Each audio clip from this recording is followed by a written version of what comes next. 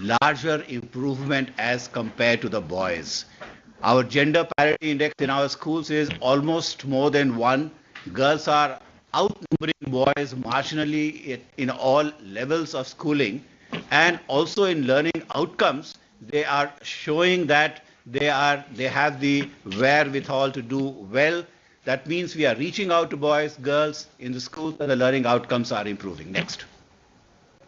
This is again how the infrastructure and other parameters have improved in the last 10 years.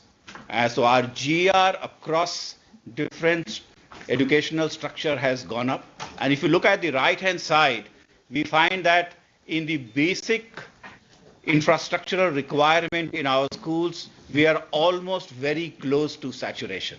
In fact, we've been working with all the states so as to ensure that in the basic infrastructure, we are able to show absolute saturation. So if you look at electricity, 60 to 91.8%, and this is what is going to make Atal Tinkering Lab and internet connectivity workable now that we have this kind of an infrastructure in our schools. And if you look at computer and internet, we will see a remarkable progress in the last 10 years. Availability of computer has gone up to 57.2, almost more than doubled. And the case for internet has gone from 8.1 to 53.9. So, and again, this year we do hope that we saturate it at least for all the government secondary schools. Next, please. And what has made this possible? I think sustained investment has made this possible. So the average per capita student expenditure has gone up from 10,780 to 25,043 in 21-22, an appreciable increase of 130%. Next.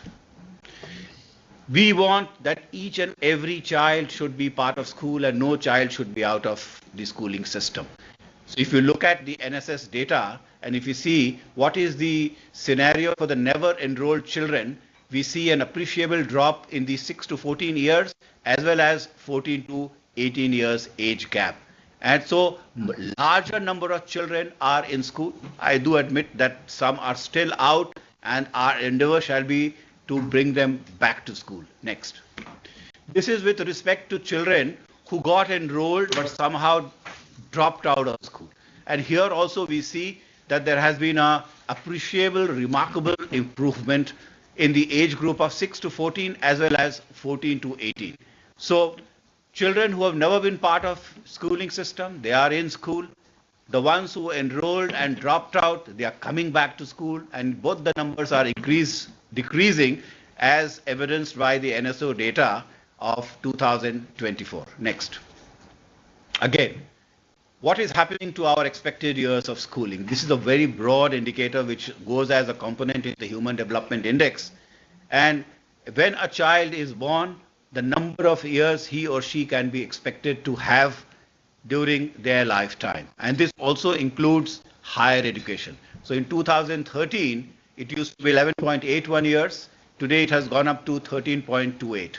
And research shows that every additional year of schooling adds 0.37% to the GDP. So good schooling is also adding to the economy of the country. Next, please. And this is again to develop a passion for mean years of schooling. Mean year schooling is defined as the number of years of schooling availed by that cohort of the population which is more than 25 years of age. And this comes from the NSS data. And again, you will find that in the last 10 years, our mean years of schooling has improved from 5.4 to 7.5. But again, coming back to my earlier reiteration that women have seen a larger increase as compared to male. Next, please. So, and the third definition is which comes from the SDG 4 is that what is the youth literacy? And the youth is defined as 15 to 29. We are almost in the late 90s, very close to 100. And we do hope that by the year 2030, India will be able to achieve the youth literacy of 100%. Next. So, another salient points of education is that we should have absolute inclusion. And when we are looking at inclusion, we are looking at the learning outcomes for children who are part of scheduled caste and scheduled tribe. And this data gives us the percentage of girls from scheduled caste who passed in class 10 and for SC as well as ST. And again, you can see that more number of girls are passing in class 10. Next. Similar position for class 12. That the SC girls and ST girls, they are doing extremely well and are showing improvement in class 12 board examinations also. Next, please. And this is a slide to which I come back once again, is that over the years, what we have seen in the last 10 years is that there has been a feminization of school teachers. So in 2014-15, we had 52% male teachers and 46% women.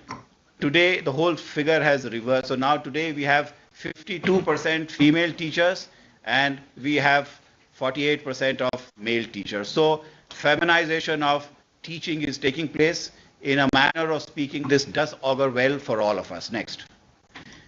Again, advancing our school, better infrastructure. We are doing better in terms of availability of drinking water, hand wash, girls' toilet, boys' toilet. And this is what is making possible the availability of students in our schools. Next. Same for electricity, playgrounds, and library facilities.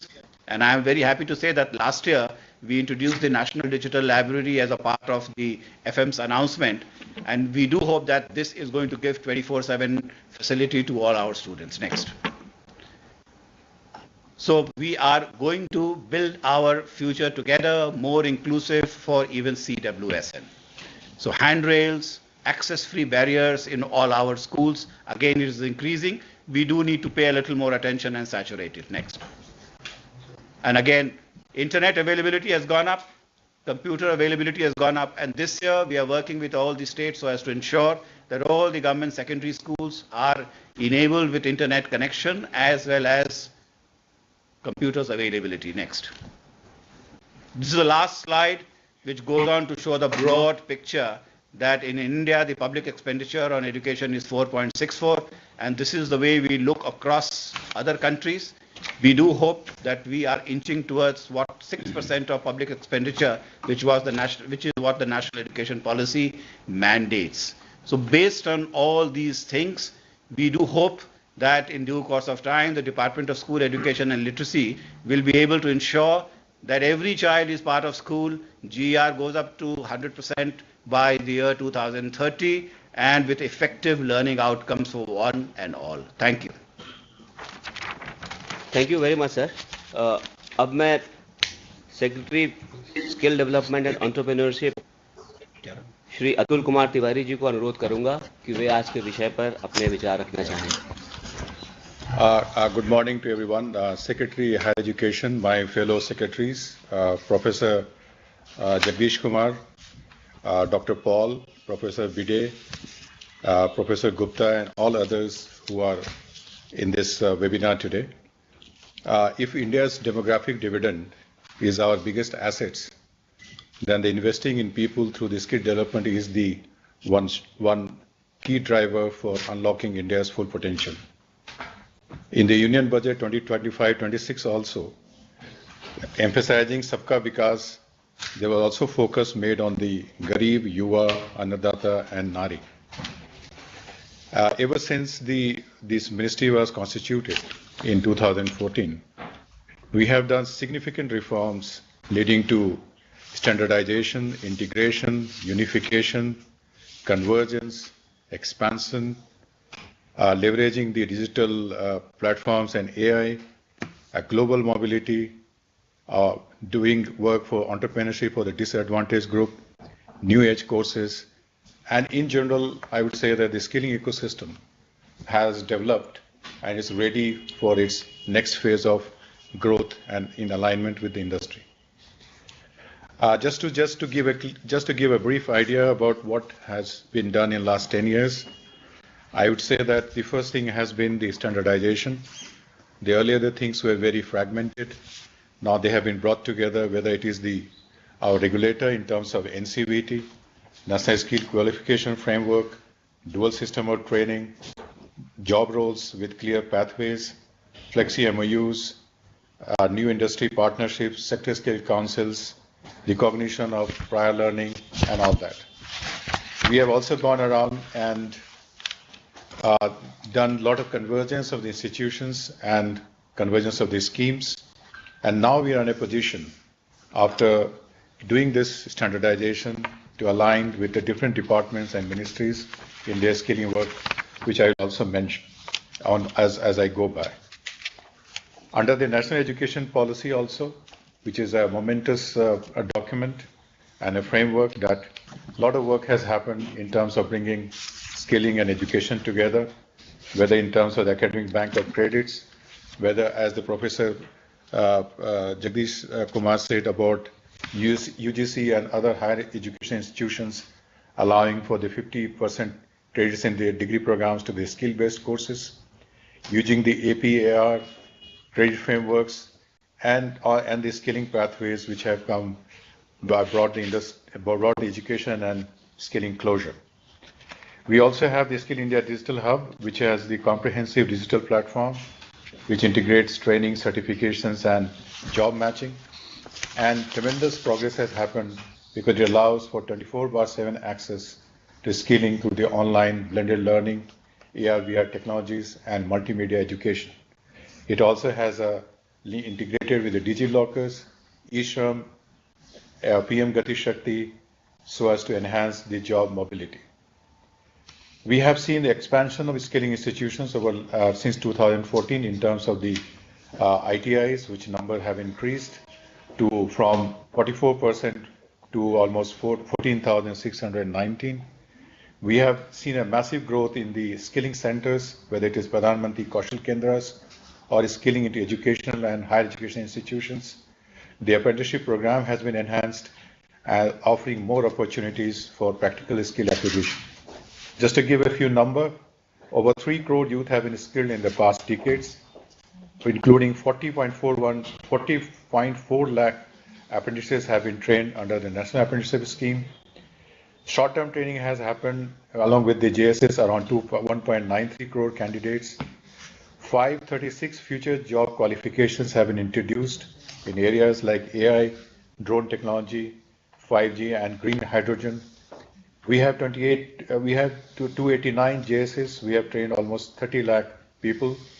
We have linked the JSS with the Ullas scheme of the Education Department, PM Janman of the Tribal Welfare Department, and Vibrant Village programs as well. We have started industry partnerships through sector skill councils and dual system of training. We have done partnership with leading firms like Dassault, Samsung, Microsoft, IBM, and Google. And the flexible MUs have also provided a very good opportunity for our youth to get skilled. In order to make the skill aspiration, which is also one of the key initiatives, we have done this Kaushal Mahotsava events when the ITI and other skill graduates are conferred their degree certificates. The credit-based equivalence between education and vocational training has also further enhanced its appeal. Along with the Education Ministry, we are also honoring our teachers on the Teachers' Day. We have, in the global skills also, India has improved its position from 39th position in 2011 to 13th in 2024 with multiple medal wins. And we have also found that the enrollment in short-term training programs, apprenticeship, and ITI admissions have seen substantial growth, demonstrating improved employability outcomes of the skilling programs. India also has an aspiration of becoming the world skill capital, and it is in this regard that the formal frameworks for international skill-based mobility have been established through G2G and B2B agreements. The global demand for 3.7 million skilled workers have been identified in around 16 countries, and we are around 60,000 candidates have been sent under B2B and almost 9,000 to Israel and Japan. And we also started training in occupational English, German, Japanese, and Finnish to enhance that. If you talk about promoting traditional and emerging sectors, the PM Vishwakarma, we have already trained almost 20 lakh people. We have aligned with the One District, One program. We have aligned with the PM Janman schemes. And even for the Agniveers also, we have done a tremendous path-breaking work along with the army establishments, in a sense that the Agniveers, they will receive 2 skill certifications upon their service completion. We have already 52,000 army veterans will be trained under the PMKY on civilian jobs. 20 defense institutions have been recognized as awarding bodies for industry-linked learning. And it is in this context that the budget in 24-25 and 25-26 has given us an emphasis on the skilling, labor and employment and skilling. As you are aware that under budget 2024-25, the announcement was made for an outcome-based approach for having 1,000 hub and spoke ITIs, and we are in the final stages of its design, which will include infrastructure development along with decentralization and deregulation and governance reforms. As India strives towards Viksit Bharat 2047, strengthening the skilling ecosystem, especially through skilling in manufacturing, will be crucial.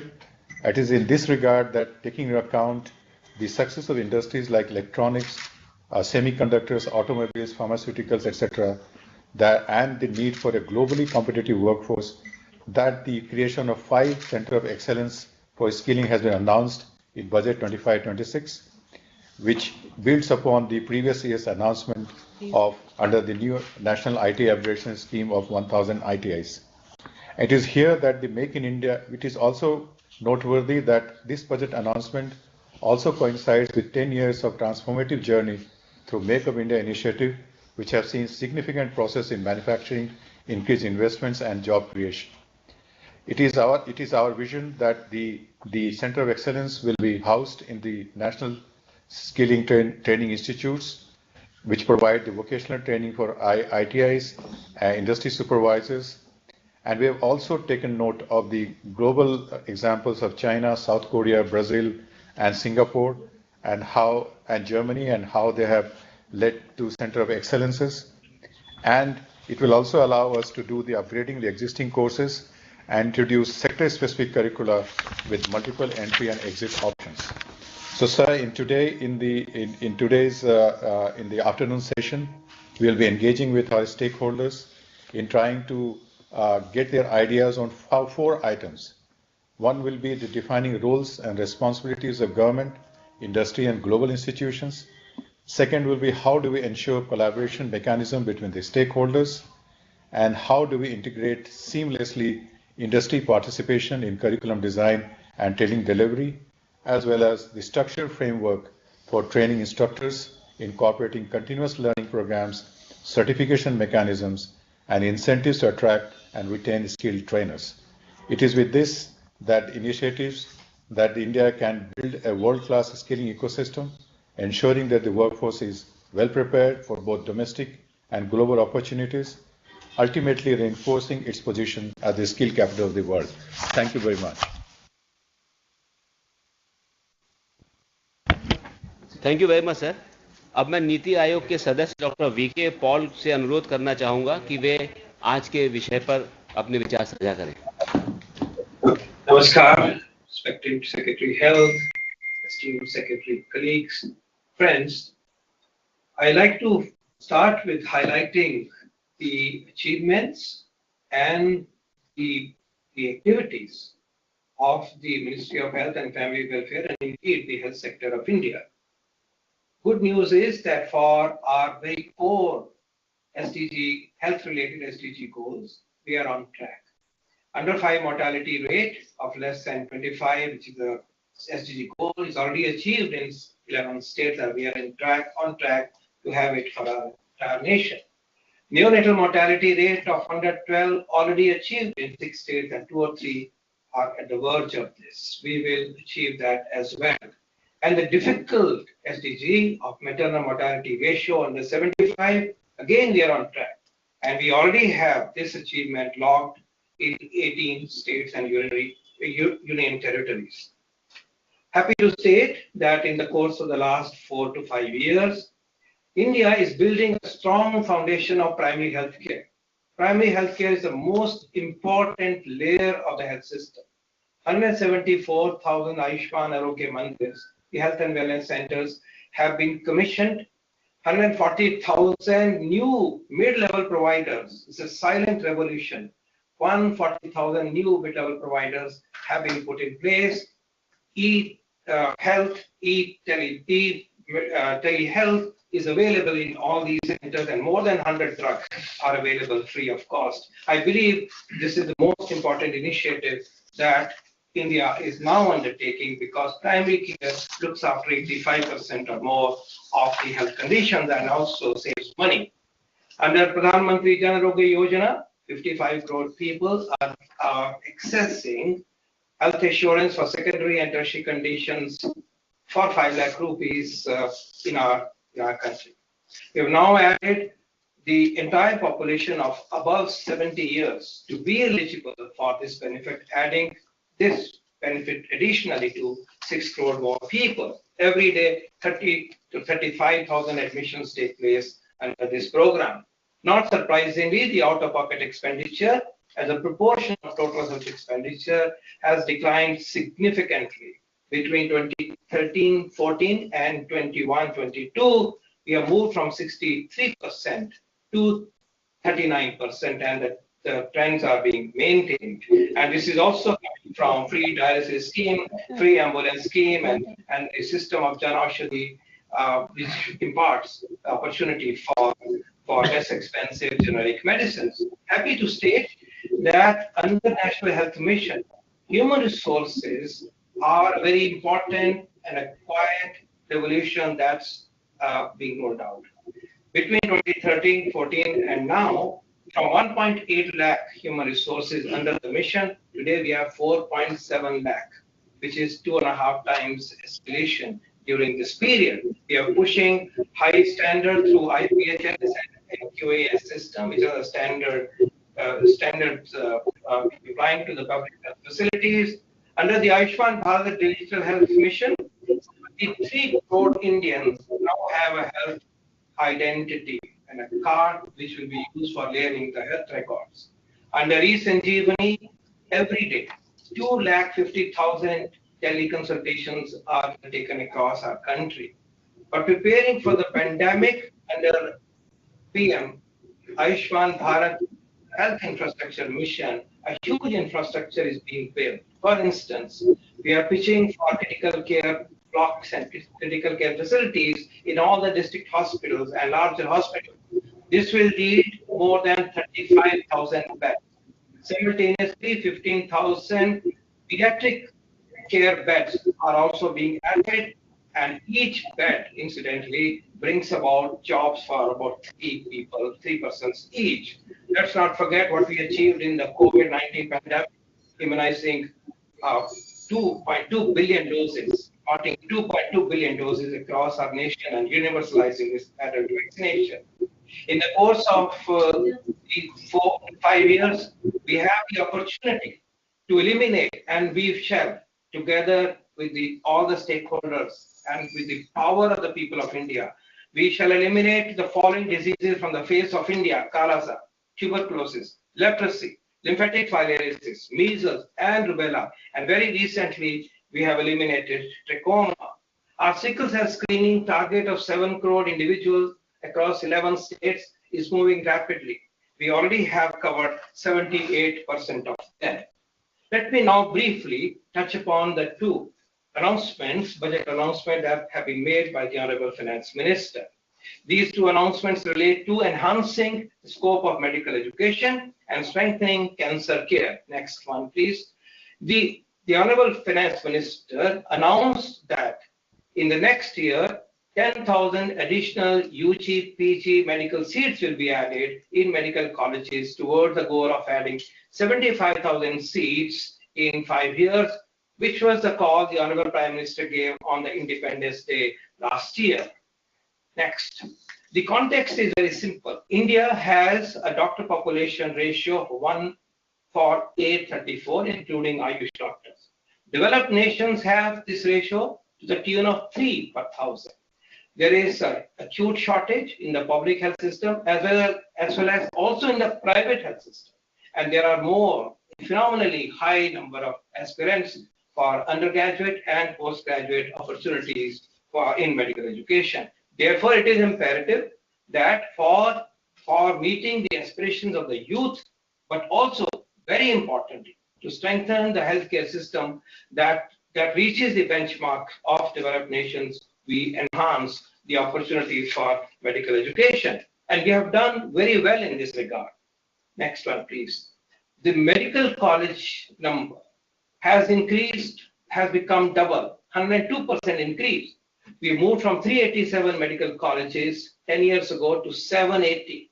And we now have more government medical colleges than private medical colleges, and that enhances the affordability for the students. Expansion of the AMS system is underlined by the fact that 22 new AMSs have been sanctioned and 18 of them are operational. Next one, please.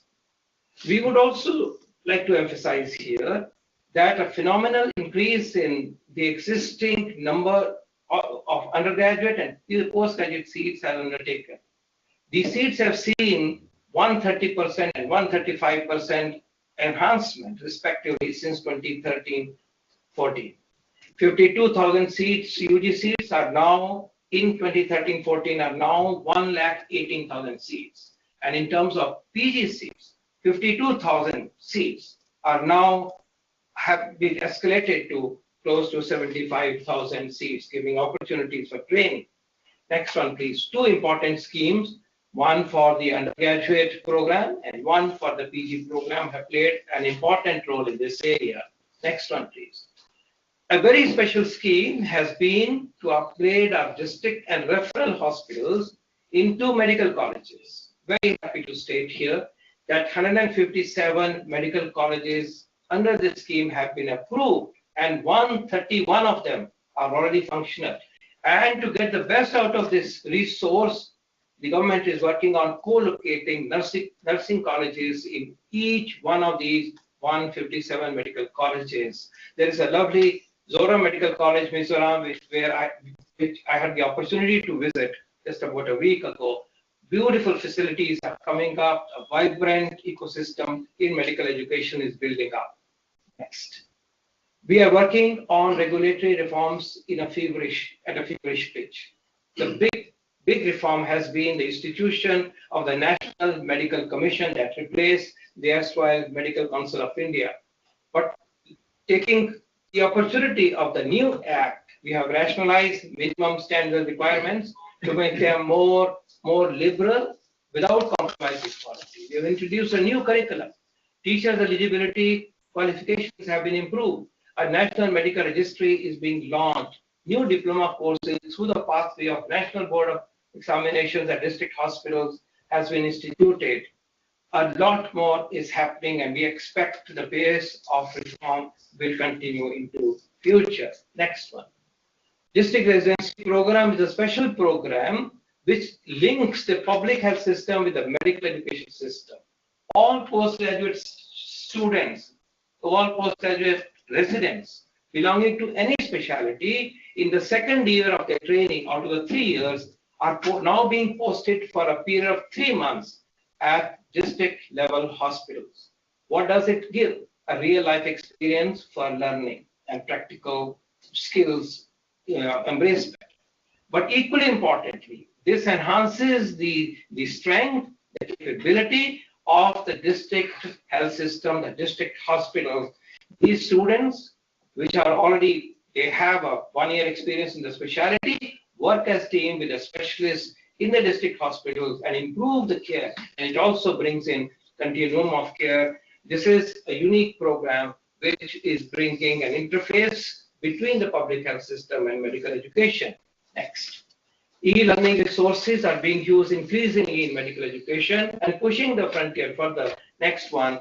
We are now also, using the power of AI for medical education and research through initiatives as COE in AI in healthcare at 3 three of our prime institutions, as also using AI-driven simulation skill labs. Next one. Very briefly, I'd now like to highlight the components of the daycare centers, daycare cancer center announcement that the Honorable Finance Minister made. There is a rising burden of cancer in the country. 1.46 million new cancer cases are registered, are noticed every year. Sadly, a lot of them are diagnosed late, and this has to change. Next one. Already, the country, the nation, is laying emphasis on screening and early detection. A nationwide screening on three important cancers is undertaken. Under this, 26 crore screening, 26 crore people have been screened for oral cancer, 14 crore for breast cancer, and 9 crore for cancer cervix. We have established state cancer institutes, 19 of them. Tertiary cancer care centers have been established, 20 of them, and then there's an Apex National Cancer Institute at AIIMS Delhi. Daycare cancer centers have already been established in 372 districts, and we will now pitch at improving them further. Likewise, district and CSC NCD clinics are running, and huge efforts on capacity development and awareness generation are being instituted. Next. In order to provide financial coverage for cancer care, Ayushman Bharat Pradhan Mantri Jan Arogya Yojana has multiple care packages. There is also the Health Minister's Cancer Patient Fund. And of course, access to cancer medicines at affordable cost is being also instituted through the Jan Aushadhi Kendra system, through Amrit pharmacies, as well as through the pathway of reduced customs duty and GST reductions for selected cancer drugs. In the announcement that has been made, the government will facilitate setting up of daycare cancer centers in all the districts in the next 3 years. And importantly, 200 of these shall be established in this financial year. So we will establish 200 new centers. We will build and strengthen the 372 that already exist and systematically achieve the saturation level of 1 DCC per district within the next 3 years. Next one, please. What would this center entail? This will be a 4 to 6 bedded unit for chemotherapy, for follow-up care, for supportive care, and for counseling. 2, there will be provision for additional equipment, medicines, disposables, and training will be instituted to the teams in the district hospitals. Treatment plans will be instituted by the tertiary care system, the state cancer institutes, and the INIs. Same-day treatment model will be followed to save on stress and financial burden. Linkages with Ayushman Arogya Mandir, that is the primary healthcare system, as well as the tertiary system, the state cancer institutes will be established. And we shall optimally use telemedicine and teleoncology to create these connections. Thank you very much. These are very aspirational and game-changing budget announcements and programs. We all will make a success of this and create a healthcare system of India that befits the standards of developed nations before 2047, the 100th anniversary of India's independence. Thank you very much. Thank you, Dr. V.K. Paul. अब मैं professor Amita Bhide को ministry of housing and urban affairs की ओर से विचार रखने के लिए आमंत्रित करता हूं. Professor Bhide is a professor at the Center for Urban Policy and Governance in the School of Habitat Studies, Tata Institute of Social Sciences, Mumbai. Over to you, Professor Bhide. Thank you. Thank you. Just to check, am I visible, audible? Yes. Am I audible? Yes, thank you so much. So at the first and at the outset, let me really thank all of you for organizing this webinar and all the panelists, extremely esteemed panelists who are part of the webinar as well, beginning with Professor Jagdish Kumar, the secretaries of the various departments, Professor Gupta and Professor V.K. Paul, and so on and so forth. Okay. I think when we think about urbanization itself and the role of Mahua, Mahua is located right at the forefront of facing a huge opportunity as well as a challenge. The opportunity called urbanization, which is now a emergent reality, a huge transformation from when we became independent. We were really called rural India. We were predominantly rural, and now we are at a stage where we are transitioning to a urban India. This gives us multiple opportunities, economic opportunities, and also to ensure that and determine for the world what is sustainable urbanization. Okay, but it also presents a lot of challenges in the form of a significant amount of people, more than 80% or so, who are working in the informal sector. And the informal sector is one which is surrounded with extremely risky and hazardous working and living conditions.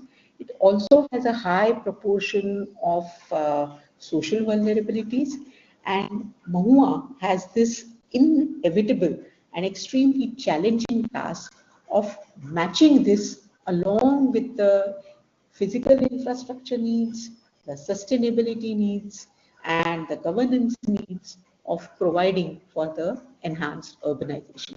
It tries to do so through a variety of flagship missions, and I think we have made extremely significant progress there in the form of, if we look at the range of flagship missions, the first is Swachh Bharat mission, I think, which all of us are aware of, the Amrut, which looks at basically the water supply and the sanitation infrastructure. Professor Vijay, also Professor becomes. Vijay, if I may, Professor Vijay, but just 1 second. Are you showing some PowerPoint presentation? Because No, there I'm is not nothing showing a coming. PowerPoint presentation. Okay. I'm The not showing a control room PowerPoint would see. presentation. Oh, thank you. Then control room, if you please see why we are getting this black screen. NIC control room. Yeah, please go ahead, Professor Vijay. Yeah. Then the cities, there is the National Urban Digital Mission, and there is cities program. And along with all of that, there are two things which I'm going to focus on in this talk, is basically the uh, uh, Deen Dayal Upadhyay Antyodaya Yojana, or the National Urban Livelihood Mission, and which works also in conjunction with PM Swanidhi, which is a program which was started in the context of street vendor. Okay. So it's an approach, I think, right from the beginning. So the DAY NULM was instituted in 2014, and basically it is completely aligned with the overall mission and the theme of investing in people. It may sound surprising because when we think about urban development, we think of physical infrastructure building, very engineering and planned approach, but these are two flagship missions which really focus on investing in people, creating employment opportunities, creating services for them, and overall expanding the entire rubric of urban development and making it financially, socially much more inclusive and sustainable. You have first statement, I will say, of investing in people has basically been from 2014 until now, there is an entire transformative ecology of institutions which has happened. So there are national centers of excellence, there are national resource organizations, there is a dedicated center for sustainable livelihoods, which has now been instituted at the National Institute of Urban Affairs. And all this creates people and a cadre of people, more than 24,000 of them, who are committed to the cause of creating sustainable livelihoods, basically in the context of the uh, uh, national urbanization and urban development.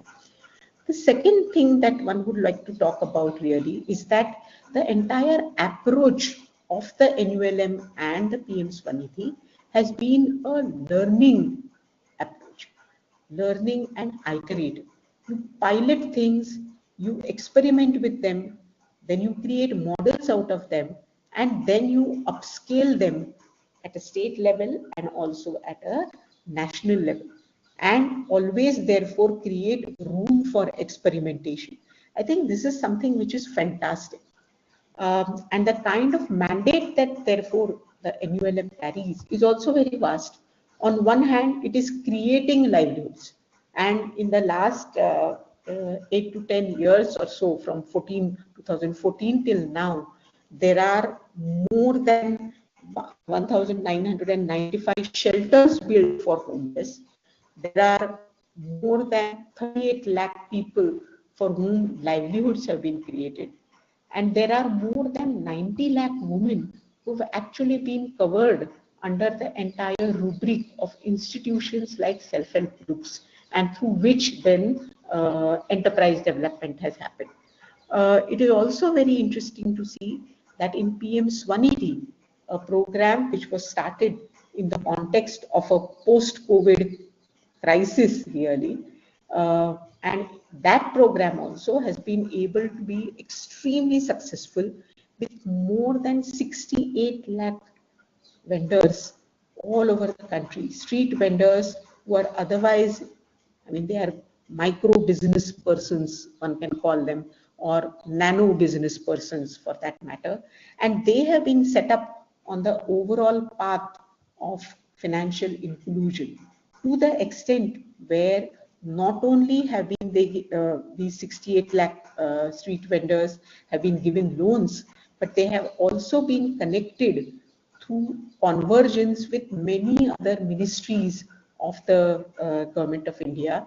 There is an entire bouquet of aid schemes which include social security schemes, which include a mapping of the entire household to see which other schemes can the household be eligible for, and then trying to ensure that the household gets benefit of all of those government of India schemes as well.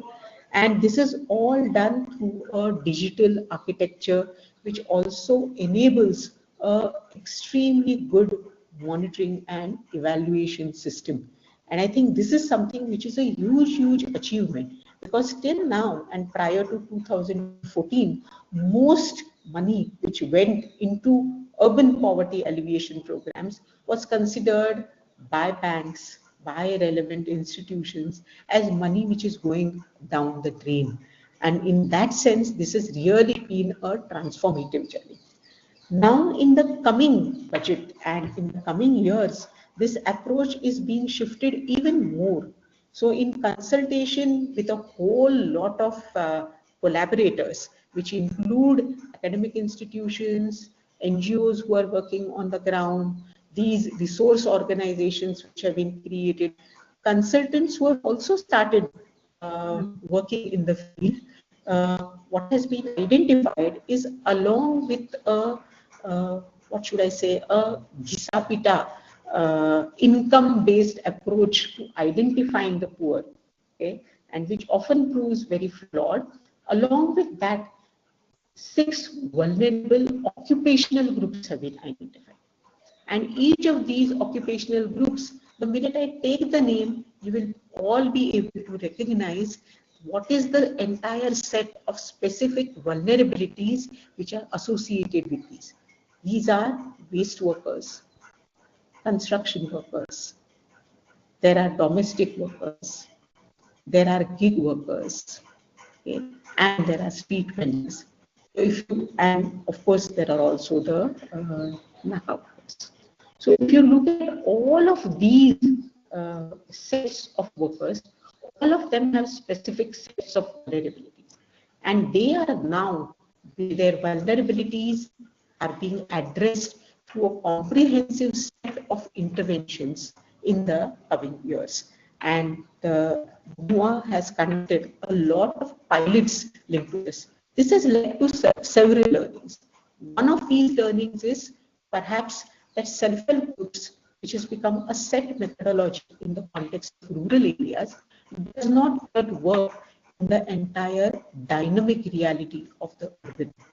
And therefore, perhaps one should also invest and create common interest groups of the these occupational groups were interested in pursuing perhaps collective enterprises and so on and so forth. The second learning, I think, which is also very important, is that this digital architecture and monitoring is extremely critical because it enables an easy convergence across multiple scales of stakeholders, from the government of India to the state governments, to banks, to implementing organizations, and to the people themselves. So putting people at the center of all of this and investing therefore in the implementing machineries and people who are implementing, as well as investing in the people and ensuring that the benefits reach them fully, I think has been really the transformative approach that one has seen. The second thing and second approach really, and the gap which has been seen, is really also to think about and integrating this piloting and learning approach. And for that, the entire architecture and design of program delivery is very, very critical. And there is a lot which Mahua is investing in this kind of architecture and design of programs, and at the same time it is also investing a whole lot into the capacity building people who are implementing and investing in these programs. The third is creating collaborative relationships. Okay?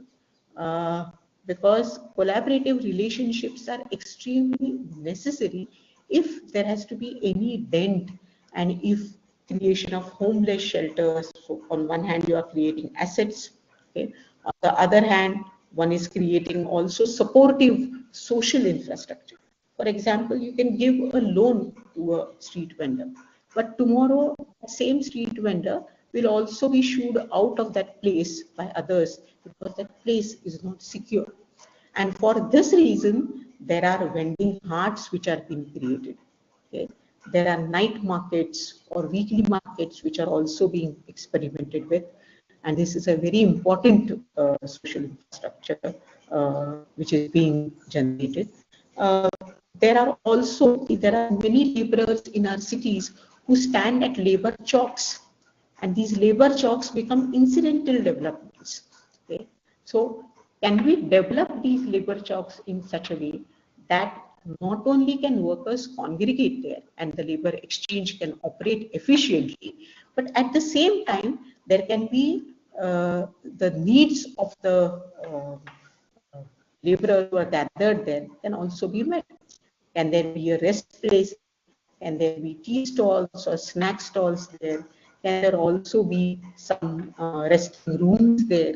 So these are the developments and these are the pilots which are also being carried out here. And finally, in terms of creating all of this collaboration, the social infrastructure, all of this, I think what is very, very critical really is this entire alignment with, again, coming back to investing in people, right?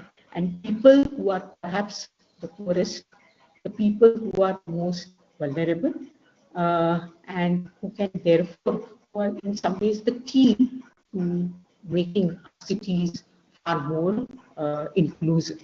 The final word here about financial inclusion, both as an achievement and as a path ahead, is in terms of looking at credit cards. Okay? Banks are very, very reluctant to start a line of credit for these nano enterprises. And therefore, the Mahua has come up with the idea of having and instituting a credit card which can meet some of the working capital requirements of the street vendors. And it is this approach which is being now experimented with, which will also be adopted then with the other target groups which are part of the DAY NULM. There are many challenges. The scale of the issue is huge, but the overall ambition is to reach somewhere around 26.4 crore urban poor households over the next few years and create sustainable livelihoods for them. I'll stop. Thank you very much professor Bhide. अब मैं महिला एवं बाल विकास मंत्रालय के सचिव अनिल मलिक जी को अपने विचार प्रकट करने के लिए आमंत्रित करता हूं। To all my esteemed colleagues, panelists, Dr. V.K. Paul, Professor Jagdish Kumar, Professor M.P. Gupta, Professor Amitabh Bide, and my dear friends, secretaries. I'm going to make a small presentation on the budget initiatives for development of women and children in India. Next, please. So the budget this year, it reinforces the commitment of Government of India for development of human capital in specific areas related to women and children. Excuse me, sir. Excuse me, sir. Sir, आपका presentation we are not able to see. Are you sharing some screen, sir? Yes, we are sharing. Is it? We are just trying. Let us just fix it.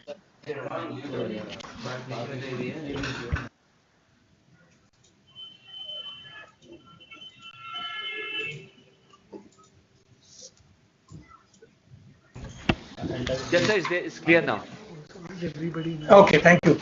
So I'm going to talk about the issues relevant to women and children and the capital development that the budget reinforces our commitment for.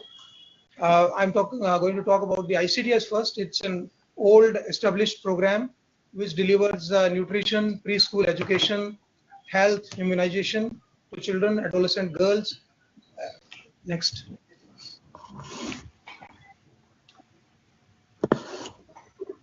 This is a snapshot of the Saksham Anganwadis.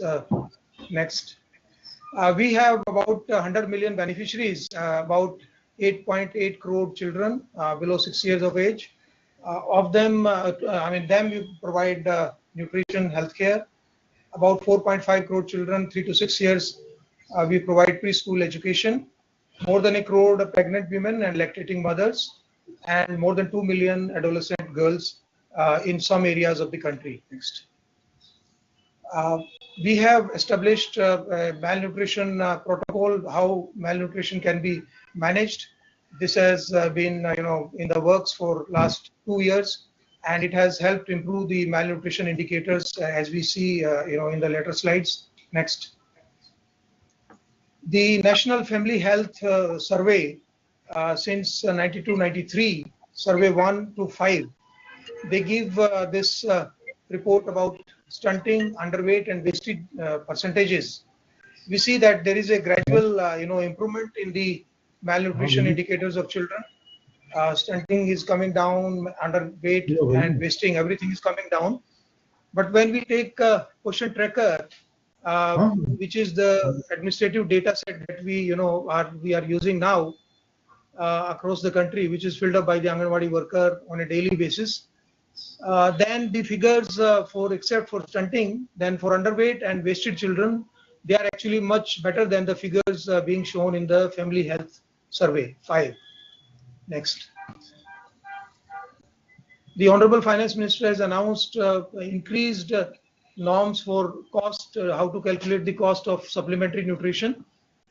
This is very, very welcome, and it will help us, help the state governments to provide more protein, healthy fats, and essential micronutrients, which is now, part of the diversified diet that is part of the mandate now. And also we have mandated that if possible, Anganwadis should have their own Poshan Vatika, their small Nutri gardens, about half of them, 6.42 lakh, have already been established.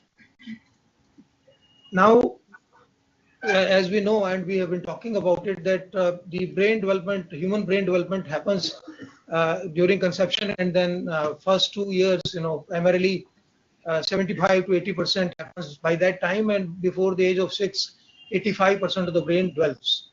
So if we, focus on this area then we absolutely, look after the future of India, the workforce of 2047, Amrit Kal year. So the present investments are leading to the productivity and higher health outcomes for future. This is another area of concern, and we have now established a procedure which is followed by the Anganwadi workers and ASHA workers also, whereby identification of children who are missing their milestones, developmental and intelligence milestones, they can be diagnosed early and referred. Next. Various scientific studies, I think they are there in public domain. They say that if you invest 1 rupee in early childhood capital investment, then the returns are 14, 15, 16 times compared to even the hard physical infrastructure, where the returns probably to the economy are about 4 times. So we are going for achieving these, and are making huge progress because of the increasing budgetary allocations. Next. This is a new area where the new education policy mandates that children from 3 years to 8 years, they need a foundational stage of learning, and minimum 3 years of learning before they start primary school. Part of that would now be imparted through the Anganwadi system, and we are already ready for it. We have trained our more than 2 lakh of the Anganwadi workers through the SLMTs. We are going to train all of them, about 14 lakh Anganwadi workers, and we are going to repeat the training next year. Next. This is the services being provided, through Anganwadi network, where our own workers and helpers, who are 2.5 million, they themselves, become part of a trained workforce, and they become an agent of change in the communities in which they serve. We have introduced a digital platform, mobile app on the Android platform. This is called Poshan Tracker. It's filled up by the Anganwadi worker and all the stakeholders above her level, supervisor, CDPO, district officers, and state officers, and the government of India. They have login IDs. So this data is collected on each and every activity of the Anganwadi through this tracker. There is no maintenance of physical registers now. It's in the local languages, 24 languages. Now we are going to strengthen it further by introducing a recognition system for face, so that the rations and services given to beneficiaries are captured, on a real-time basis to build more accountability. We have also, through the increased budgetary allocations, now established the idea of Jan Andolan and community participation through Poshan Ma and Poshan Pakhwadas and community-based events, whereby various stakeholders in the society, Panchayati Raj institutions, self-help groups, civil society groups, other organizations, local influencers, they are involved, in the nutrition, health, and early childhood education activities. Next. Next. About women, we have women empowerment programs also, and we follow the life cycle approach, starting from the childhood of women, adolescence, adulthood, motherhood, and then old age. And this is part of the women-led development, which is the vision of the Honorable Prime Minister to achieve Viksit Bharat 2047. Next. These are some of the initiatives of this ministry as well as other ministries that are part of this initiative, where universal health coverage, maternity care, immunization, and we have Swachh Bharat, where the drudgery of women has been reduced to a great extent, piped water supply to households, clean cooking gas connections, and all-weather houses being constructed, education, as highlighted by Sanjay Kumarji, the great job that they are doing. So all these are enablers for empowerment of women, to enable them to participate in the workforce in big numbers. We have a special maternity benefit scheme also, which we are implementing through online DBT mechanism. Right now we have, since its inception in 2017, benefited 3.82 crore beneficiaries, and they have received about 17,448 crores through direct cash transfer. Another scheme which the budget has, the Honorable Finance Minister has been very kind to approve is this special assistance for capital investments to create a new working women hostels. This was worth 5,000 crores, and we are going to take full benefit of it. Already many approvals have happened. This would enable more women to participate in the workforce, to work, fearlessly away from their homes. Next. Another initiative which has been there since last 10 years is the institution of one-stop center, where women who are distressed or under any kind of threat of violence or where actual violence has happened, but they don't want to go to police right away, there is a place available, and now its access is online also, and it is available through the women helpline also. So under that, in that one place, we provide all 5 services: police help, medical help, legal help, psychosocial counseling, and shelter. Next. Women helpline now, like other helplines, child helpline as well as 112, it has got absolutely stabilized throughout the country. 181. It is linked both ways to the child helpline as well as to the emergency helpline 112, and also linked to the district level institutions of the Women and Child Development Department, including the OSC. So this is a big relief to women under any kind of threat or any kind of pressure. It's available 24/7 into 365. Next. This is a non-lapsable. This is a great innovation in the budget. This is a non-lapsable ongoing scheme where the focus is on projects which promote safety and security of women. Till now, about 5,846 crore rupees have been actually utilized by implementing agencies, whereas from our side we have appraised more than 50 projects worth 11,298 crores. Next. This is just at a glance what kind of projects we are appraising. Projects dealing with the prevention of crime against women, of helpline, emergency help, projects relating to safe transport, where women can go to work fearlessly or go for studies fearlessly. Next. Projects to, improve the safety of public places, projects for training, capacity building of duty holders, and also projects to bring the guilty, who commit violence against children and women to speedy justice. This year, there has been a big jump in the gender budgeting. This is a budget statement number 13, where more than 49 ministries and 5 UTs have reported budget to the extent of 4.49 lakh crores out of a total budget of 50.65 lakh crores of the union budget. So we can see the focus on women, their empowerment, their protection. It's a huge increase from previous years. This recognition of the gender budget would help us in focusing and monitoring different ministries and departments, and there are more than 270 schemes which have been reported under this. Next. So this is the gradual increase in the budget of the gender budget under the gender budget head. Next. For children also, and half of them are women, girls. The budget in the statement number 12 has increased, next please, to 1.17 lakh crore approximately. It's been reported by over 20 ministries, and more than 90 schemes are involved, which have a provision of direct benefit or direct protection or help to the children to the extent of 100% or 30 to 90%, and some partly below 30%. Next.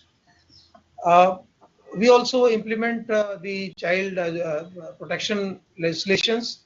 Juvenile Justice Care and Protection of Children Act is the foundational law and rules and various institutions that have come under it. And then, against sexual offenders against children, we have a very stringent act, POCSO Act, and there is a Commission for Protection of Child Rights, which gets these rights implemented and looks into complaints and goes into the complaints in details. We also have a Vatsalya scheme. The budget provisions have taken care of the scheme in the sense that it is now pan-India scheme supporting the children who are abandoned, orphaned, or who have nobody to look after, or trafficked children, or children under threat of violence, through institutional care where they can live in a hostel-like situation for a long time, and also through non-institutional care, that is family care through adoption, foster care, aftercare, etc. Next. These are various statutory institutions under the child care laws at the state level and at the district level. Next. Different kinds of institutional care we provide. These are, we are dealing basically with the children who are in need of care and protection, and children who have a conflict in law situation. So both children are segregated and dealt with differently so that they can reintegrate in the society. There is a budget of around 1,500 crores for the next year, and it will help us further strengthen these child protection services. Next. So the main mission of the ministry is that health, education, empowerment of children and women have to go hand in hand, and it's it's an all government and all ministries effort. We are coordinating with various ministries, and I thank them for their cooperation and full convergence that we have been able to achieve at the district and implementation level. Let's hope we can build a healthier, empowered and equitable India. Thank you so much. Thank you very much, sir. I now invite Professor MP Gupta of IIT Delhi, who is representing Department of Telecommunications. Thank you. So, namaskar and good afternoon to all of you. I am honored to be part of this important webinar, and thank you, Duty Secretary, for giving me this opportunity. Today, I will give a summary of how telecom sector in the past 10 years has triggered spurt of economic opportunities and augmented more than 40 national priority programs, thereby catalyzing economic growth. As you know, United Nations SDG also has found telecommunication as very powerful tool of development and poverty alleviation.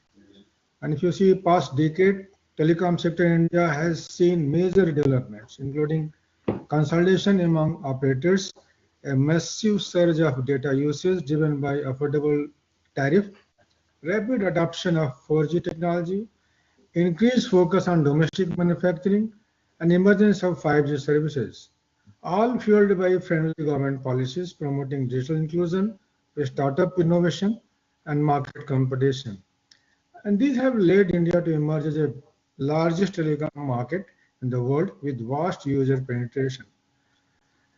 Going forward, the entire effort made by DOT may be organized into 4 baskets, and I will explain each one subsequently. So first basket is about initiative that ensures inclusive and meaningful connectivity. We can call Samaveshit. And this is about 4G and 5G network spread. 4G has footprint across all villages. 5G has been rolled out, covering almost more than 80% of the population. In terms of subscriber base, India is now the second largest in the world, both on telephones and internet.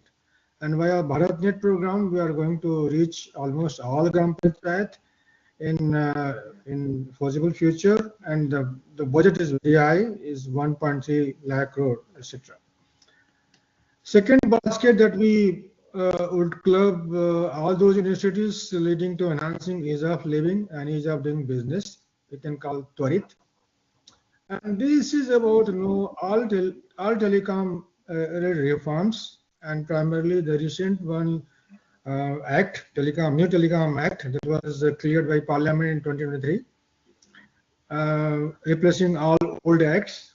It has added several new features like licenses by rule-based framework of authorization, framework for spectrum assignment, adjudication mechanism with voluntary disclosure, regulatory sandbox, etc.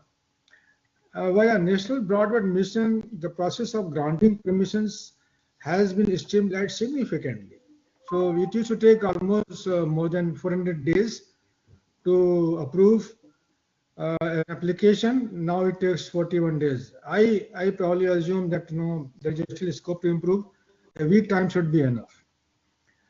Further, DOT also has set up more than 60 certification labs across nation to improve quality and security of telecom products via testing facilities. TRI also has set up a new benchmark for key network parameters like network availability, call drop rates, packet drop rates, etc. Third basket is about making infrastructure secure and safe. And DOT has launched a portal called Sanchar Sathi, allowing citizens to report suspected fraud communication, know the mobile connections issued in their name, and report connections which are either not taken by them or not required. Also report stolen or lost mobile handsets for blocking and tracing. Check the genuineness of mobile handset. Report the incoming international calls received with Indian telephone number as calling line identification.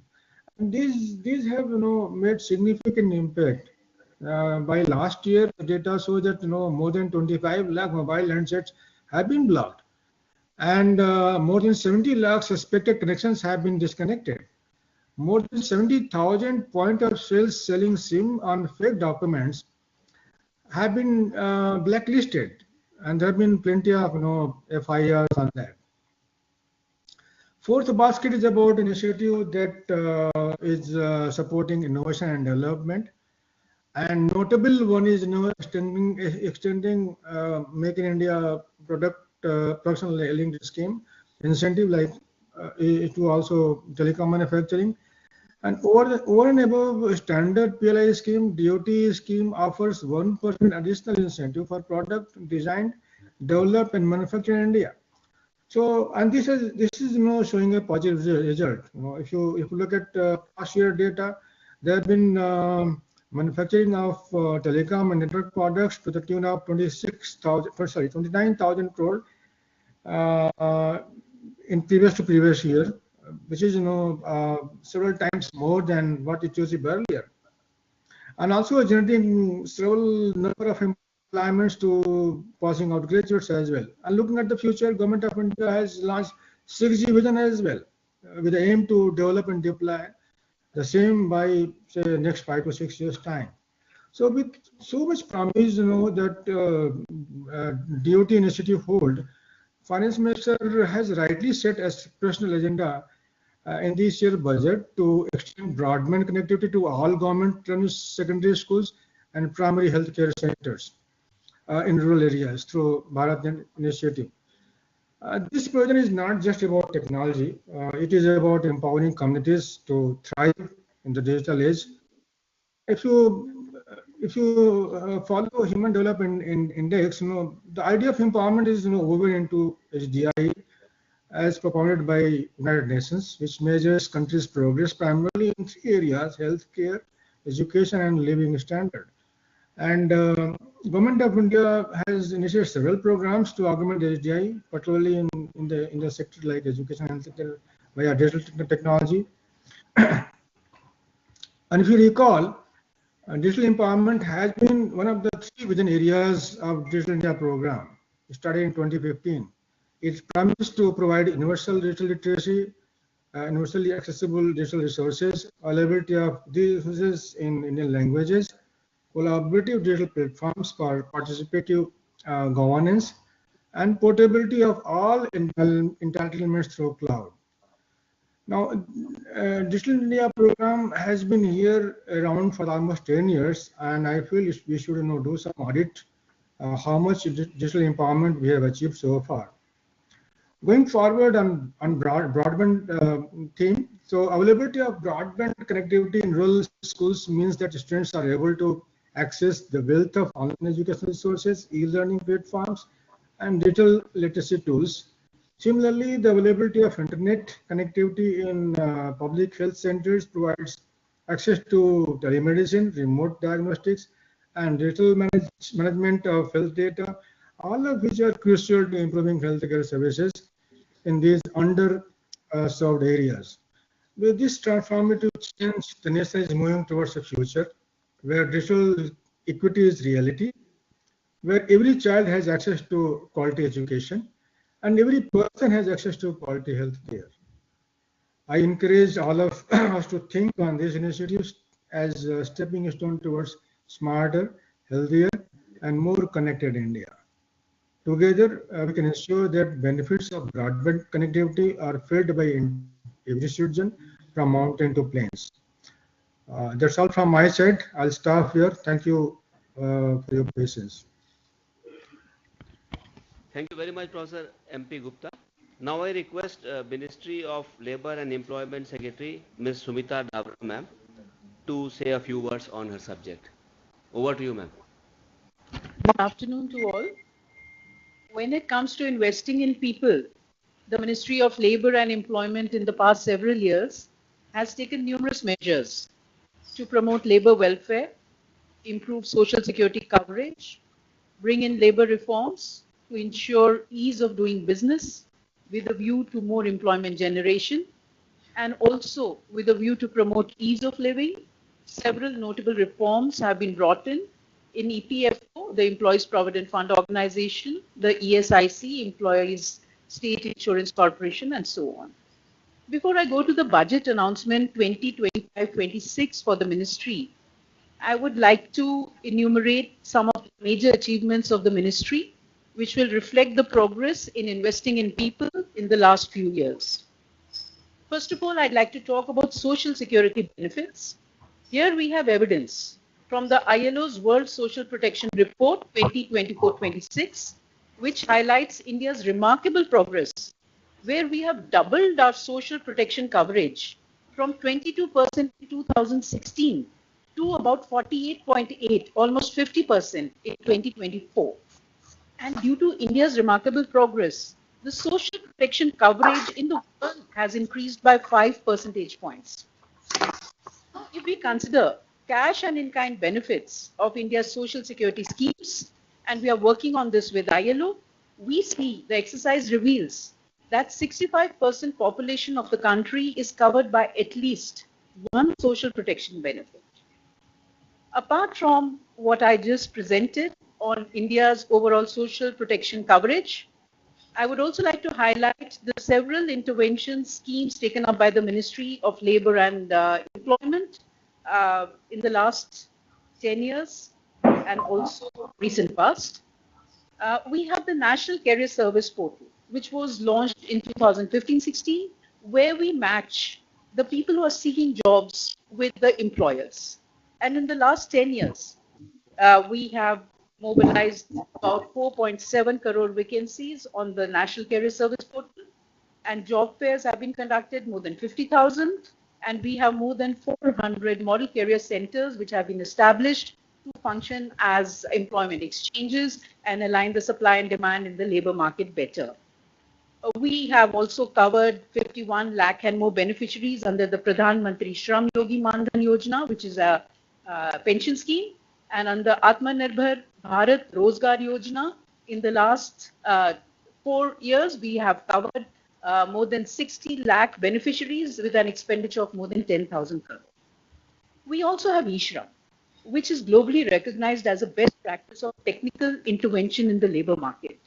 And this is a national database of unorganized workers, where about 31 crore, to be precise, 30.63 crore unorganized workers have been registered to get access to several social security schemes of Government of India and also of the states.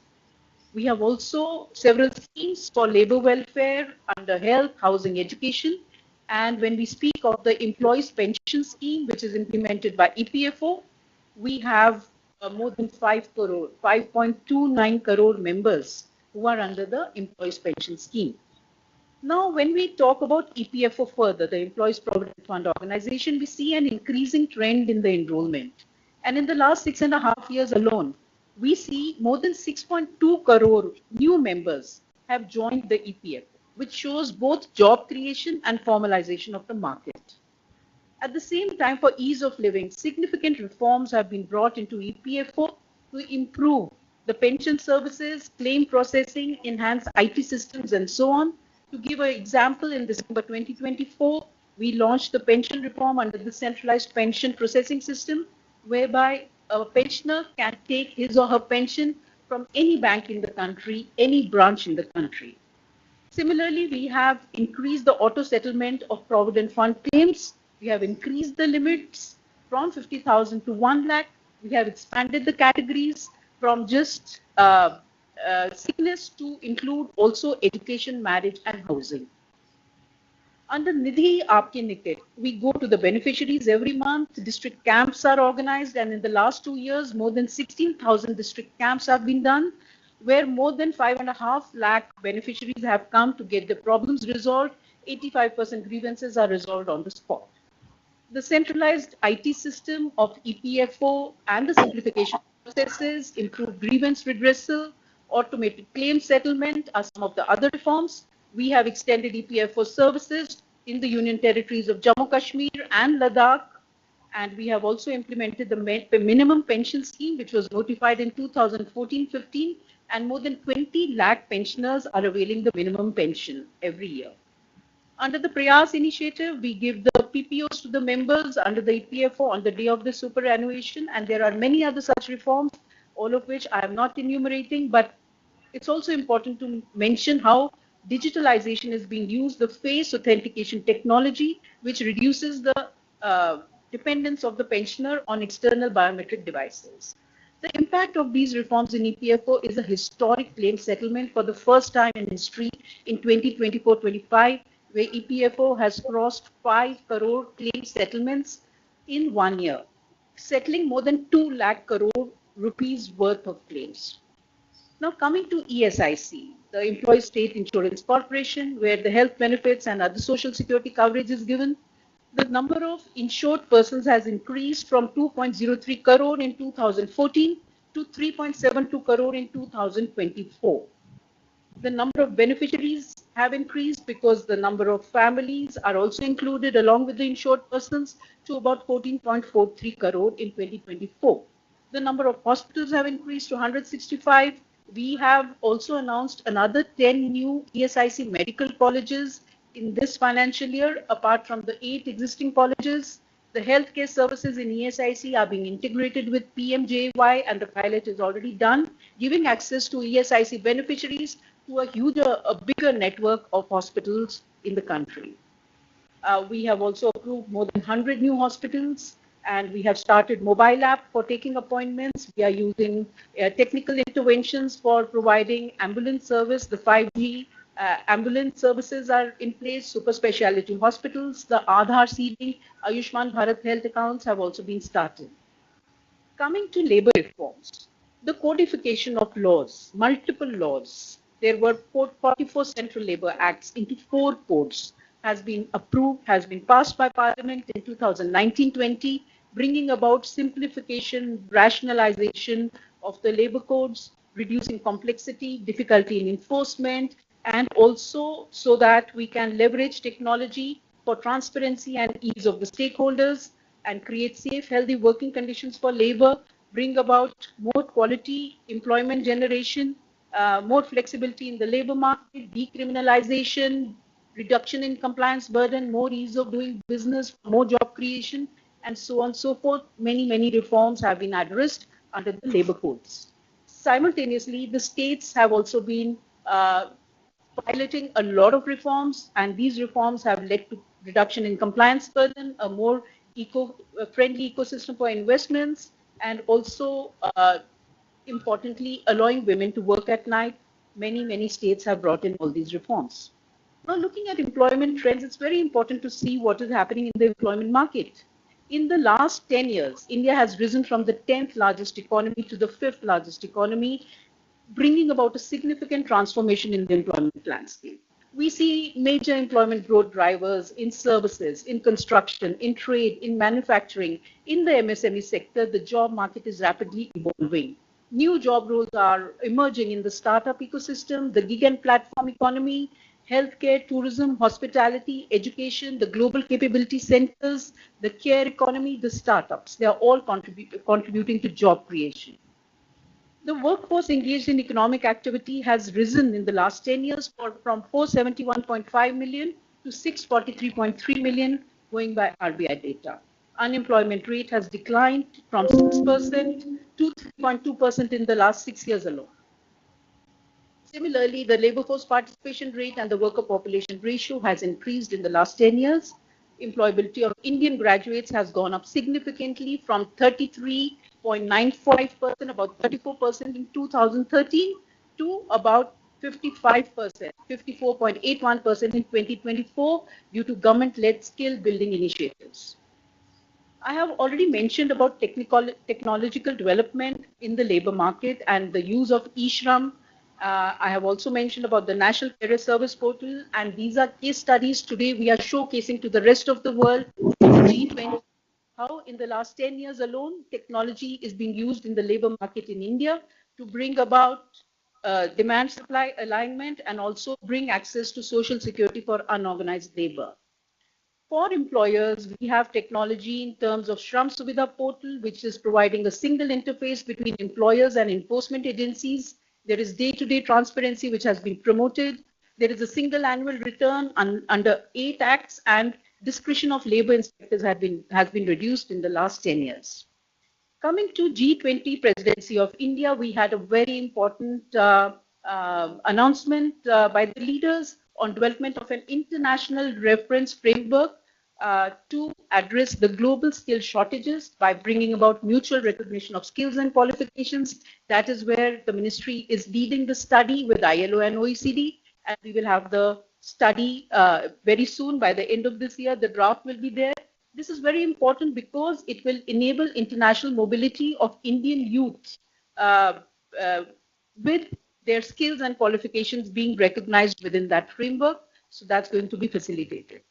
Recognizing the importance of the employment landscape, which I just mentioned, the budget 24-25 proposed the employment linked incentive scheme as part of Prime Minister's package on employment and skilling. The proposed scheme incentivizes employers and employees and focuses on first-time employees in the formal sector.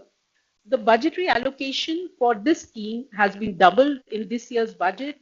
In 25-26, this has been doubled from 10,000 crore to 20,000 crore, taking the ministry's budget allocation to a historic high of 32,646 crore in financial year. So this is for both labor welfare, employment creation, and the present budget 25-26 has the theme, one of the 10 core areas outlined are employment-led development. Within that, very specifically, I would now like to come to our budget announcement, which is the Social Security Scheme for Welfare of Online Platform Workers. Now, this is a presentation which we have. We'll quickly go through it. India's gig and platform economy is booming, and if we see the NITI Aayog estimates, we are already around 1 crore as of now, and we are going to be 23.5 million, 2.35 crore by 2030. That is how the platform and gig economy is growing. Next. These are some of the challenges which have been recognized by government, the challenges faced by the gig and platform workers. This is very distinct from the traditional employees. These people are in flexible work arrangements. They're working on digital platforms, and there is a unique nature of the platform economy. There are concerns around sufficient economic and social protection, which is why the ministry has been engaging with various stakeholders to bring about a welfare scheme, a social security scheme for the gig and platform workers. Next. Coming to the union budget announcement, recognizing the contribution of the gig workers on online platforms, we have a historic announcement. We have showcased this in the G20 labor working group in February this year, and this has been hugely appreciated. The registration of platform workers on eShram portal, we've already launched the aggregator module. Then we will arrange for their identity cards. Our scheme, a draft scheme has been put together already. And then we will come to the important benefit of providing healthcare benefits to the platform workers under PM Jan Arogya Yojana. As we are aware, the Jan Arogya Yojana will give a coverage of 5 lakhs per family per year for secondary and tertiary care hospitalization across public and private impaneled hospitals in India. And the scheme, what we have put together now, since we will be targeting the platform workers, we will be targeting to cover 35 lakh workers in this fiscal year alone, 25-26, with projections to increase further to 1 crore by 29-30. Today's panel discussion, which will be held later in the day, we will be discussing vital issues such as strategic planning for effective execution of bringing about the benefit to the platform workers, the expected challenges in rolling out the scheme, and the significance of using technology for smooth implementation. So this will be the focus of our discussion later today. Thank you very much. Thank you very much, ma'am. With this, now we come to the conclusion of this session. I sincerely extend my gratitude to all the esteemed panelists for sharing their valuable insights and perspectives. एक बार फिर आप सभी का इस सत्र में भाग लेने के लिए बहुत बहुत धन्यवाद. I request all of you to join at 1 p.m. for Honorable PM session. Thank you very much.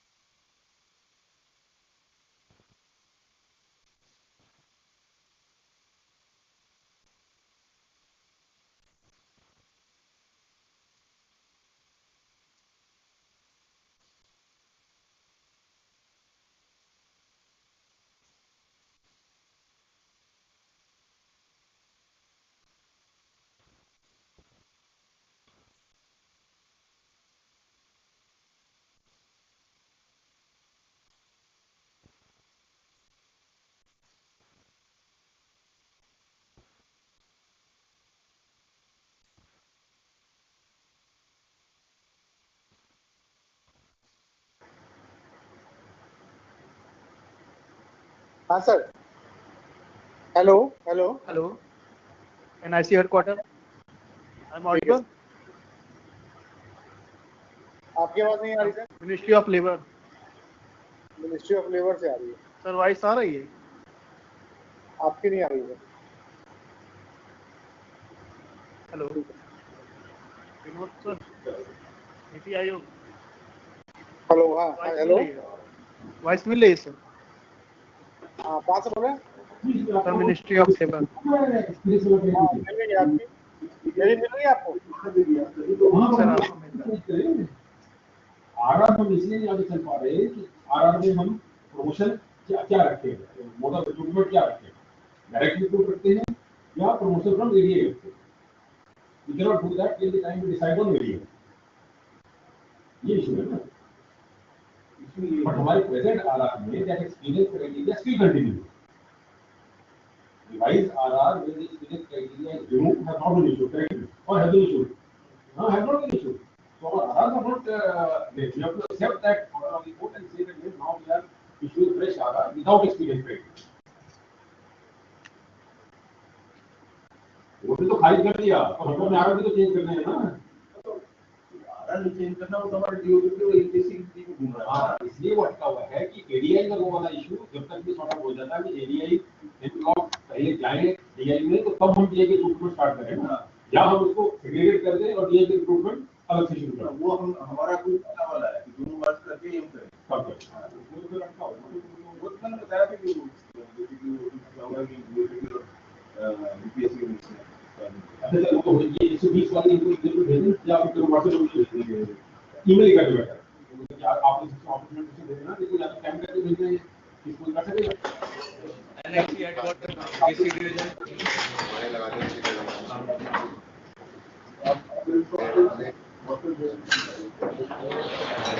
BC division NIC headquarter.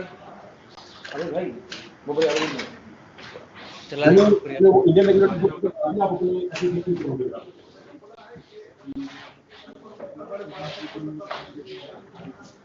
Amit Sharma sir.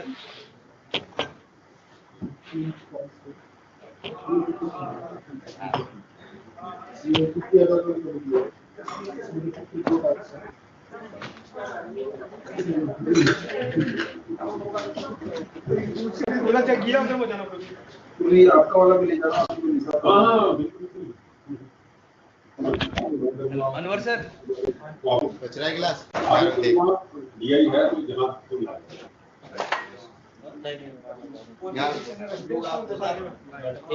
NIC headquarter VC division.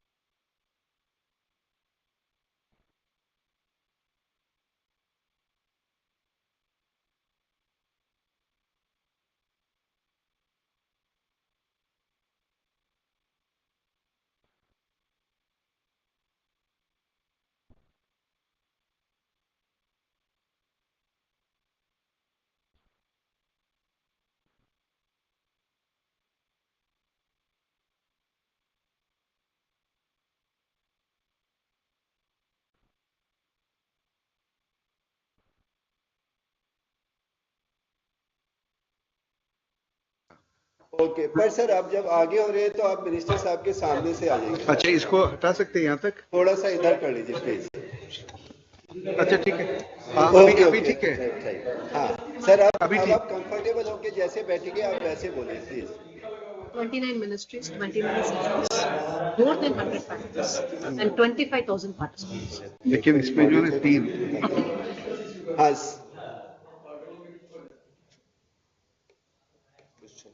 हाँ जी सर, रेडी हैं हम लोग? हेलो, हाँ जी सर, ठीक है ना? हाँ सर, आप थोड़ा और अपने पास माइक कर लीजिए यदि इजी है तो।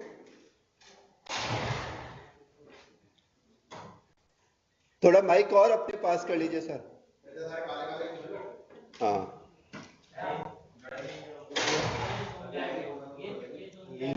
हाँ ठीक सर, अब इजी है तो आप एक बार ऑडियो चेक कर दीजिए प्लीज। म्यूट है सर। म्यूट है सर, आवाज नहीं आ रही आपकी। अभी हाँ बोलिए सर। माननीय प्रधानमंत्री जी।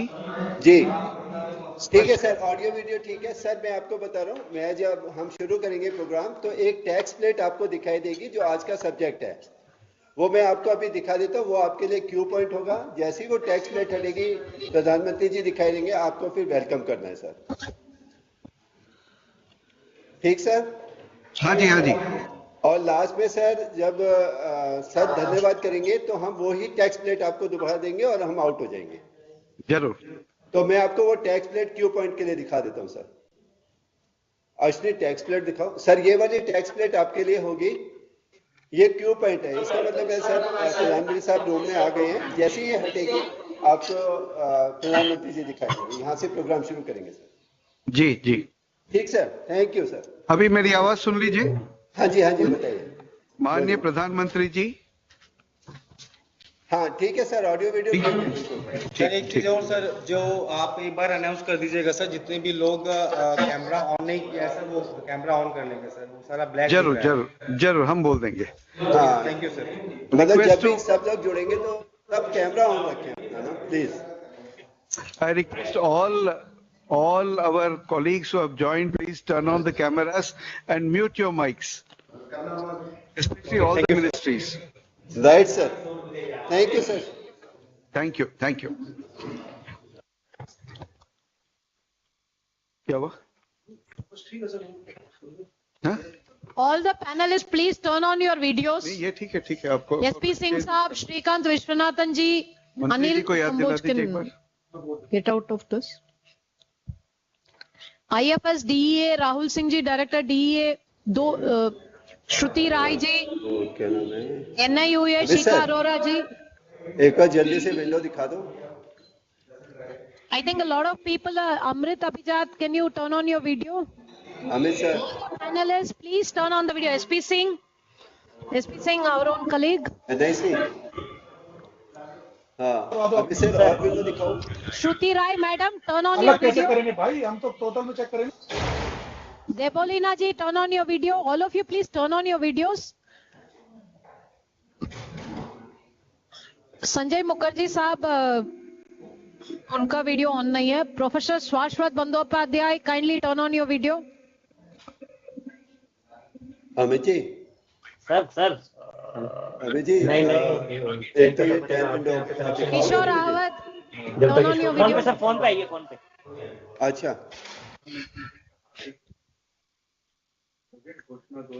प्रोफेसर शाश्वत।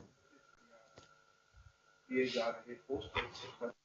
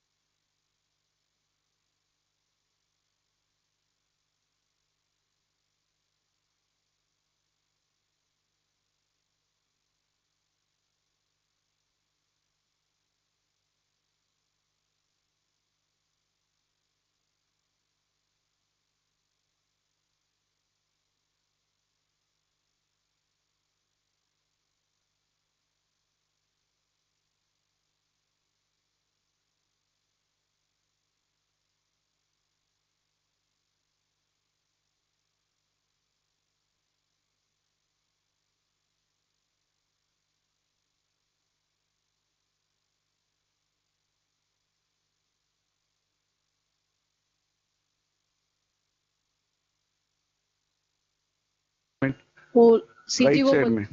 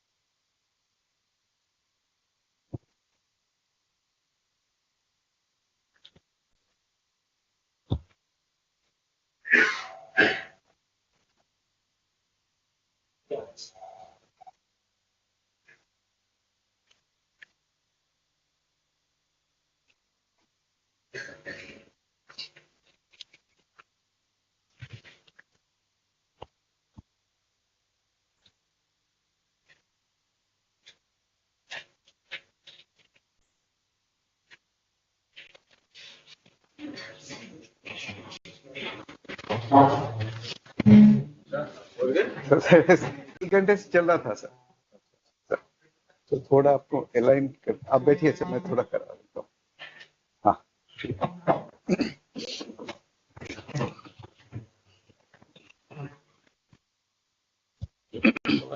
बस सर, अभी 3 मिनट में शुरू हो जाएगी sir.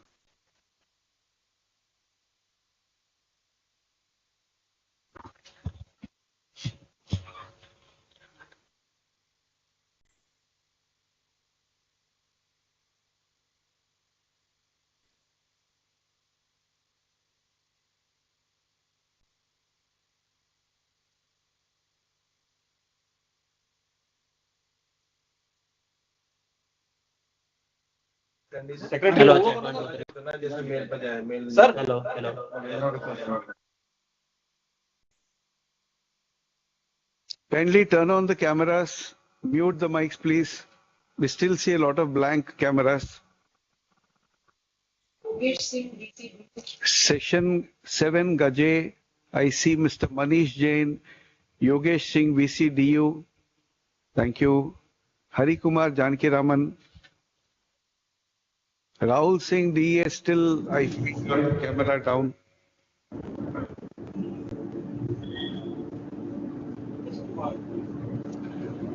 There are some microphones on. Kindly turn them. Sir, kindly turn off your camera, sir. Gopi sir, please.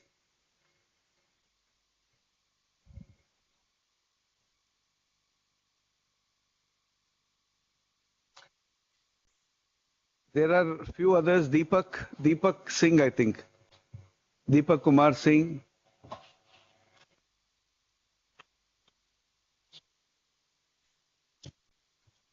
Dominic ji. Shilpi ji. I am seeing again a blank camera. Shilpi ji. Jane Dominic. There are two blanks. Session 7, Gaje. INC HQ something. Acha. There is Deepak Kumar Singh. Kindly turn it on.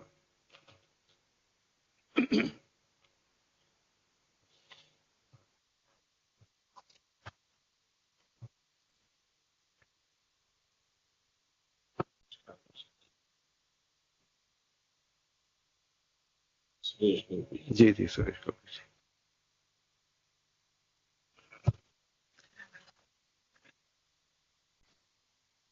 Deepak Kumar ji, kindly turn on. Thank you.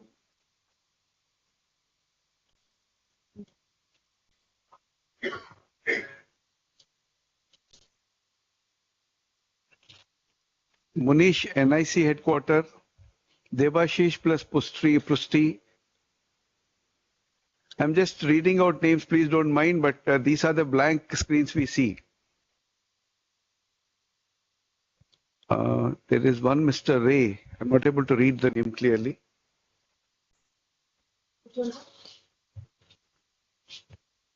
In water cleanliness and sanitation, under that box. Ministry of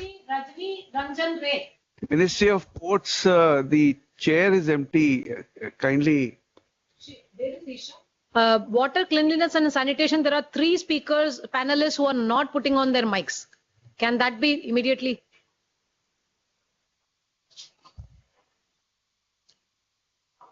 Shilpi ji? Just at the side, so I'll join in right away. Thank you. Thank you.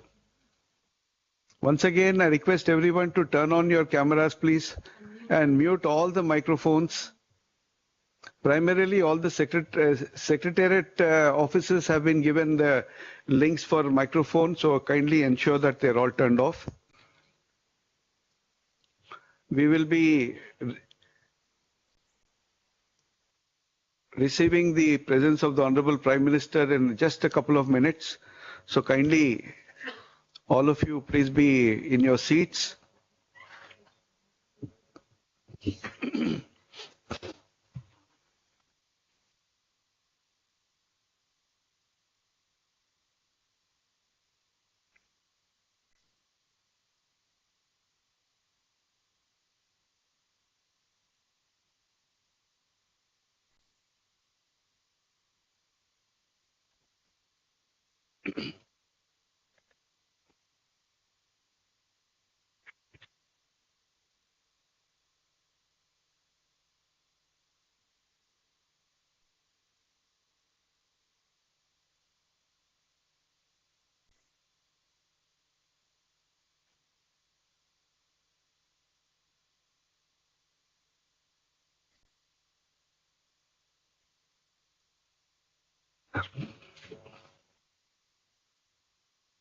Yes, sir. Yes, sir.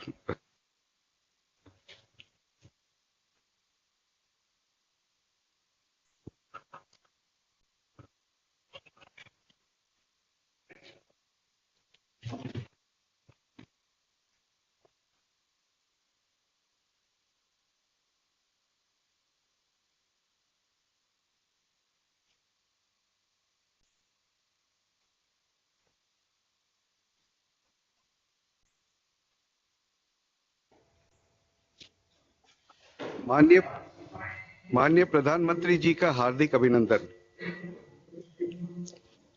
Budget घोषणा 2025-26 के बाद आयोजित की जा रहे post budget webinar में मैं आपका हार्दिक स्वागत करता हूं। यह वेबिनार अर्थव्यवस्था में निवेश, सुगम जीवन और सुगम यात्रा यानी investing in economy, ease of living and ease of travel, लोगों में निवेश यानी इन्वेस्टिंग इन पीपल और नवाचार में निवेश, इन्वेस्टिंग इनोवेशन के विषय में आयोजित किया जा रहा है। इस वेबिनार का उद्देश्य सभी संबंधित हितधारकों, स्टेक होल्डर्स को सरकार के दृष्टिकोण से अवगत कराना और उनके रचनात्मक विचार जानना है। इस वेबिनार में 29 मंत्रालय, 29 सत्र में लगभग 100 पैनलिस्ट और 25,000 से अधिक प्रतिभागी शामिल हैं। इस वेबिनार में बजट के 43 अनुच्छेदों पैरा पर चर्चा होगी। अब मैं माननीय प्रधानमंत्री जी से अनुरोध करता हूं कि वे हमारी मार्गदर्शन करें। नमस्कार,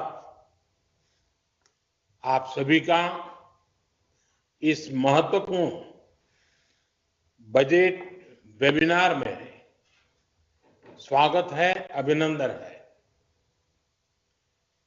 investing in people, economy and innovation, ये एक ऐसी थीम है जो विकसित भारत के रोडमैप को डिफाइन करती है। इस साल के बजट में आपको इसका प्रभाव भी बहुत बड़े स्केल पर दिख रहा है। इसलिए यह बजट भारत के भविष्य का ब्लूप्रिंट बनकर सामने आया है। हमने इन्वेस्टमेंट में जितनी प्राथमिकता इंफ्रास्ट्रक्चर और इंडस्ट्रीज को दी है, उतनी ही प्राथमिकता पीपल, इकोनॉमी और इनोवेशन को भी दी है।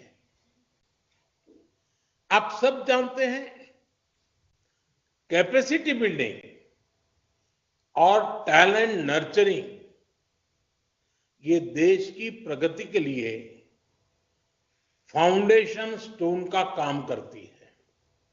इसलिए अब विकास के अगले चरण में हमें इन क्षेत्रों में और ज्यादा निवेश करना है। इसके लिए हम सभी स्टेक होल्डर्स को आगे आना होगा, क्योंकि ये देश की इकोनॉमिक सक्सेस के लिए आवश्यक है और साथ ही ये हर ऑर्गेनाइजेशन की सक्सेस का भी आधार है।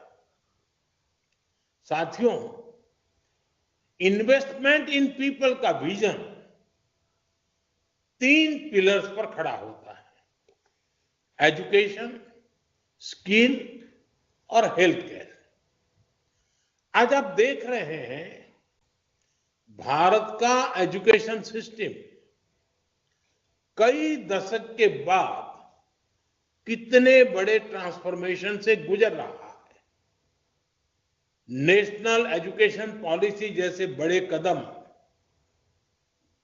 आईआईटी का विस्तार, एजुकेशन सिस्टम में टेक्नोलॉजी का इंटीग्रेशन, एआई के फुल पोटेंशियल का उपयोग, टेक्स्ट बुक का डिजिटाइजेशन,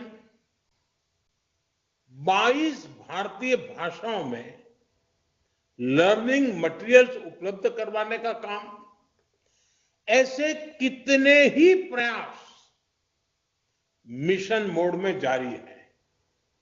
इनके कारण आज भारत का एजुकेशन सिस्टम 21वीं सदी की दुनिया की जरूरतों और पैरामीटर्स को मैच कर रहा है।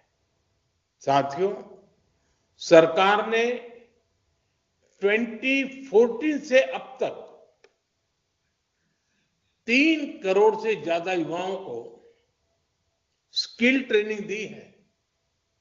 हमने 1000 आईटीआई संस्थानों को अपग्रेड करने और 5 सेंटर ऑफ एक्सीलेंस बनाने का ऐलान किया है।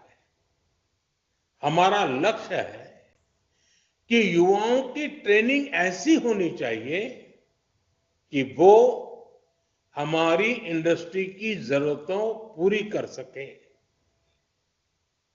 इसमें हम ग्लोबल एक्सपर्ट से मदद लेकर ये सुनिश्चित कर रहे हैं कि हमारे युवा वर्ल्ड लेवल पर compete कर सके।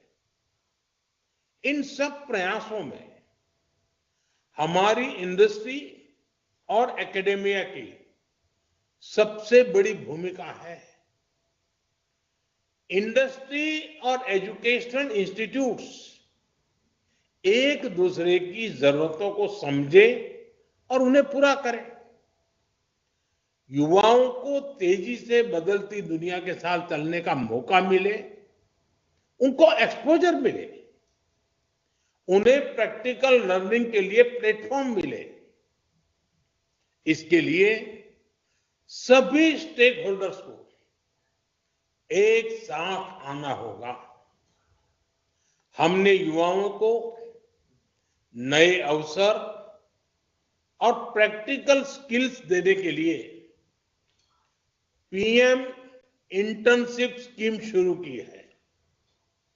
इस योजना में हर स्केल पर ज्यादा से ज्यादा उद्योगों की भागीदारी हो, हमें ये सुनिश्चित करना ही है।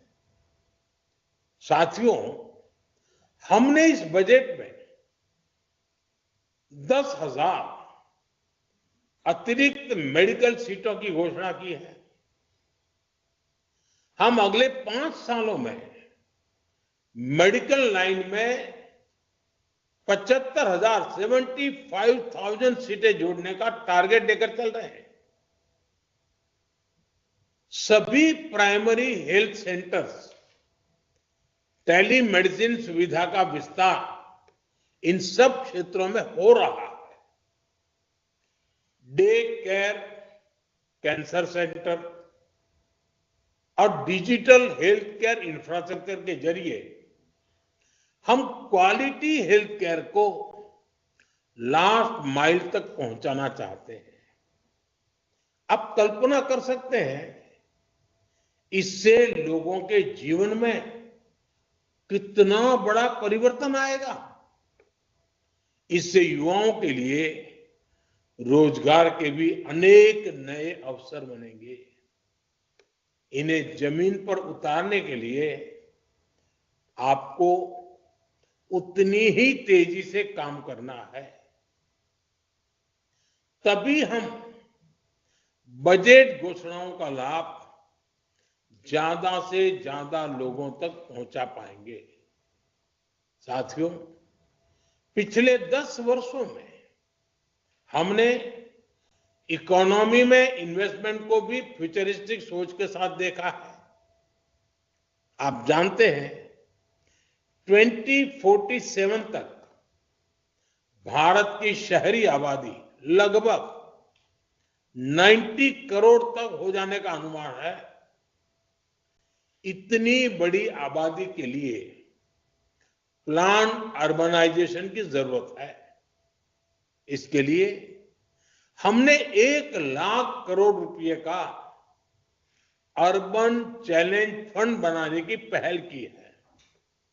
इससे गवर्नेंस, इंफ्रास्ट्रक्चर और फाइनेंशियल सस्टेनेबिलिटी पर फोकस किया जाएगा और प्राइवेट इन्वेस्टमेंट भी बढ़ेगा। हमारे शहर sustainable urban mobility, digital integration और क्लाइमेट रेजिलियंस प्लान के लिए जाने जाएंगे। हमारे प्राइवेट सेक्टर को, खासकर रियल स्टेट और इंडस्ट्री को प्लान अर्बनाइजेशन पर फोकस करना चाहिए, उसे और आगे बढ़ाना चाहिए। अमृत 2.0 और जल जीवन मिशन जैसे अभियानों को भी आगे बढ़ाने के लिए सभी को साथ काम करना है। साथियों, आज जब हम अर्थव्यवस्था में निवेश की बात कर रहे हैं तो हमें पर्यटन की संभावनाओं पर विशेष ध्यान देने की जरूरत है। पर्यटन सेक्टर का हमारी जीडीपी में योगदान 10% तक होने की संभावना है। इस सेक्टर में करोड़ों युवाओं को रोजगार देने की क्षमता है।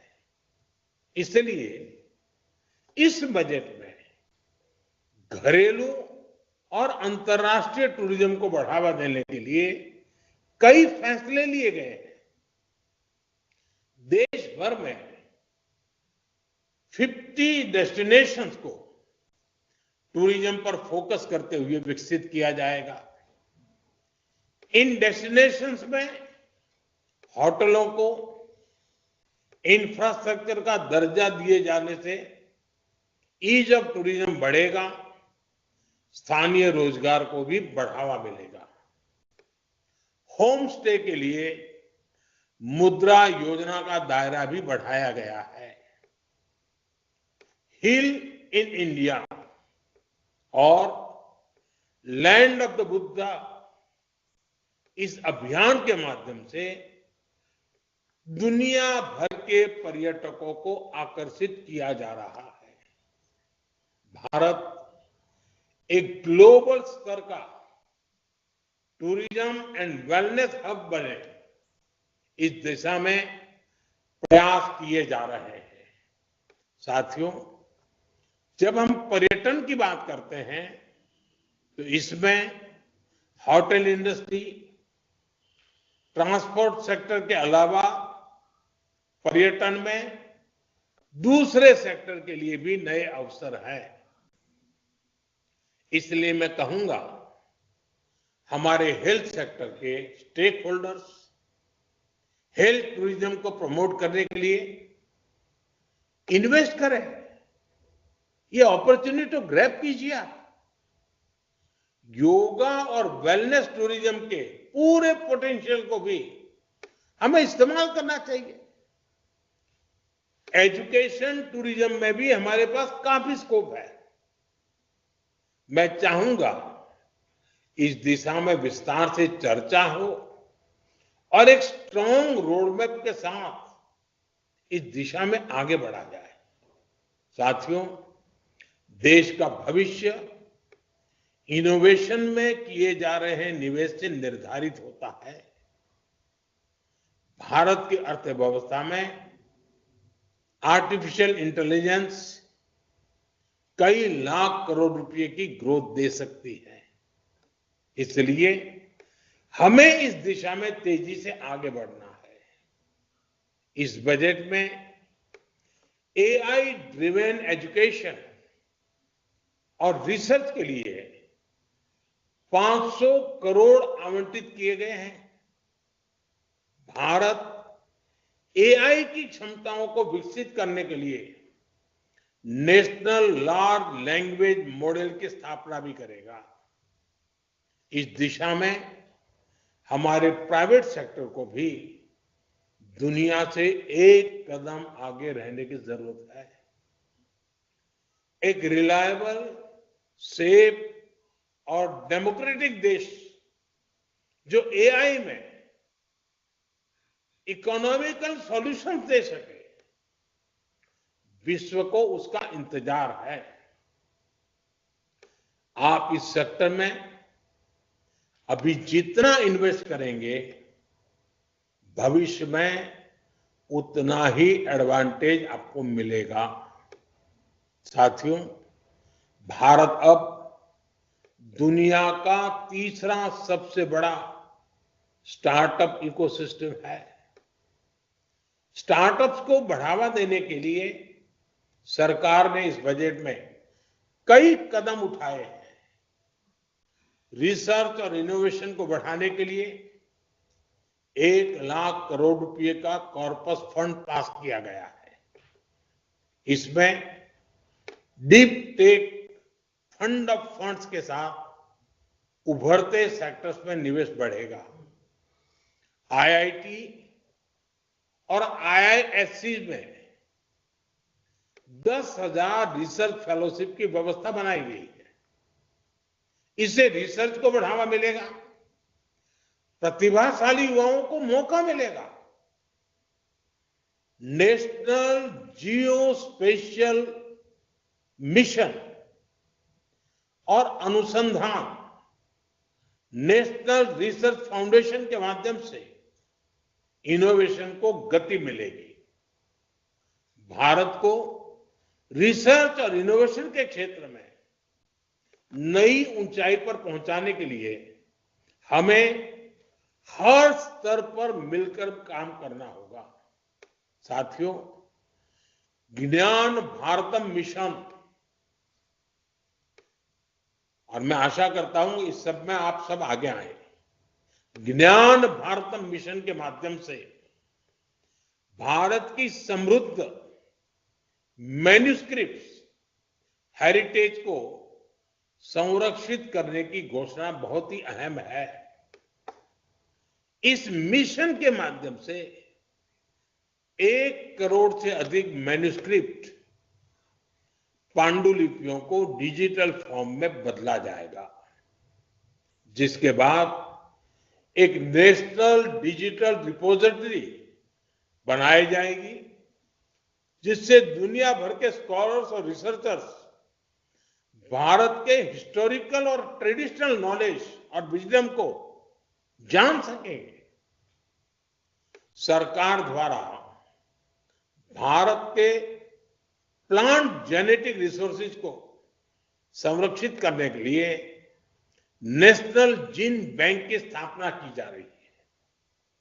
हमारी इस पहल का उद्देश्य आने वाली पीढ़ियों के लिए जेनेटिक रिसोर्सेज और खाद्य सुरक्षा को सुनिश्चित करना है। हमें इस तरह के प्रयासों का दायरा बढ़ाना होगा। हमारे अलग अलग इंस्टीट्यूट्स और सेक्टर्स को इन प्रयासों में भागीदार बनाना चाहिए।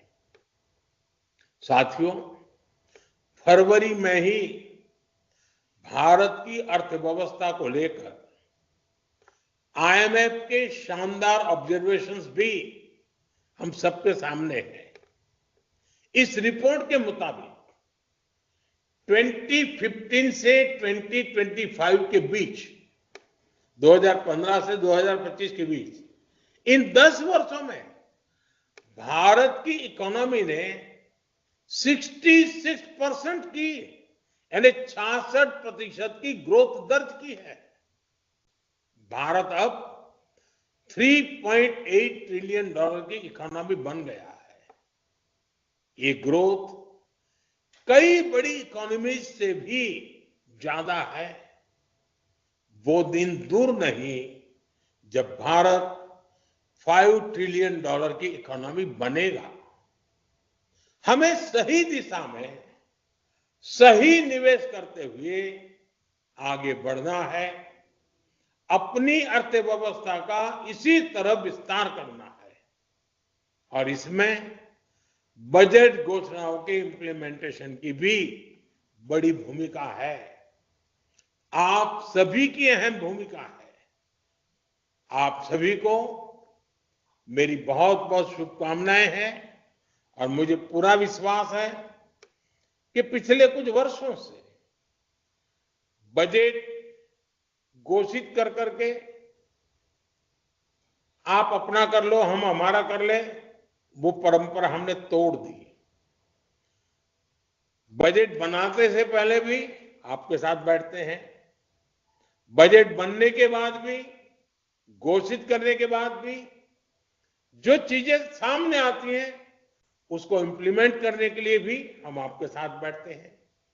शायद जन भागीदारी का एक मॉडल बहुत रेयर होता है और मुझे खुशी है कि लगातार प्रतिवर्ष इस एक मंथन के कार्यक्रम को बल भी मिल रहा है, उत्साह से लोग भी जुड़ रहे हैं और हर एक को लगता है कि बजट के पूर्व जितनी बातें हम करते हैं उससे ज्यादा महत्वपूर्ण बातें बजट के बाद इंप्लीमेंटेशन में उपयोगी होती है। मुझे विश्वास है हम सबका ये सामूहिक मंथन हमारे सपनों को, 140 करोड़ देशवासियों के सपनों को पूर्ण करने में बहुत बड़ा रोल प्ले करेंगे। मेरी आप सबको बहुत बहुत शुभकामनाएं हैं। धन्यवाद।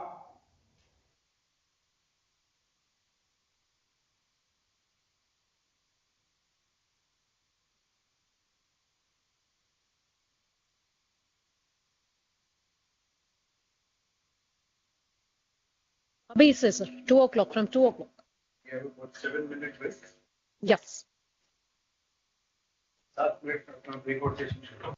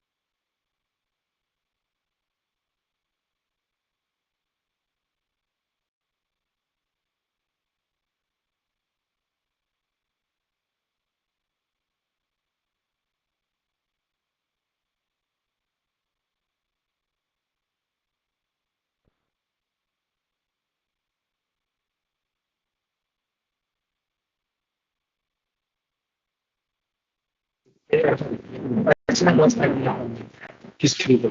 उनको मैंने मैसेज किया है। अच्छा मैडम, वो तो वीडियो अपनी अर्चना मैडम ने फोन नहीं लिया तो मैंने उनको मैसेज किया है। कांता मैम से बात हो चुकी है, अजीत से बात हो चुकी है। और बताइए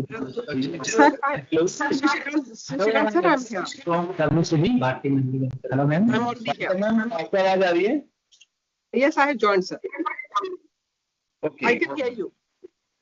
Thank you, sir. Okay, ma'am.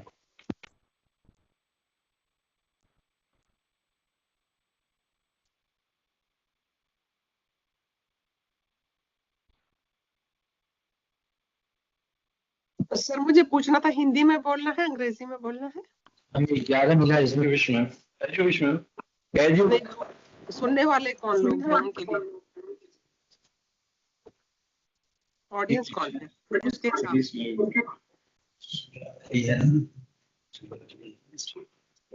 Ma'am I think Hindi बोलेंगे तो बेटर होगा।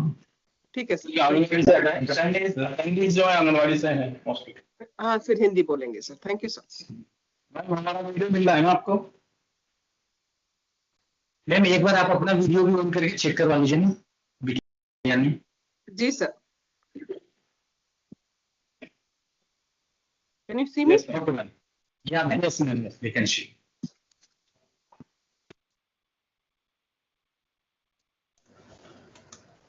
Hello, good afternoon. Am I audible and visible? Yes, ma'am. You are audible and also audible, ma'am. Great. But I just heard, are you supposed to speak in Hindi? मेरा तो English सोचा है मैंने। भाई बीस ma'am जैसे आप। चलिए ठीक है। I put in some words. Okay, thanks. खाता में मुझे ये जो भी टिक कर दीजिए। के सभी आगे प्रैक्टिस कर हम चीजें नोट करना है कि हाँ।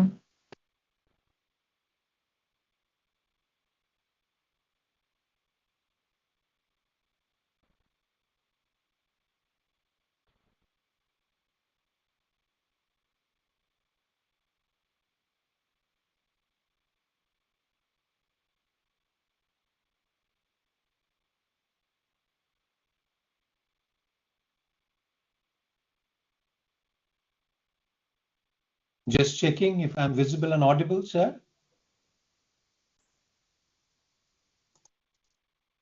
Yes, sir, you are audible, sir. Yeah, you are visible, sir. Video and audio. Yes. Good afternoon. Am I audible? Yes, you are audible, ma'am. You are. We can hear you. Kumarji, this is from Gujarat. Am I audible? Ma'am, you are visual, ma'am, and also audible, ma'am. Thank you so much. Thank you, ma'am.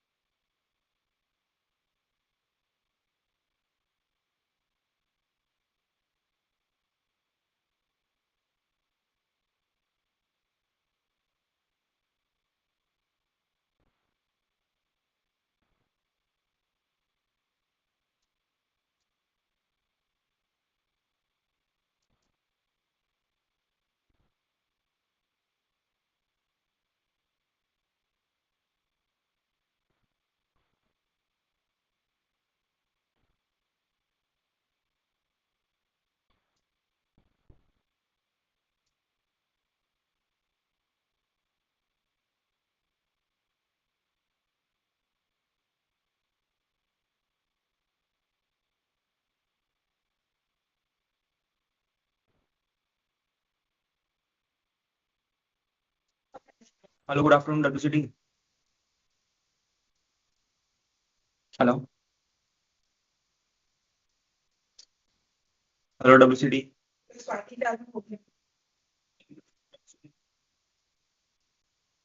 Hello. Are we audible?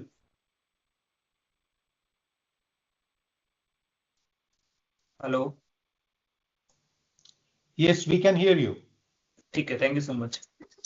Yes.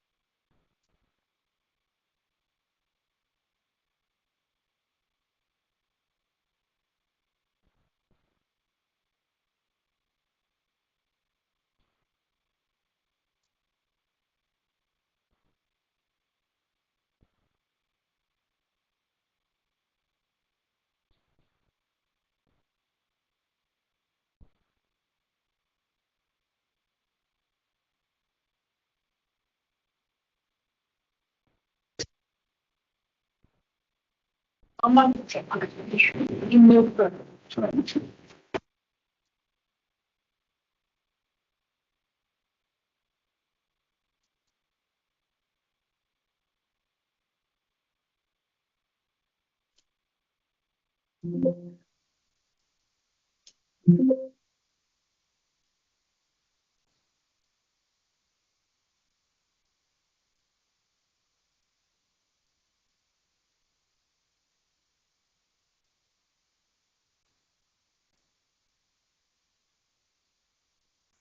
Gyanesh ji.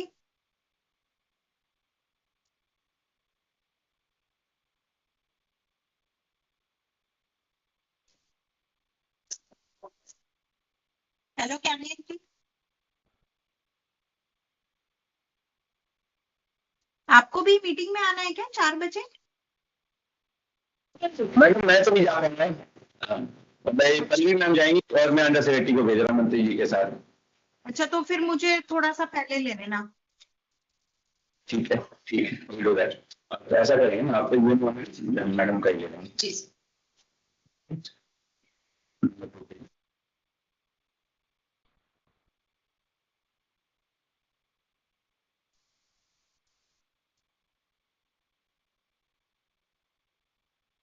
That's a bad issue।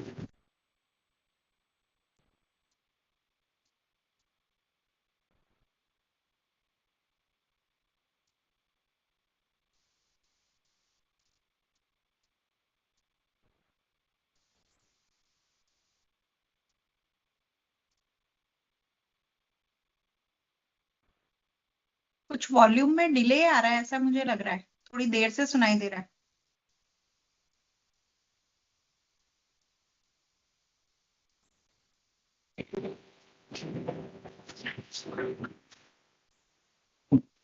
Are we audible? Can somebody please inform budget analysis capabilities?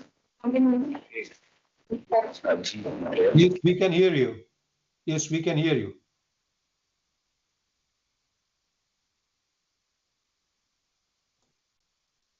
Yeah, now it is audible.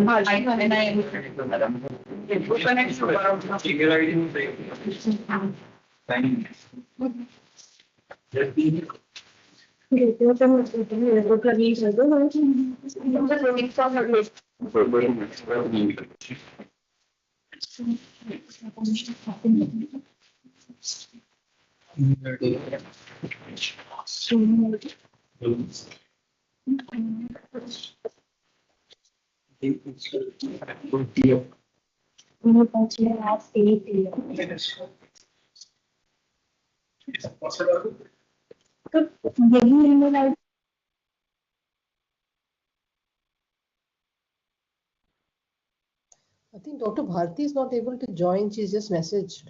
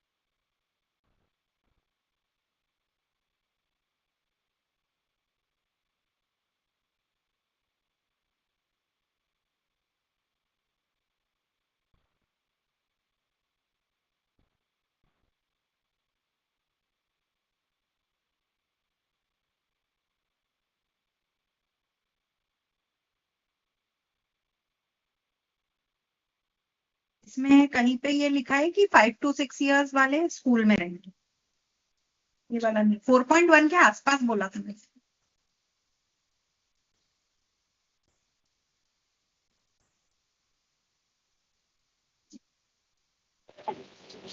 Very important. The district is experts on varied fields, private sector, public sector, multilateral agencies. Friends, it's really my pleasure to be part of this post-budget webinar on the theme investing in people. We are here to discuss one of the most defining aspects of India's development journey, investing in our human capital. As we are moving towards Viksit Bharat 2047, our collective vision and effort is to make a developed and prosperous nation. Friends, we recognize that the foundation of this vision rests on how we invest in our people, today in their health, education, nutrition, and empowerment. As you all know, this is the ICDS scheme, one of the flagship scheme of Government of India for the last almost 50 years. We are catering more than 10 crore beneficiaries. It includes more than 8 crore of children, more than 1 crore of lactating and pregnant ladies, and more than 20 lakh of adults and adults. But it is a self-selecting schemes, and we have care services which is being provided to all the beneficiaries. There are different components of this scheme, starting from supplementary immunization, nutrition, health education, immunization, health checkup, and referral services. Some of the services are being catered in coordination with different ministries, but also working in tandem with ministries like DOSEL, health, drinking water, MOVA, in order to provide all kind of services at Anganwadi Center. Our aim and goal is to make the Anganwadi Center a center of excellence, and it is going to cater the basic foundational service to the citizen of this country. Friends, as we know, 5 and 6 has reinforced the government commitment to Anganwadi Percent Initiative with a focus on investing in human capital. The budgetary announcement for this scheme underscored the importance of ECC, empowerment, and nutritional security as foundational pillar of India's growth history. A key budget announcement pertains to revision of cost norms as a supplementary nutrition program. In the budget speech, financial year 2025-26, our finance minister, it was announced that, I quote, the Saksham Anganwadi and Posan 2.0 program provides nutritional support to more than 8 crore children, 1 crore pregnant women, lactating mothers all over the country, and about 20 lakh adolescent girls in aspirational district and the northeast region. The cost norms for the nutritional support will be matched appropriately. So, friends, as you know, this National Food Security Act 2013 gives the basic framework for this cost norms. Last revision of cost norms was held in the year 2017. It is more than 7 years. It is really required to be enhanced. And central government took its cognizance in order to ensure the qualitative nutrition to all the beneficiaries. Decision has been taken. In the last amendment in the NFS Act 2013, in the month of January 2003, the whole food basket has been revised. Norms have been revised. Now there is paradigm shift. Earlier it used to be based on calorie intake. Now it is more based on qualitative input in terms of etc. So this increased financial allocation will certainly facilitate better food quality, adherence to nutritional standards, and monitoring mechanism that will ensure effective delivery. These updated cost norms will also reflect a kind of the inflationary trends, ensuring adequate funding for the procurement and delivery of quality supplementary nutrition, accommodation, as well as hot cooked meals. This decision goes beyond financial allocation. It is a clear message that quality nutrition is non-negotiable for every child and mother in India. Research also says, and in discussion during ECC and others, it has been clearly informed that every rupee which is invested in childhood nutrition is returned up to 16 times. The dividend is almost 16 times in terms of improved educational outcomes, higher earning potential, and reduced health costs. Friends, with this background, now I'll start the discussion with all the expert panels. First, I will request with us from UN, Ms. Kanta Singh there. She is a development professional with over 20 years of multicultural experience, currently serving as a deputy country representative women in India. She has been training working with our ministry in multiple agencies with multiple departments with different missions. So, ma'am, what I request, if you can just give your ideas, your thought to how this revision of cost norms is going to affect our health, nutrition, education, and livelihood outcome. You guys, how it is also linked in perpetuating the gender equality in the societies. How do you see women's role integrating gender-sensitive approaches in the government supplementary nutrition program? Over to you, ma'am. Mrs. Kanta Singh, ma'am. Ma'am, are you connected? Mrs. Kanta Singh, ma'am. You and ma'am. Sir. Can you hear me, sir? Good afternoon. Yes, sir. Can you hear me, sir? Can you hear me? Okay, ma'am. Yes, ma'am. That's all right. You carry on. Yes, sir. Thank you very much, sir. Good afternoon, everyone. जैसा sir ने बताया, मैं UN women के साथ काम करती हूँ. मैं हिंदी और अंग्रेजी दोनों में बात करूंगी. सर, हमें लगता है इस साल जो बजट में, जबकि मैं आपका सवाल ठीक से नहीं सुन पाई, आवाज कट रही थी आपकी, पर मैं जो समझी हूँ उसके हिसाब से मैं जवाब देना चाहती हूँ. सर, 3 महत्वपूर्ण काम जो यूएन विमेन मिनिस्ट्री के साथ मिलकर करता है. सर, पहला काम तो जेंडर बजटिंग के साथ जो हमारी टीम मिनिस्ट्री में बैठ के ये देखती है कि कितना पैसा महिलाओं, बच्चों और खासकर एडोलेसेंट गर्ल्स के लिए जाता है बजट में से. और आप सबको मैं बताना चाहूंगी कि इस साल बहुत ज्यादा इंक्रीज हुआ है सर पहले से, पिछले साल से. और सक्षम आंगनवाड़ी के लिए तो काफी बढ़ोतरी हुई है, जो आप हम उसको मानते हैं बहुत अच्छा स्टेप है सरकार की तरफ से. वो न केवल बच्चों के न्यूट्रिशन में मदद करेगा, बल्कि महिलाओं और एडोलेसेंट गर्ल्स के लिए भी बहुत ही लाभकारी है. तो ये बजट को लगातार बजट के ऊपर ध्यान रखना और सरकारों को, ये अलग अलग विभागों को, मंत्रालयों को ये एडवाइस करना कि कहां और महिलाओं के प्रति और स्कीम लाई जा सकती हैं जो कि उनको millions and millions of women can benefit from that. वो भी काम एक यूएन विमेन मेन स्ट्रीमिंग करता है सर, थोड़ा बजट के तरीके से भी. दूसरा जो हमारा महत्वपूर्ण काम है सर, वो सेफ्टी को लेकर है, जो कि हम देखते हैं कि जो भी इंफ्रास्ट्रक्चर जो बनाया जा रहा है भारत सरकार द्वारा या इवन के द्वारा, वो महिलाओं और इस्तेमाल कर पाए, नॉर्म्स के हिसाब से बने हैं. सेफ एनवायरनमेंट है within the centres as well as outside. Capacity building का सर एक और महत्वपूर्ण काम है, जिसमें यूएन विमेन काफी सरकारों के साथ मिलकर काम करता है, राज्य सरकारों के साथ भी. जितने भी फ्रंट लाइन वर्कर्स हैं, चाहे वो आंगनवाड़ी वर्कर्स हों, चाहे वो आशा वर्कर्स हों या हेल्थ डिपार्टमेंट के प्रोफेशनल्स हों, उनकी जेंडर सेंसिटाइजेशन और उनके रोल को कैसे और पुख्ता किया जाए, उसके ऊपर महिलाओं के साथ हमारी एंगेजमेंट है सर. एक और तरह का काम जो हम मिलके करते हैं आप लोगों के साथ ही, एमडब्ल्यूसीडी के साथ और कई और मंत्रालयों के साथ,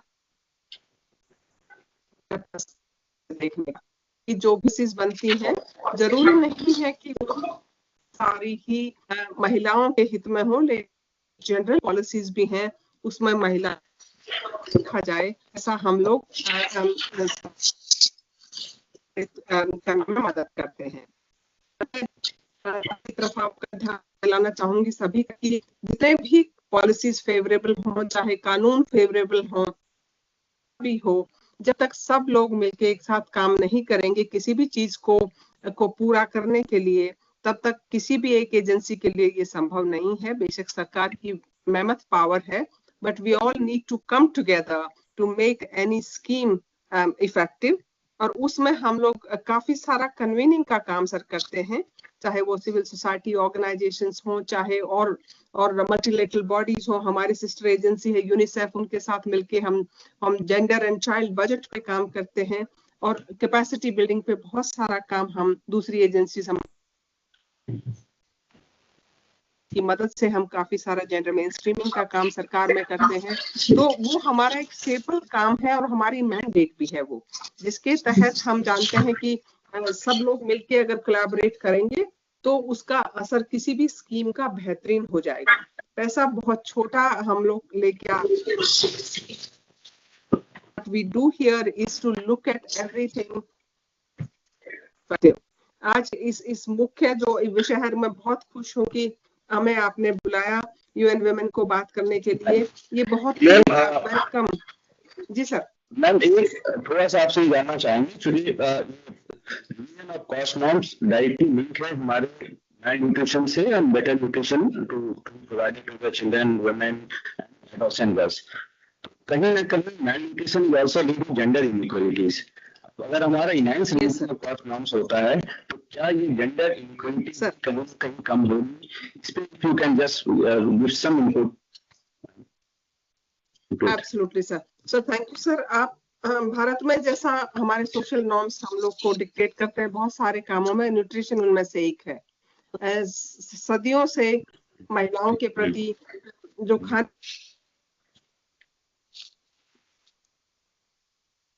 आई थिंक ये उसके लिए बहुत ही इम्पोर्टेंट है। न्यूट्रिशन का महिलाओं की जिंदगी में बहुत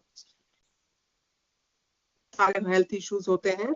अगर न्यूट्रिशन का ध्यान एनीमिया को कम किया जा सकता है। प्रेगनेंसी के दौरान जो न्यूट्रिशन का ध्यान रखा जाएगा तो महिलाओं के हेल्थ पर, अगर हेल्थी महिला होगी तो वो बच्चों की हेल्थ के ऊपर भी ध्यान दे पाएगी। एडोलेसेंट एज से उनके न्यूट्रिशन की तरफ ध्यान दिया जाए। फिर महिला जब उस लैक्टेटिंग और प्रेग्नेंट मदर को जब अच्छा न्यूट्रिशन मिलता है, हेल्दी बच्चा पैदा होगा और मदर की हेल्थ से ही बच्चे की हेल्थ के ऊपर बहुत गहरा असर। तो हमको लगता है कि जो बजटरी एलोकेशन हुए हैं और न्यूट्रिएंट्स होंगे, हमें लगता है इससे महिलाओं की हेल्थ और बच्चों की हेल्थ के ऊपर बहुत पॉजिटिव असर होने वाला है। जो एक महत्वपूर्ण सरकार ने लिया है, we really appreciate that.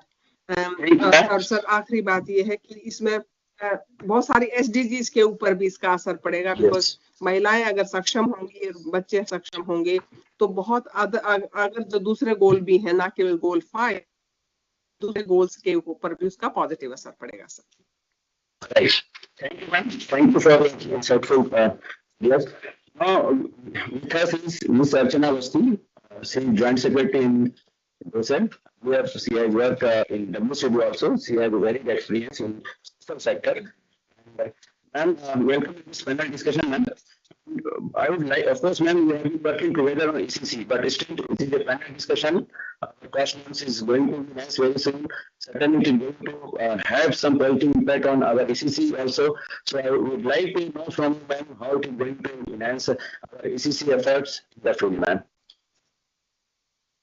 Sir, the volume is not clear, sir. So it's not clear, sir.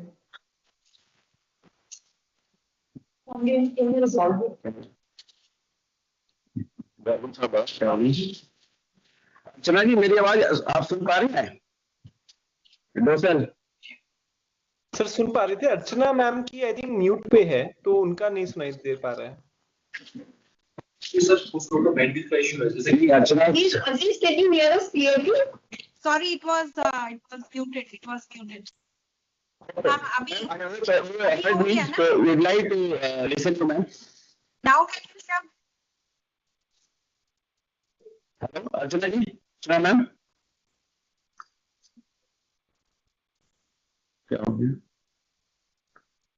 I think we can hear from the WCD room, but and नमस्ते ज्ञानेश जी और सभी को मेरा नमस्ते।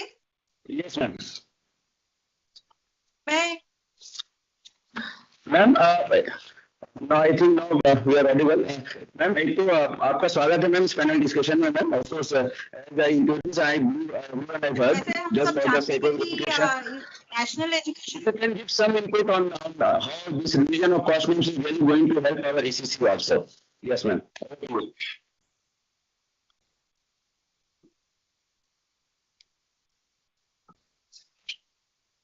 मैडम की तरफ से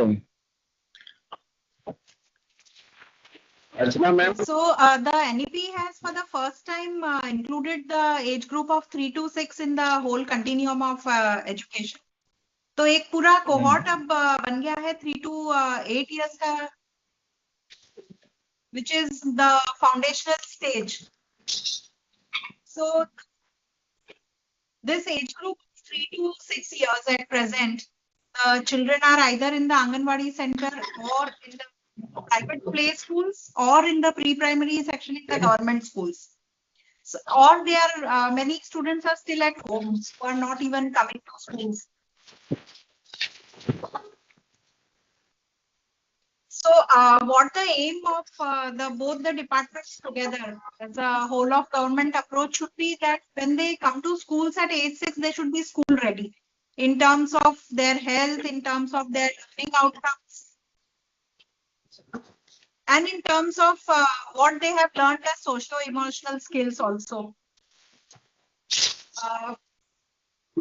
Further, for their health and nutrition, we need to collaborate with the Ministry of Health and Family Welfare, which Anganwadi Center is already doing. So I suppose when all the components are in place, this is in the this was required that norms be increased for SNP. The costs are raising up so much, we fully support this. Also, as we know, the adolescent girls are the future mothers, and the pregnant and lactating mothers also. So they need to be healthy and provided very well. So this one meal that WCD is giving, it goes out to help a lot in their improving their health status of this generation and the future generation also. So for the information of others, now these three departments will collaborate. We are trying to break the silos and work as a whole of government approach, because the child or the mother does not know which department is working for them. Input should come. So we will be coming out with some joint advisories also, and for co-location of Anganwadi centers. Just for information also, I would like to share the norms that we are giving the midday meal in schools.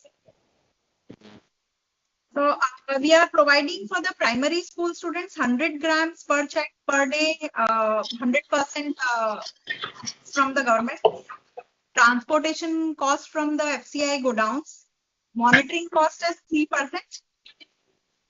Then the material cost is 6 rupees per child per day.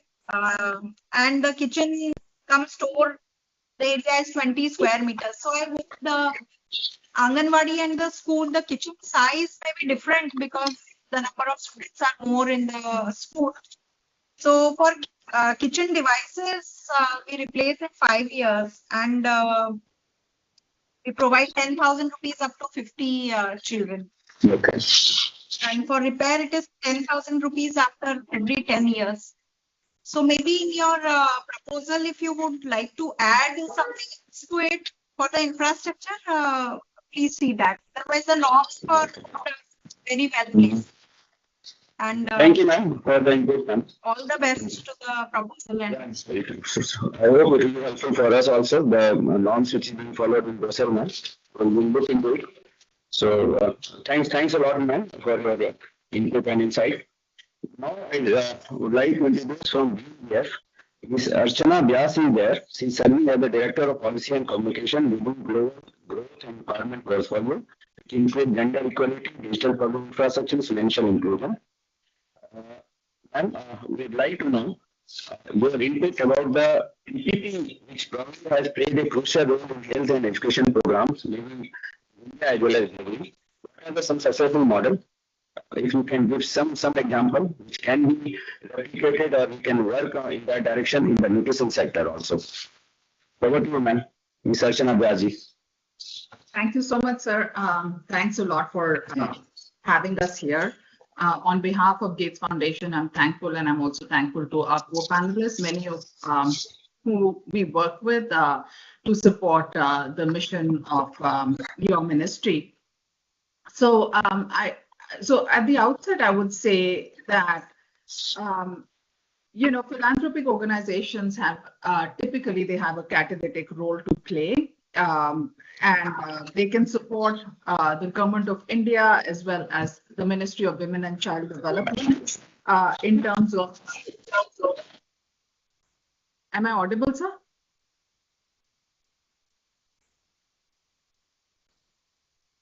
Am I audible? Yeah. Okay. Thank you so much.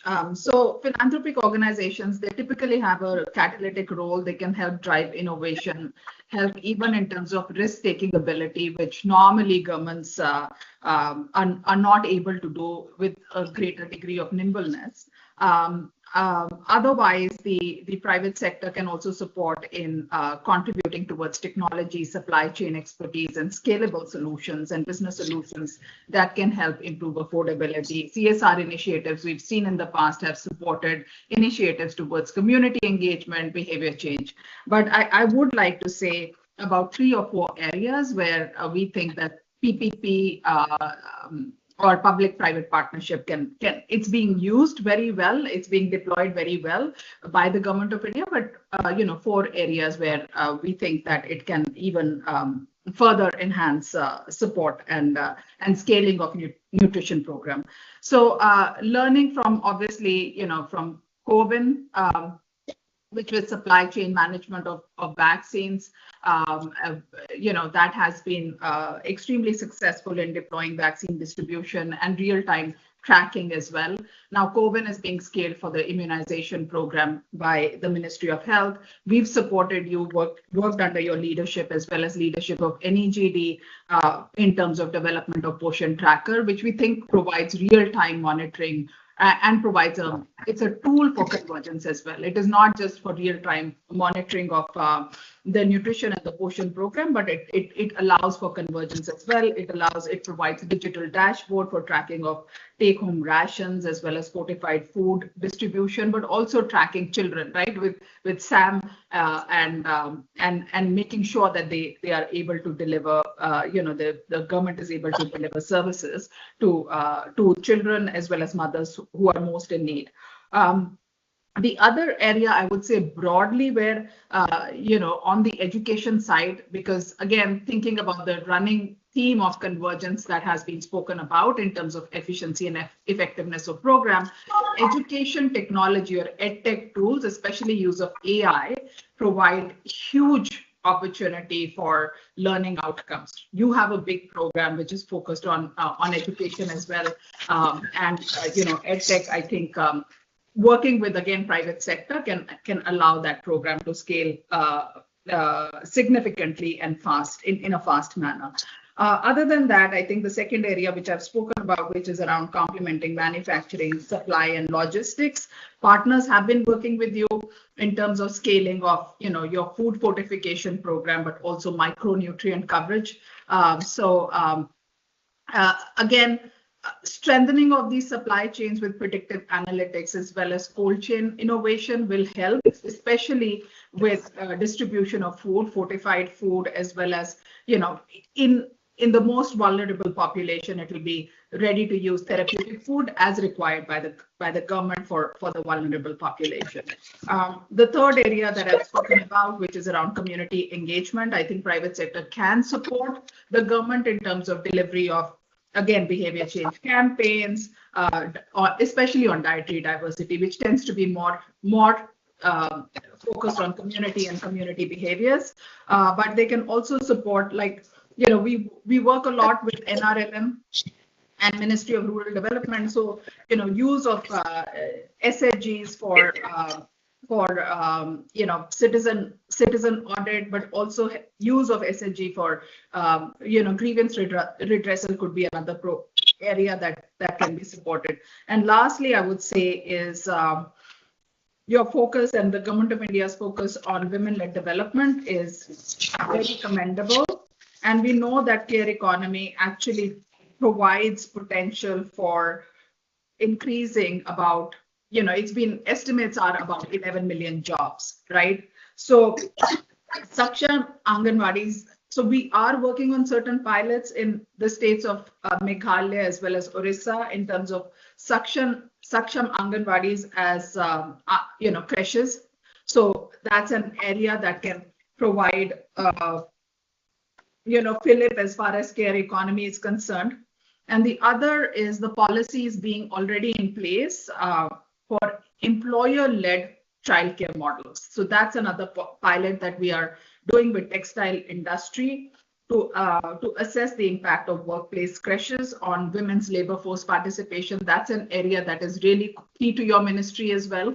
And they could be, pay for service childcare models via mobile creches, as well as community-run facilities, which you care a lot about. So there are models in which private sector can actually come forward and complement the efforts of Government of India for scalable and fast delivery of nutrition as well as other programs. Thank you so much, sir. Thank you, ma'am. Of course, we talked a lot about number of issues, and one of the things we discuss is this community-based events also, how to involve the community at hand. Ma'am, as you know, under our section Anganwadi, a lot of emphasis is being given on community-based events. In fact, every Anganwadi worker is supposed to hold at least 2 such meetings with the community every month. And during Poshan Pakhwara and Poshan Ma, millions of events are being organized by our Anganwadi worker. So secondly, we have been trying our best to change the behavior pattern of the public at large now.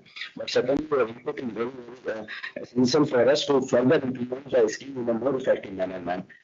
I think you discuss, of course, many successful models there. Certainly, I hope your input will be helpful in further enhancing the nutritional level of our beneficiary in the field, ma'am. So now our next expert in the panel discussion is from the state of Gujarat, Mr. Rakesh Shankar, who is an IAS officer of 2004 batch, having varied experience of more than 20 years in various departments, urban administration, social sector, and of course for the last 2 years he has been working last for I think about a year. He has been working in the municipal department. Gujarat has been successful model. So I would like to know from Mr. Rakesh, because I will know this revision of cost norms is likely to occur very soon. And secondly, how it can be leveraged to promote local procurement of food items, decentralized food production and community kitchen through self-help group, thereby empowering women and enhancing nutritional outcomes simultaneously. There are any best practices from the states that could be scaled up nationally also. So over to Rakesh. Good afternoon, sir. Am I audible clearly? Yeah, you are audible. You are clearly audible. Right, sir.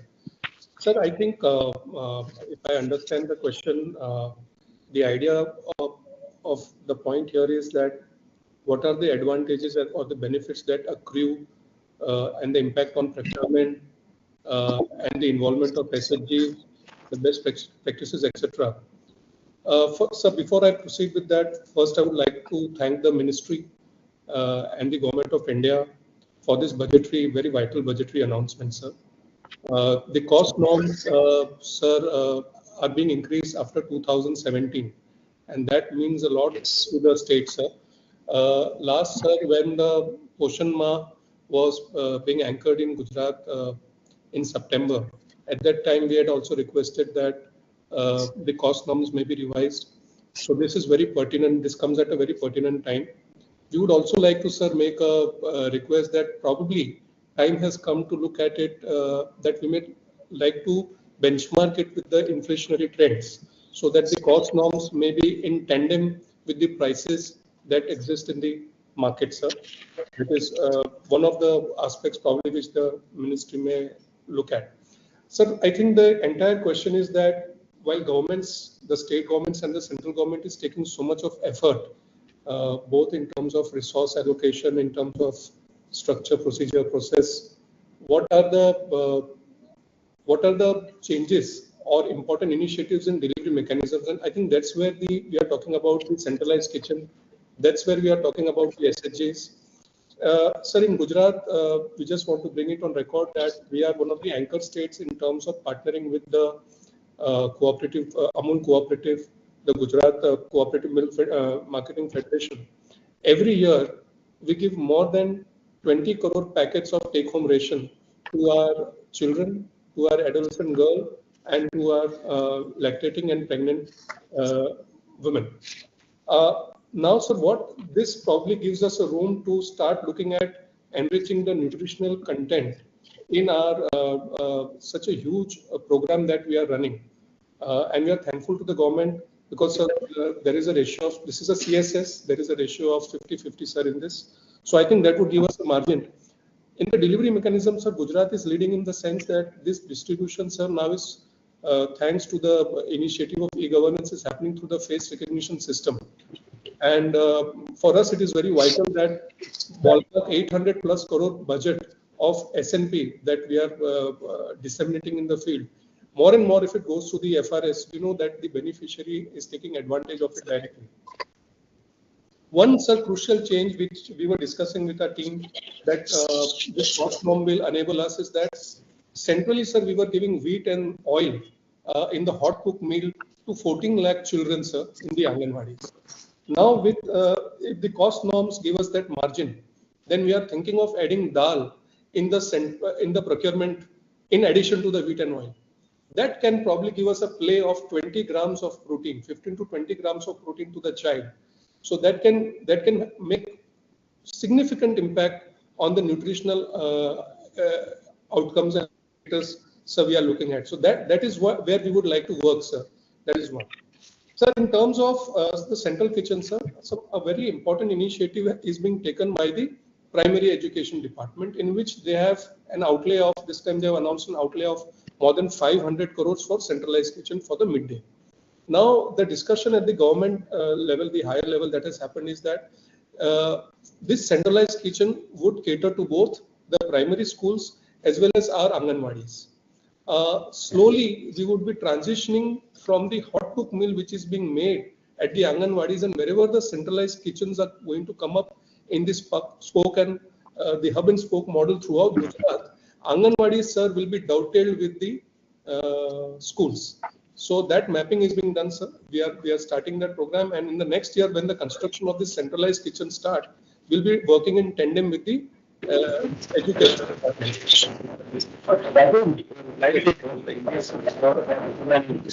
Which you are talking about distribution of this hot cook meal. How will we ensure the quality of SCM? Sir, sorry, sir. Just specialized kitchen for midday meal scheme and extending the similar facilities for Anganwadi center. Yes, sir. Because the clientele is slightly different. In our centers, 3 to 6 year age, which is very small. The food variety will be also different. Type of food will also be different. In the midday scheme, children are slightly of an younger age. So how do you think it will going to meet our requirement? Right, sir. On it also. Right, sir. So what we are working on is that, so throughout Gujarat, what education department has done is they have mapped more than 8 to 10 centralized kitchen centers. Now, what we are trying to do is first map wherever possible the Anganwadis with the school for delivery. And in terms of the menu would be of the midday and hours would be different. So, but those nitty-gritties are being worked out at. But at a higher level meeting, which was done at the level of the Chief Secretary, sir, it has been decided that whenever deliveries happen for the school, based on the menu that we have, sir, for the Anganwadis, that delivery also can be dispatched to the centralized system. Sir, just to put on record, apart from this system, it's not that Gujarat doesn't have centralized mechanism for the Anganwadis. Even now, sir, in corporations like Surat, Baroda, Rajkot, and I think even Ahmedabad, sir, organizations like Akshay Patra, they give centralized, they operate on the basis of centralized kitchens, sir. So that is already on. We are not saying that that is not on, but augment for the rural areas. To augment for the rural areas, so the footprint would increase. And in terms of quality, sir, we are having a complete, we'll be having audits, we'll be having quality control mechanisms, we'll be having joint inspection teams, we'll be having lab tests, etc., to ensure that also the benchmarking of the people who come in to operate the central kitchen, they will be robust organizations, and people who want to work in the and are keen to work and make a difference in the social sector. Those are the kind of norms even we are working with the primary education department. Thank you for the input. Certainly, the overall goal of all of us is to provide quality food, how we all our kids, children who are coming in Anganwadi center. Our efforts will be very helpful in this direction. So the next experts in our panel discussion is Dr. Bhakti Kulkarni. She is a physician scientist with a specialization in pediatrics, University of India and Public Health. At present, she is currently serving as the director of ICMR NIM. Ma'am, are you there? Yes, yes, sir. Yes, ma'am. What would like to know from you, and I'm very ma'am, NFHS data, the nutritional indicators for children under 5 years are certainly, if you compare with the NFHS for 1560, stunting has reduced from 38.4% to 35.5%. Wasting has also reduced from 21% to 19.3%, and underweight prevalence has also decreased. How do you program this revision or increase in cost norms for our supplementary nutrition is going to further help in further reduction in these three nutritional parameters, ma'am? You can give some input in the direction. Thank you very much, sir. Thank you for the opportunity, and it's a very welcome news that cost norms have been enhanced. Childhood undernutrition continues to be a recalcitrant problem in India. There has been progress in terms of repeated rounds of National Family Health Survey showing marginal reduction in undernutrition in children. Still, more than a third of the children remain undernourished, and it is a cause of concern because childhood undernutrition is linked with lifelong disadvantages for the young generation. And when we talk of these young children who will be the citizens of tomorrow, their nutritional status improvement is a primary concern. And ICMR National Institute of Nutrition has worked on revision of the National Food Security Act Schedule 2 and has recommended diversified diet. Like instead of just focus on caloric norms, diversified diet taking care of protein needs of the children as well as having other like a diverse food basket fulfilling the requirements of micronutrients also has been advised. And the recent scientific evidence shows that when children have diverse diet, and also not just diet, it's the overall environment is nurturing, which also includes water, sanitation and hygiene facilities, appropriate health care. Such integrated interventions have shown substantial benefit for improving childhood undernutrition. So the enhanced cost norms would help enhancing the dietary diversity of foods which are offered to children in the Anganwadis, which is a very, very welcome step.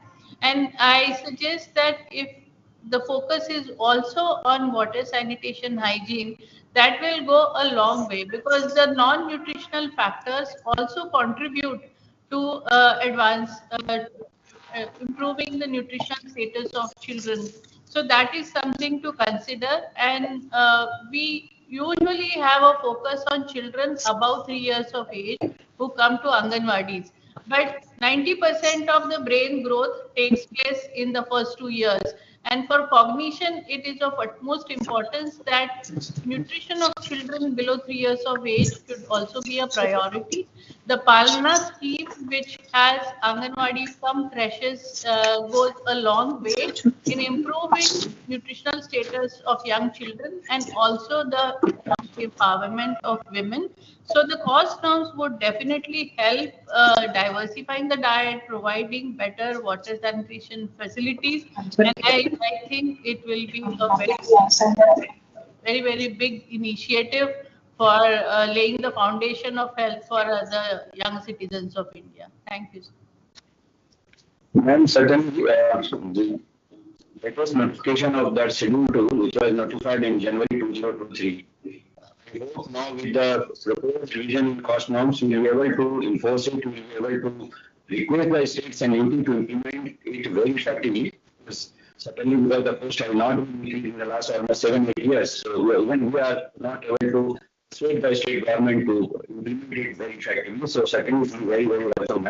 So now, going further, now the next panel experts, I would like to invite Mr. Sunil Bachi, economist with specialization in urban infrastructure financing, municipal finance and urban governance and public financial management, including tax reform. He is presently social policy specialist at UNICEF India. What I would like to have insight from you, sir. The number of stunted children has certainly decreased in South Asia, and as just discussed with the previous speaker, in India also, if you compare the data of NHS 4 versus 5. So what we would like to know, UNICEF has instrumental in supporting nutritional policy globally. Lessons can India adopt from global experiences to ensure that increased funding leads to tangible impact in nutritional parameter? Over to Mr. Sunil Bachi. Thank you very much, sir. At the outset, on behalf of UNICEF India, I would like to thank the Ministry of Women and Child Development of the Government of India.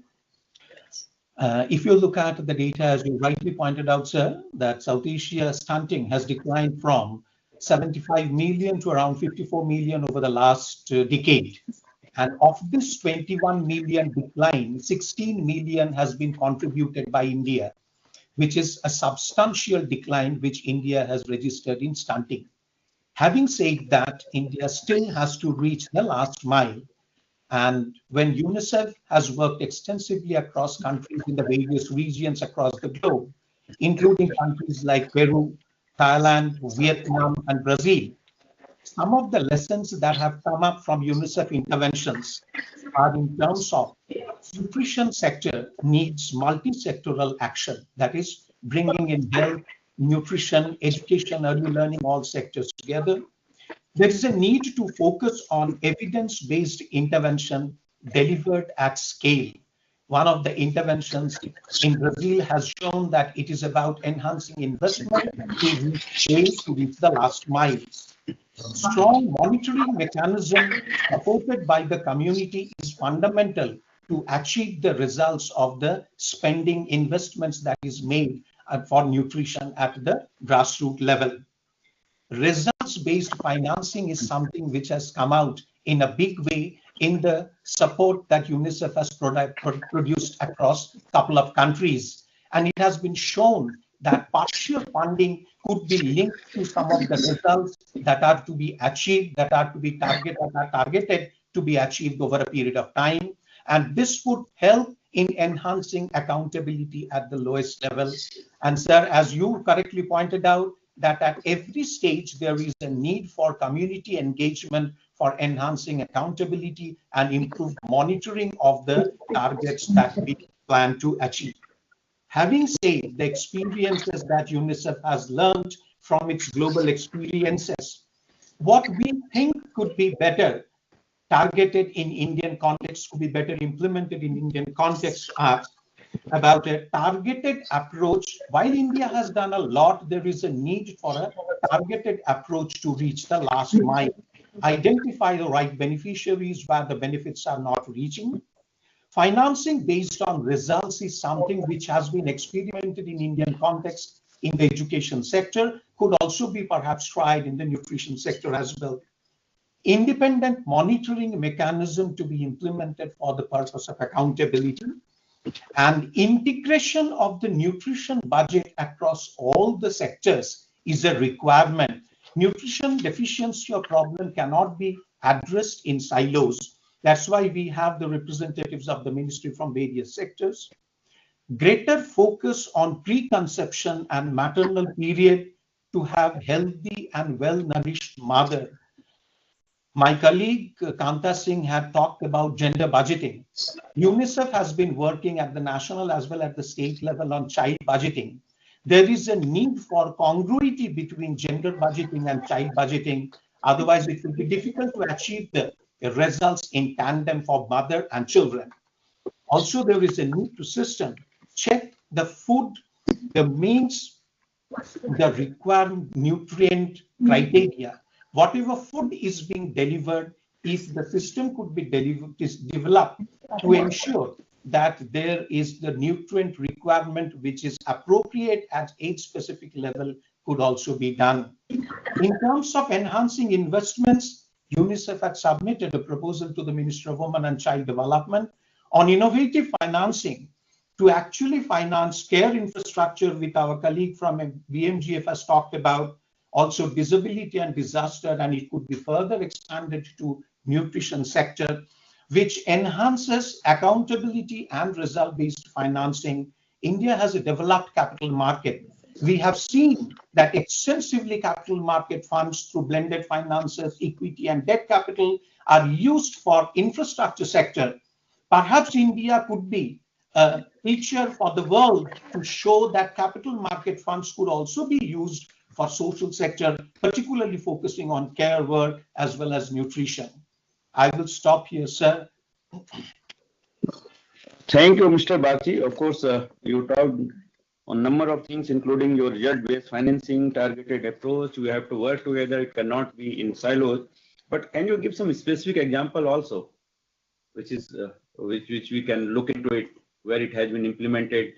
Yes, sir. There are experiments which have been shown. If you can just talk about at least one example. Yes. Peru, between 1970s and 80s, to combat higher hunger and malnutrition, actually looked at enhancing investments, and they looked at the results that are to be achieved based on those investments. That was one thing. Brazil implemented an extensive monitoring mechanism and conditional cash for improving nutritional outcomes. These are the two that I'm currently quoting. And there are other countries where UNICEF has also experimented in terms of result-based financing, and also for enhancing accountability, a very categorical monitoring mechanism to achieve results, sir. Oh, thank you. Thank you, Mr. Bagchi. So now the next expert in today's panel discussion is Dr. Alka Rao, who at present is working as an advisor, science and standard at FSSAI. She has previously served as principal scientist, CSIR, Institute of Microbial Technology, Chandigarh, and adjunct associate professor, Academy of Scientific and Innovative Research, Chandigarh. Ma'am, as we all know, FSSAI is very, very important to ensure the quality of the food which is being provided at our Anganwadi center or procured from the different supply chain.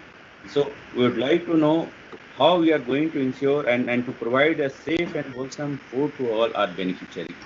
Over to you, ma'am. Dr. Alka Rao. Right. Thank you so much, sir. I hope I am audible. And this is a very, very important question. And I would like to again use both Hindi and English, as was requested in the beginning of the session, and explain that nutritional security indeed is a very important agenda with us as well. Or supplementary nutrition programme beneficiaries के लिए nutritional outcome को बेहतर करने के लिए food safety and standard act 2006 के अंतर्गत जो हमारा मैंडेट है, उसके लिए सबसे पहली जो बात रहेगी कि लेटेस्ट साइंटिफिक एडवांसमेंट को हमें हमारे रेगुलेटरी फ्रेमवर्क में इंटीग्रेट करते रहना है।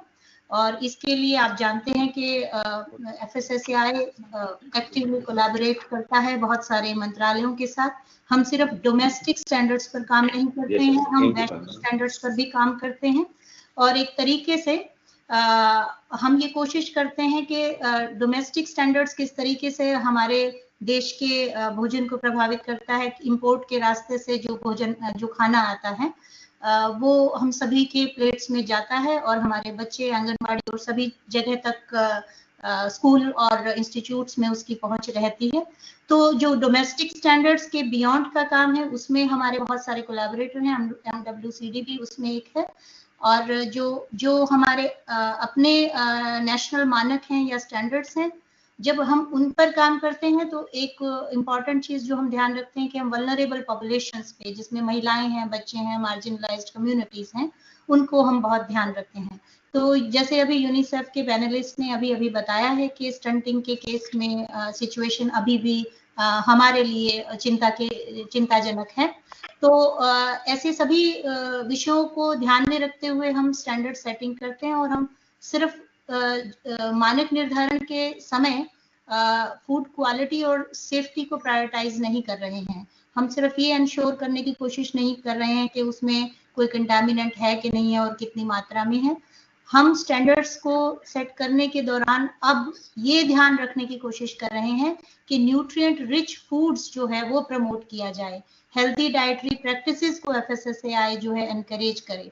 तो मैं फिर से यूनिसेफ के अभी जो मुझसे पहले पैनलिस्ट बात कर रहे थे उन्हीं की बात को दोहराना चाहूंगी कि इसे वाकई मल्टी सेक्टोरल अप्रोच चाहिए और वही FSSAI करने की कोशिश भी कर रहा है लगातार। और इसमें हमारे साथ government agency, civil society organisation, private sector और चाहे वो फिर इंटरनेशनल एजेंसीज, FAO, WHO, इन सभी के साथ मिलकर हम अलग अलग इनिशिएटिव करते रहते हैं। और इसमें से कुछ जो की इनिशिएटिव है उनके बारे में मैं आपको जरूर बताना चाहूंगी। एक है हमारा FSSAI का फूड प्रोडक्ट्स में फोर्टिफिकेशन का रेगुलेशन 2018 का।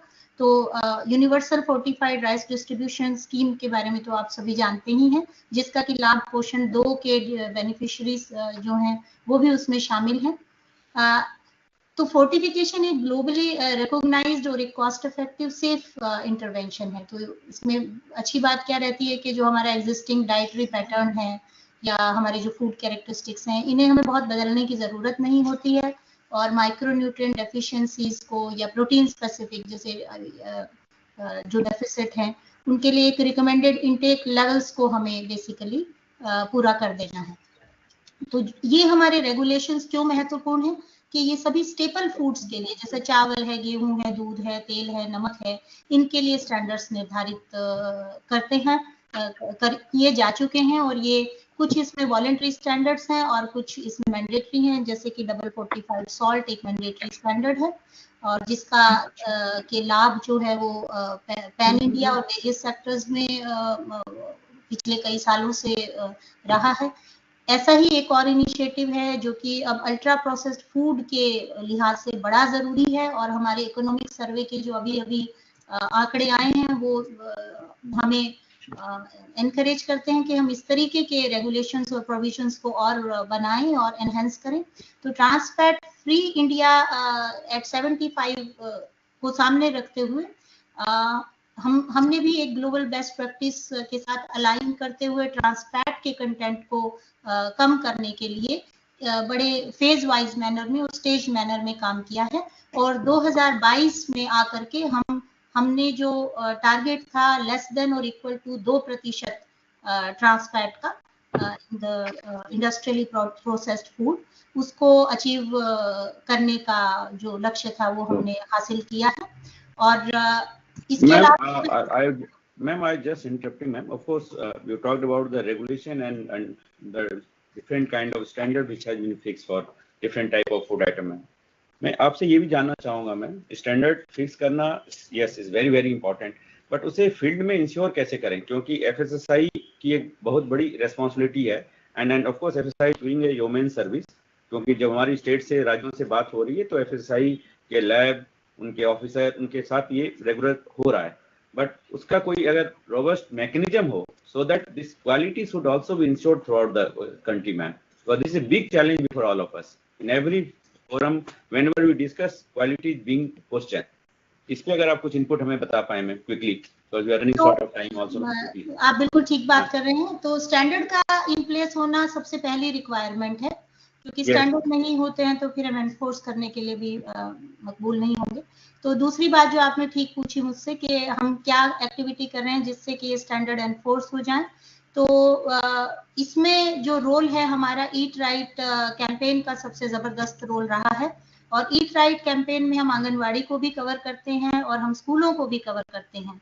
तो उसमें हमारे supply side initiative, demand side initiative और सस्टेनेबिलिटी तीनों लाइंस पे हम काम कर रहे हैं ईट राइट कैंपेन के अंतर्गत।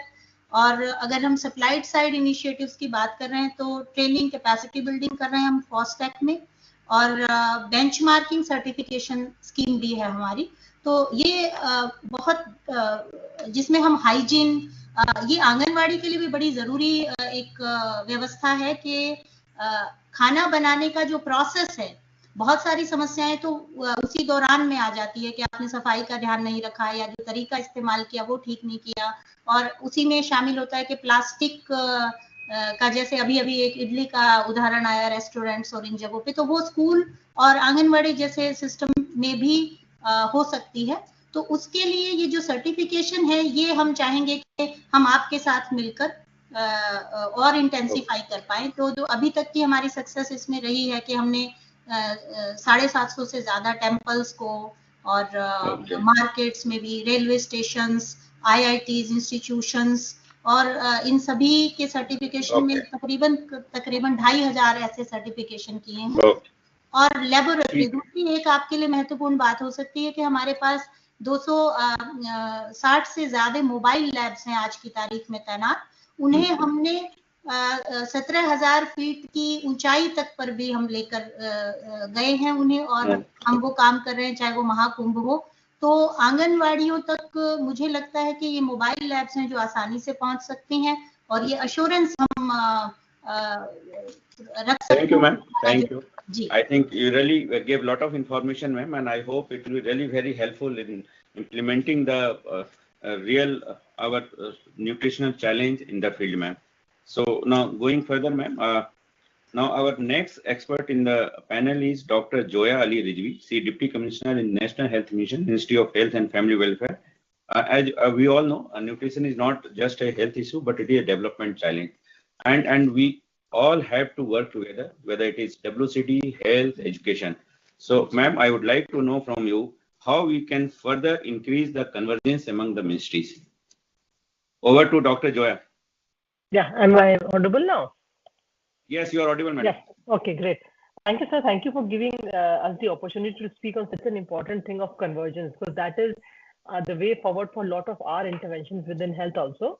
And I think as a whole team which is here, and as well as the people who have joined, we are well aware that nutrition is a very complex social and developmental issue, which requires continuous synergistic efforts to look at improvement in nutritional status across the communities. If you look at Poshan 2.0, we look at Anemia Mukh Bharat, community-based or facility-based management of severe acute malnutrition, or we look at VHSNDs, Village Health Sanitation Days, or National Deworming. All of these programs have reached where they are at a very good level because they implemented very well through intersectoral convergence, which are addressing the nutrition issues directly. So just keeping this in the background, if we look at leveraging what is existing now, so we have a robust network of community health workers, whether it is the ASHA, the ANM, the Anganwadi, who we very fondly call the AAA platform. That is a very effective strategy for addressing the gaps in the delivery system which we have, because these are the workers who are actually in close proximity with the community. They have strong and continuous interaction with each other. They coordinate activities with each other. And that is how I think it's a very good platform to piggyback on, to strengthen and to support. So we have to ensure that this strengthened AAA platform is institutionalized through regular meetings which are officially sanctioned. So the regular meetings, whether it is at the sub-center level, whether it is at the village level, will help streamline whatever convergence we are missing out, sir, for implementation of any nutrition intervention. So besides this, another thing which I would like to also point out that there has to be effective coordination at all levels. So whether it is at the national level with you, sir, we have great coordination, but there has to be great coordination, understanding at the state and the district level also. And this is the kind of strategy which will help also coordinate for, and how will this happen if we have some kind of regular exchange of program data? We can have sharing and replication of good practices. We can also incorporate perspectives from the various key stakeholders within these various levels who will help us in improving to understand what the objectives of the nutrition interventions within the various ministries are. And because a lot of these interventions are flagship schemes, so this understanding of what works at what level also will help us in strengthening convergence. And this also, I think, besides this, we are also aware about our digital interventions. We have made, I think, immense progress in digital interventions, which is giving us an excellent opportunity. which is informing not just the policymakers, but it is also informing our field level workers. So with you, so you are aware, we have the portion tracker, we have the Unmol tablet for the ANM. We have so many tools which are developed at the national level, at the state level, which are there to support both the policymakers as well as the community workers who are doing. So this is something which we can look at streamlining so that there's updation and exchange of data across various programs from different ministries that will strengthen convergence, and also to keep updating the on-coming, because we have upcoming portals. We are fully aware about the Portion 2 tracker, which is there. We have the RCH portal. We have the HMIS for reporting on health data. We have the UWIN portal, which was mentioned earlier about immunization, to come up in a big way to look at all the people who have been immunized. So if you look at convergence, if each of these data sets can support each other, so this will help not only the workers in the field, but also help the policymakers at the national, state, and district level, who they can assess the program implementation. They can even look at real-time monitoring. So this will be a kind of very huge support which can be strengthened and converged upon in times to come. This will help us in. Yeah, you are. Yes, sir. You are right, Dr. Joy. You Yes, sir. rightly mentioned the leveraging technology, and of Yes, course, sir. as we all know, this Yes, portion sir. taker is really a game-changing reform which has been implemented by the ministry. And as you know, it is available in 24 languages. Real-time monitoring of our beneficiaries is being done. Of late, we have introduced many new models, also beneficiary model, supervision model, and certainly it's really an eye-opener for all of us, and it's helping a lot in smooth implementation of the program. You mentioned about the community-based event, your village health and sanitation day. Of course, it is being done, but certainly it is required to be done in a more convergent manner. Yes, sir. Certainly, your input will be helpful in further implementing the scheme in a more stronger manner in the field. So, thanks for your input. Now, our next speaker in the panel is Mrs. Anita Ramchandran, the Secretary WCD Telangana. She is having over 30 years of experience with expertise in rural development, women's empowerment, and self-help group promotion. Ma'am, as we know, and Dr. Joy also just now spoke, is this community-based event and Jan Andolan. How we are going to further strengthen these things? Because Jan Bhagidari is really needed for the implementation of this mission throughout the length and breadth of the country. Over to you, Madam Anita Ramchandran ji. If you can give your input, what can we learn? How can we carry out the behavior change of the public at large? Over to you, madam. Good afternoon, sir. Sir, at the outset, I would like to thank you, sir. Thank the ministry for having invited me, and it's been such a learning to listen to all the experts here, sir. Sir, as straight away I'll get into the topic, sir, as I've always been worried why nutrition is not in the forefront of things, and why parents, though they want their kids to come up well, why nobody talks about it. Even if a toilet can come into the psyche of the people, why not nutrition, sir? So then, sir, as of course, the ministry has done so much in 50 years of this huge program. We have covered a large ground, sir, but we still have a long way to go, especially Telangana, because Telangana's GDP growth is not commensurate with our nutrition. Our malnutrition is still not up to the mark, sir. So, looking at various things, sir, we thought first thing, because we have a very strong SHG movement, sir, we thought we'll leverage this SHG platform. We have 65 lakh women in the SHGs, and it's also federated at various levels, sir. We have a large number of federations. At the village level, we have about 18,000 federations, sir. 500 they are federated at the mandal, that's the block level, and at the district level. And the beauty of it is that they have fixed day meetings, fixed agendas. So all we have to do is communicate something to them, and it will go down straight to 65 lakh women. So I'm sure in many states SHGs are there, and this can be leveraged. The second thing we thought was that adolescents are, it's an area where we have to pre-pregnancy, pregnant women we are catching, but it's quite late, sir. So adolescent groups, because among adolescent groups, it is 80% anemia, sir, in some pockets. So we thought that adolescent girl groups have to be formed.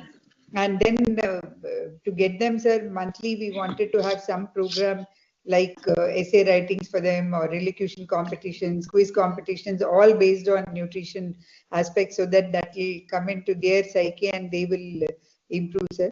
Then of course the convergence models are, because health department, other departments are so very important here. Convergence, VHSND day, we have to definitely be a part of, sir. Then we here we are also doing Poshan Mela, sir, so that entire village there is a rally and then there is a meeting. It ends in a meeting with all mothers and others talking, including the men, talking about nutrition. Poshan Melas and Poshan rallies we were looking at, sir. So the other thing we thought is, now we talk so much about the nutrition, but then basically women, I as a woman may not be, when I'm cooking, I'm not seriously looking at the nutrition aspects, whether I put the right oil, I'm just rushing and cook. So we thought we'll have some cooking competitions for mothers, sir, and give some prizes, and community kitchens can be run, and then recipes demonstrations also we thought will go a long way, sir, in helping.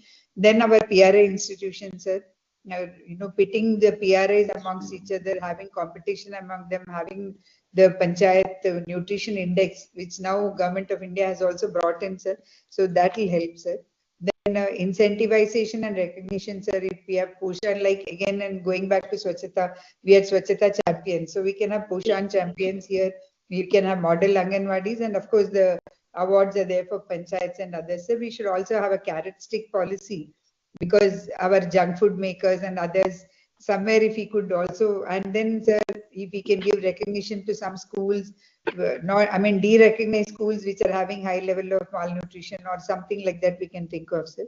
Then technology, sir, we have to leverage technology, of course, in today's world. WhatsApp groups, then IVR based outbound calls, which are helping in a big way, sir. Then the mass media use, like cinema gharon mein ya OTT platforms mein ads, or then local channels mein. Then our traditional wall writings, which are very important. So these kinds, sir. And then now the social influencers, sir, they are so important. We talk everywhere we look at YouTube. So maybe YouTube ka something, and the religious leaders and spiritual gurus, sir. Like now we've been hearing Sadhguru talk about millets, and everybody's talking about millets. So these kind of things we have to leverage, sir. And then we also thought that if these corporates could be subsidized or incentivized to have at least one or two nutritive things, sir, that will be helpful. So this in terms of mobilization, sir, this apart from all other activities we're doing. Sir, if you look at BCC in other parts of the world, there have been some good examples, sir, in a small country like Bangladesh, where the use of nudges, like their simple color-coded feeding bowls, then visual meal charts and reminders. So this is some good practice among mothers, sir. Then we also in Indonesia, they have this, they're leveraging social norms, sir, where exclusive breastfeeding as a norm. The mother support groups, they encourage, sir. And in Brazil, they have used this SMS-based reminders and radio shows to improve the maternal and child nutrition knowledge, sir. And in Vietnam also, this micronutrient fortification and social marketing has also been iron-rich diets they marketed in a big way, sir. And in our own country, sir, again, going back to our digital media, our digital revolution or our Swachhata, sir, we need to create a buzzword. This nutrition should become a buzzword, and we need catchphrases, jingles, and other things, sir, so that the BCC can the behavioral changes can come. Sure, with all the efforts and, sir, with increased cost norms, I'm sure slowly the entire community will talk about nutrition, and it will not be just among the Anganwadi teachers and the mothers. So thank you so much, sir. Did I stop, no, sir? thank you, Anita ji. In fact, as you discuss about the involvement of self-help group, PRI, and influencer, maybe religious leader, certainly it is very, very important. If really we can involve our PRI, Gram Panchayat, and the district Panchayat and the municipality local body, our scheme will be implemented in a very befitting manner. And you also mentioned some of the good practices using of IT. Certainly, this SMS-based reminder things, I believe it's going to start in our Poshan tracker also very soon. So certainly, all the good thing which you talked about will going to help in implementation of our mission. So thanks a lot. So the next speaker is Mr. Tejus from Akshay Patra Foundation. He's a public policy professional, currently heading the government affairs and public policy vertical for the Akshay Patra Foundation. I believe he has varied experience in terms of nutrition, human rights, education, working with government sector. And probably, in fact, Akshay Patra Foundation has played a very pivotal role in implementing the PM Poshan. And I believe Akshay Patra's presence is there in 10 states, and probably they are having more than 26 kitchens at 25 locations. They have already served approximately over 4 billion meals in the last few years. What we would like to know from Mr. Tejas, based your experience and working with a different government setup, what kind of operational challenges do you foresee in ensuring timely procurement, logistic and distribution of supplementary nutrition? What are the current bottlenecks in the supply chain, particularly in the rural and tribal areas? Over to you, Mr. Tejas. Good evening, sir. Are you able to Good hear me, evening. sir? Yes. Not visual. Yeah, good evening. Yes. Now it's visual. So thank you for having me here, sir. I would also thank you for giving Akshay Patra an opportunity to share the views. We have been the central implementers of PM Poshan program, especially in the centralized kitchen feeding space. Currently, we have presence in about 17 states and 2 union territories, operating currently feeding about 2.3 million children every day, sir. So this year we are about to reach the momentous milestone of serving 5 billion meals, and of course this timely announcement from the finance minister regarding the increased allocation for Saksham, Anganwadi and Poshan 2.0 for the cost enhancement norms, especially in the nutritional programs, has been very encouraging. So one of the biggest challenge, historically speaking, especially in the rural and tribal areas, which you have specifically asked my comments for, has been, mostly one is underutilization of funds. Second is, operational challenges. It should with enhanced cost norms. There is consistent challenge of procuring high quality ingredients, especially in the tribal and rural space. This is where we have to develop the supply chains. And Akshay Patra has been very successful in doing the vendor management, especially in identifying, onboarding, and managing reliable vendors. Especially, we have contracts. We directly work with the farmers directly. Have contracts, give them contracts for a year long, so that the farmer at the end of the day also has a stable income, and he has a specific sight of vision of what he's earning throughout the year, and that way you can also sort of curb the inflation in somewhat manner. Another challenge we also have been effectively able to do is have an effective public-private partnership, which is the Sarkar and Samaj have been able to come together, where we encourage corporates and individuals to participate in the program, and they also contribute meaningfully, sometimes monetarily and otherwise. Where through this we have been able to bring in a lot of quality measures throughout the process, and of course the creation of large infrastructure, the centralized kitchens, has been possible through this entire donation process. So of course there will be human resource challenges, especially in the tribal areas, sir. But we should ensure that continuous training and capacity building takes place, which is very crucial. And financial constraints will always be there, but bringing in technology and being a technological process will definitely reduce a lot of leakages, and also helps in the connectivity throughout the scheme. Also the timely also what we with respect to the technological integration, what Akshay Patra has been successfully able to do is that we have implementation of blockchain technology, sir, where we can track the food supplies from procurement to delivery, and the entire the entire process Okay. we have been able to track it. And continuously, we also engage communities, and as well as we have school relation officers where continuous feedback is being taken, where the proper monitoring and feedback mechanism has been able to establish. So, Tejuji, because we are running short of time, so we are yes, interrupting you. If you just yes, sir. give one insight, because while discussing with Gujarat, they said probably they are talking with you for integrating food supply at Anganwadi center. Of course, you have been supplying in school, but I believe not in Anganwadi center, or if you are supplying Anganwadi center, at least we are not aware. So, keeping in view that totally different kind of clientele with Anganwadi center vis-a-vis the schools. So, do you see any challenges if Akshay Patra kind of model is being implemented in Anganwadi center also? One of the challenges will be like, at least for previously, what we have been able to, main challenge was that, some of these contracts with the state governments will not permit the centralized kitchen which is used for schools to be served in Anganwadis. And also we don't get enough, we cannot prepare supplementary nutrition for the supplementary nutrition SNP programs.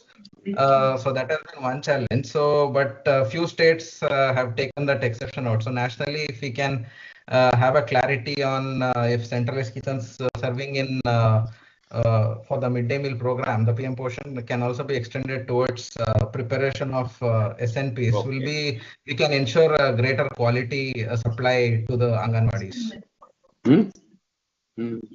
Thank you, Mr. Tejus, for the insight. I hope it will be helpful to the WCD department in the states in better implementation of supply chain of SNP in the centers. So thanks a lot.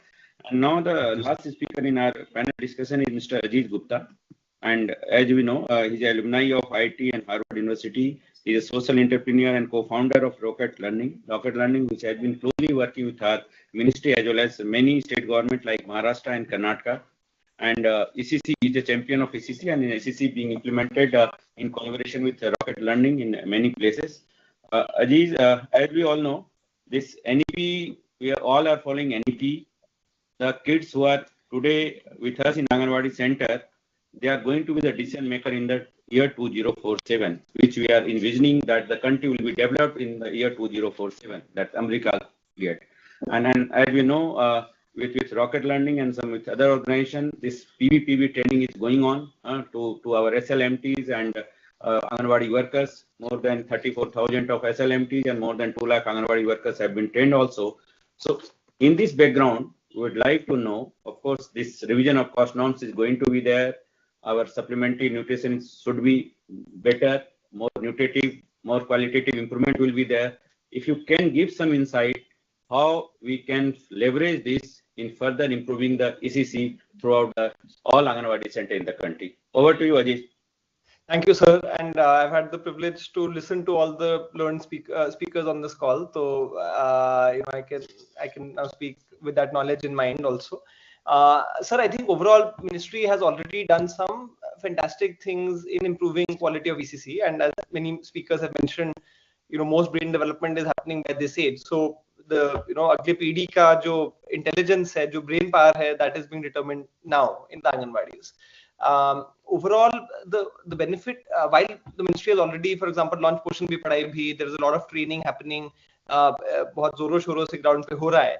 Also, Adharshila and Navchetna has helped streamline the curriculum that is being taught in Anganwadis across the country and has been received well by states. But the value, one big differentiator between the Anganwadi system and the private preschools that have come up over the last few years, और private preschools बहुत जगह mushroom हो गए हैं, उनमें quality पता नहीं कितनी अच्छी है, मतलब we are hearing quality is not very good, but because of aspirations, sometimes parents put children there. One big differentiator is the nutrition that is coming to the Anganwadi centers, because none of the private preschools are actually offering meals alongside. In fact, we even hear कि private school जाके Anganwadi meal के लिए आ जाते हैं बाद में बच्चे, right? So I think the value of the cost norms is that it helps create, along with the education reform, जिसकी वजह से आंगनवाड़ी learning center गिना जा रहा है, साथ में food quality और भी better हो सकती है thanks to these norms with proper implementation. And so there will be, we can use this as a good point to convince parents and other stakeholders that children should be going to Anganwadi centers. And enrollment बढ़ सकता है. अभी भी about 15% of children in age 3 to 6 are not enrolled anywhere, whether in Anganwadi or preschool. वो number बढ़ सकता है. And अभी recently a very credible survey showed that over last 2 years Anganwadis में enrollment बढ़ा है at the expense of private preschool. So we can use the increased cost. In fact, the reverse of the Aziz, can you just tell me कहाँ पे ये enrollment बढ़ा है? And kindly share that report maybe separately with us. It will be really encouraging for us. बिल्कुल sir. So this is the ASAR report, sir, that has come this year, and in fact, वो काफी interesting stories सुना रही है across states. We will share a table across states also with you, sir, कि क्या हुआ है. But the interesting thing is कि government primary school में unfortunately enrollment थोड़ा घटा है relatively, but आंगनवाड़ियों में enrollment बढ़ा है. And that's also a result of various factors. But I think Anganwadi में वो perception change हो रहा है, sir, and that cost norm will help.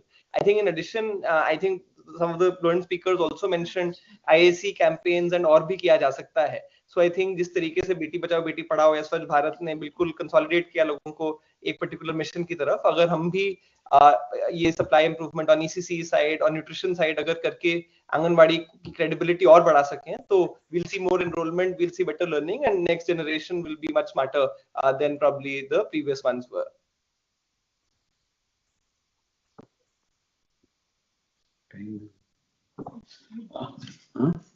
Thank you, Aziz. In fact, the ministry is really grateful to all the experts and panelists who are present today with us. A lot of ideas have been shared, and as we know, and in fact, during course of discussion, it has been, I believe, this is proven that 85% of brain development occurs up to the age, within the age of 6 years of age. So we all can understand the challenge which is there before all of us. We have to work together. We have to put all our effort together, and we have to really, if we have to make a developed nation 2047, then holistically, and we have to converge on each and every activities, whether it is the IC, whether it is the leveraging the technology. And I hope today's discussion and some of the insight and input which has been given by the experts will really be helpful in implementing our mission in a more fruitful manner, in a more befitting manner. So with these words, I'm really thankful to all the experts and all my colleagues who are present today. Thanks a lot. Thank you so much, sir, and thank you to all the speakers. Thank you, Aziz. Thanks, everyone. Thanks, everyone. Thank you, sir.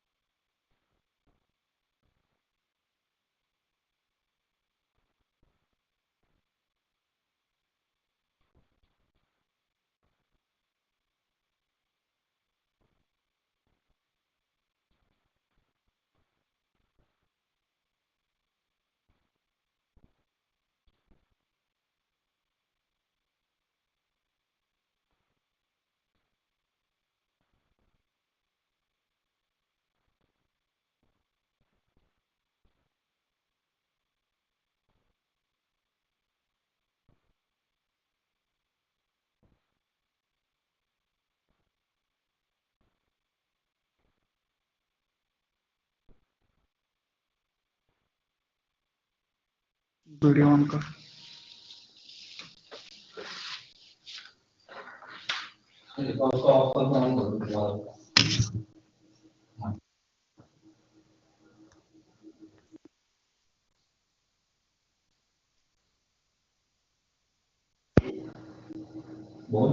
Hello.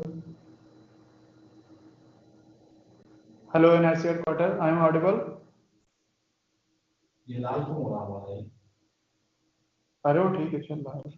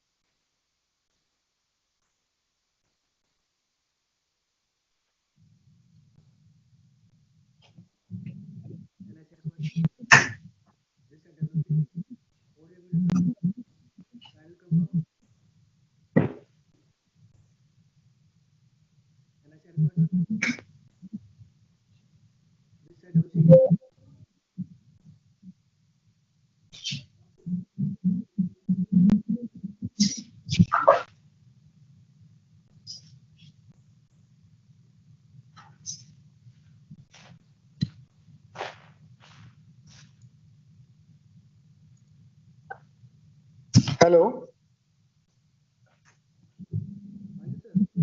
Hello, NIC.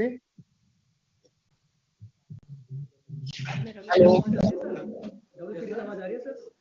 हाँ आ रही है आपको मिल रही है okay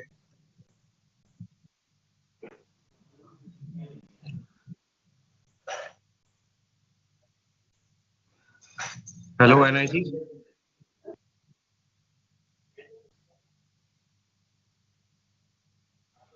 hello NIC आपकी आवाज मिल रही है आपकी आवाज नीति आयोग से बोल रहा हूँ मैं thank you sir Hello, can I say I'm audible, sir? आपकी आवाज मिल रही है Audible, sir.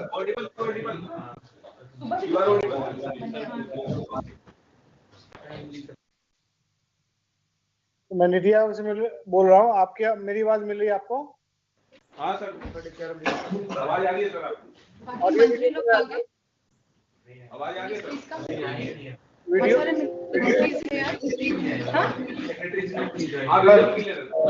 ठीक है, thank you. Hello, and I said quarter audio video clear? Ministry of Labor. Yes, yes. यहाँ से हमारी तस्वीर join करेगी sir. You are audible and visible. ठीक है सर. पीपीटी का वो क्या बोलते हैं, परमिशन दे दीजिएगा सर हमें. ठीक है. जी sir.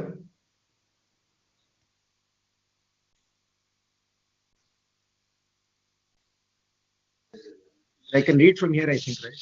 Okay.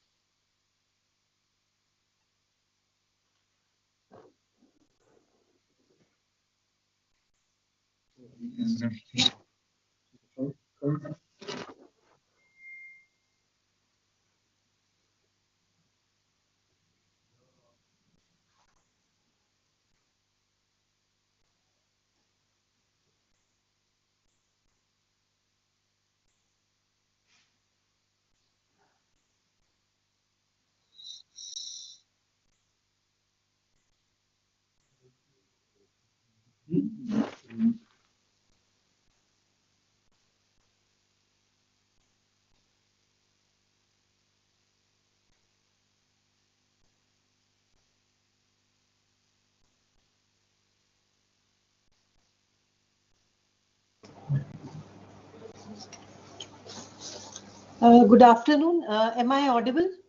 I'm speaking from Mahua. Yes, ma'am, you are audible. Thank you.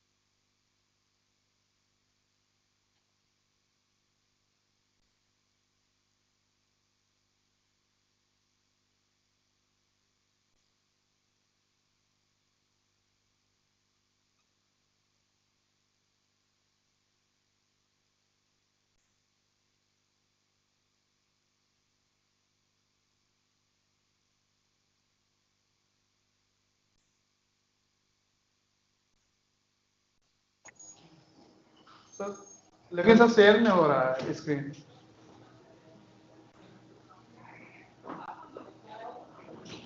Sir मैं शेयर कर रहा हूँ डेमो लेकिन हो नहीं रहा है, इंटायर स्क्रीन पे आ ही नहीं रहा है कुछ।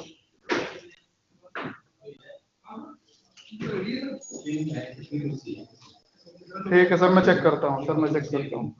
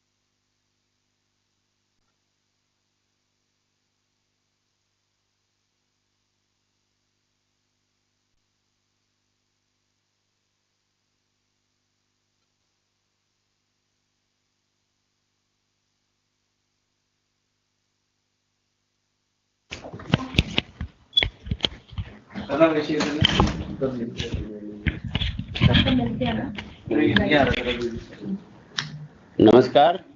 Can we start the proceeding? I request all the participants to switch on their video so that we get to know who all are present.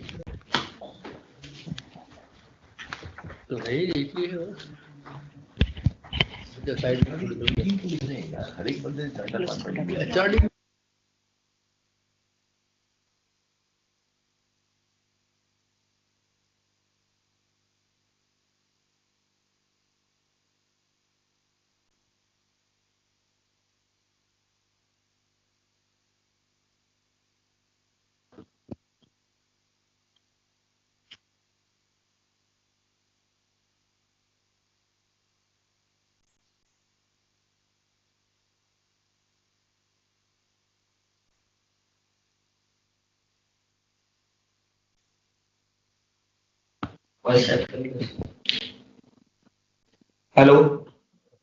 Sir, I am audible. Namaskar, good evening. We are now starting the session, which is the last session of this webinar on the theme investing in people. So I welcome all the dignitaries to this closing session of post-budget webinar. The opening session featured a panel of discussion on theme number 4, investing in people, with participation from key sector experts and secretaries of various ministries and departments, the government. Subsequently, based on the guidance which we received from Honorable Prime Minister in his address, there was a breakaway session on 11 topics and which covered 12 budget announcements. On the basis of this deliberations in the breakaway sessions, this is the closing session in which summing up of each of the sessions will be done.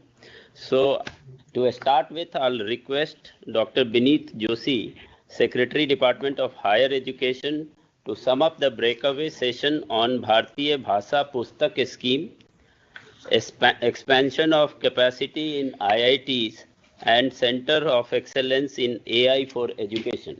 So 3 breakaway session, which was of Department of Higher Education, Ministry of Education. Over to you, sir. Thank you very much, Sunil. As we are aware, the Ministry of Education, in collaboration with various other ministries, organized this post-budget webinar to discuss the announcements made in the Union Budget 2025-26 under the theme of Invest in People. This theme, the webinar started on this theme's discussion which was held today. The opening session featured participation from officials representing 8 different departments and ministries. 8 distinguished speakers in the first session, including 4 secretaries and 4 thematic experts, shared various works done by their departments in the last 10 years and gave information about budget announcements of this year 2025-26. On behalf of the Higher Education Department, Professor Jagdish Kumar, Chairman UGC, highlighted the developments that have taken place in the higher education sector in the last 10 years, and he briefed about the importance of 3 budget announcements, namely expansion of capacity in IITs, COE in AI for education, Bharati Bhasha Pustak Mission, which were included in theme 4, that is investing in people. The opening thematic discussion session of webinar saw a remarkable turnout with more than 32,000 participants joining through various platforms. Honorable Prime Minister addressed the webinar and provided guidance for discussion related to the higher education sectors and other sectors which were discussed today. Post the address from the Honorable Prime Minister, 11 breakout sessions were held covering 12 budget announcements. The first breakaway session as far as Department of Higher Education is concerned was on Bharati Bhasha Pustak Scheme. The expected outcome of the session was to promote inclusivity and successful implementation of the program, to produce 15,000 books in 22 languages over the next 3 years, which shall require engaging thousands of teachers, authors, translators, and experts. In this, there was, as far as the experts are concerned, there was regional coverage with 7 experts from North, 4 from South and Southwest, and 2 experts from the West. Representation from East, Northeast, and Central regions was also there. The experts also represented various sectors of education as well as government and industry and startup representatives. In terms of domain expertise for Bharati Bhasha Pustak Scheme, there were areas covered like education policy, public policy, engineering, literature, political science, history, and even nanotechnology, which reflected a rich mix of technical and cultural knowledge. States represented were 11, including Karnataka, Maharashtra, Andhra Pradesh, and Delhi. The key recommendation of this breakout session was for productive engagement of thousands of experts and authors and translators. And this was said that it has to benefit to about 30 crore students, and this will also boost LLMs and accuracy levels of AI translation tools. The breakout session also identified key challenges and risks, which was basically in the area of ensuring uniform academic rigor, accuracy, and standardization, filling in gaps for adequate number of subject experts in different languages across the institutions, ensuring that the AI-generated content maintains linguistic accuracy, contextual relevance, and cultural sensitivity. It was also identified as a challenge which needs to be addressed as to how this scheme will ensure accessibility of digital resources in regions which have limited digital infrastructure, while ensuring widespread adoption of these resources by teachers and students. And one of the challenges that was identified was that how to ensure that the timelines and milestones are met and planned, and if there is any delay, how to ensure that there is no quality compromise. The second breakout session, which was there under the Department of Higher Education, was on COE in AI for education. The discussion included developing a detailed roadmap for operationalizing the announcements, including timelines and key milestones, and establishing clear guidelines on regulatory frameworks and compliance requirements. Comprehensive strategies for integrating AI and skilling programs into mainstream education were highlighted, along with the best practices for curriculum development and teacher training in AI. As far as the experts who participated in this, they also represented various regions, and there was good sectoral representation from academia, 11 experts, industry leaders, 3 experts, and government officials, 3. In terms of domain expertise, 6 experts were from AI and computer science. Engineering, there were 5 of them, education and management 4, and energy and sustainability 3. State-wise spread was also noticed in the experts. They came from 8 states. As far as the recommendations are concerned, the group has recommended that immediate steps are required to integrate AI into education effectively to ensure the model should ensure equity, access, inclusivity, and this should be at the core of AI adoption. Universities must embrace AI-based curricula and foster collaboration among stakeholders. Students must be actively engaged with, and they should be encouraged to use AI-driven learning methodologies. This is not just about the budgetary allocation. We must move from vision to implementation with a strong focus on preparing India's workforce for future. As India stands at a crossroads, we have the opportunity to lead in AI-driven education, and it was said that AI will be a crucial driver of India's growth towards Viksit Bharat, and we must seize this moment to shape the future of learning. The third breakout session under the Department of Higher Education was on expansion of capacity of IITs. The expected outcome of this session was to establish a clear implementation roadmap for the expansion of IITs, ensuring alignment with the Union Budget 2025-26 and NEP 2020 goals. As far as the experts are concerned, they represented 10 states and UTs. There was a good sectoral mix from academia. 8 experts were from academia, 2 from industry, and 2 from government, or they were the ones who were playing policy roles. In terms of domain expertise, 7 were belonging to engineering and technology, 2 were from science, and 1 was in security, data security and privacy, 1 was in disaster management, and 1 in skill development. And as far as the composition is concerned, the panel brought together voices from research, industry leadership, public service, and fostering a holistic view of the national development.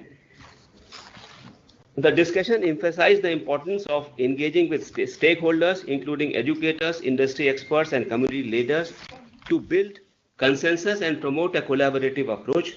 Potential challenges related to infrastructure, funding, faculty recruitment, and inclusivity were identified, and strategic solutions were proposed to overcome these obstacles. The need to strengthen research capabilities and foster innovation in emerging fields such as AI, quantum computing, and machine learning were highlighted. Additionally, the importance of promoting inclusivity and equity to address regional imbalances and provide increased access to quality education for underrepresented communities were underscored. A robust monitoring and evaluation framework was also discussed to track the progress of expansion projects, ensuring transparency and accountability. Short-term specialized degree programs to address the emerging skill demands was one of the major recommendations. Thank you. Thank you, sir. Now I request Sri Anil Malik, Secretary, Ministry of Women and Child Development, to sum up the breakaway session on Saksham Anganwadi and Poshan 2.0. Over to you, sir.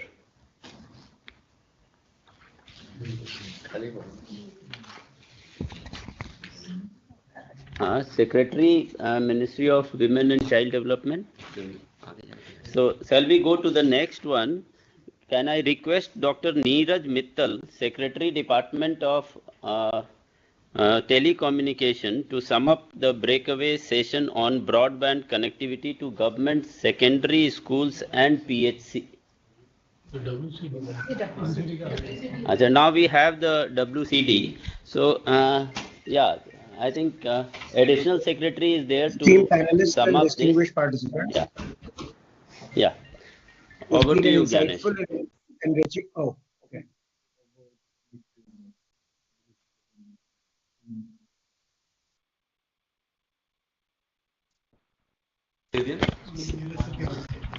Sir, I think Secretary, Ministry of WCD is present, so I'll request sir to start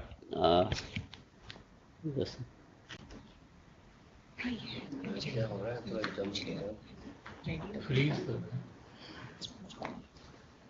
check करो वहाँ पे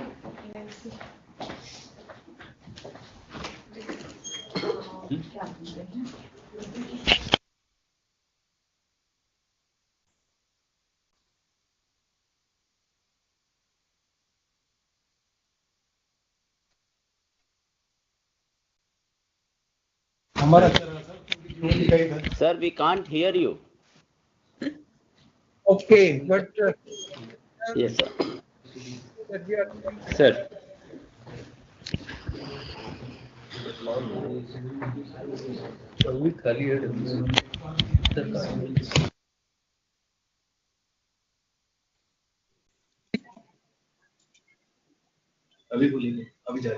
it audible now? Yes, sir. Now you are audible, sir. Good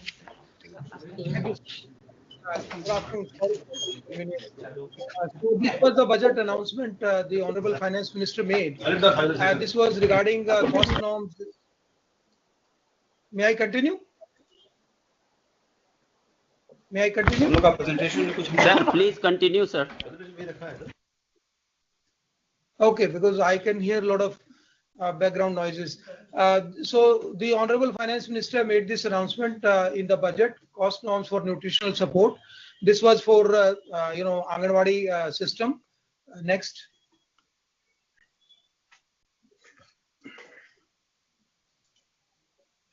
So this is just a brief of the whole Anganwadi system in the country. It's almost 14 lakh Anganwadis across all the states. And this is what we do. I think it's well known. We measure 6 jobs, SNP and preschool non-formal education, immunization, health checkup, referral services. And we serve children, adolescent girls, pregnant women, and lactating mothers. Next.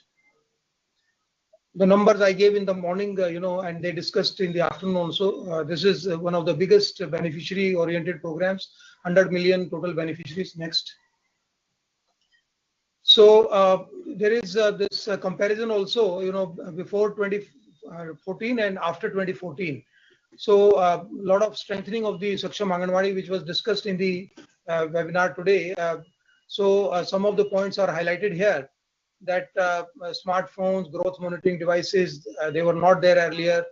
And then the concept of Jan Andolan, Poshan Pakhwada, Poshan Mah, community-based events, they were not there earlier. There were a lot of so-called mini Anganwadis, which were pretty much dysfunctional. They have been converted into main Anganwadi.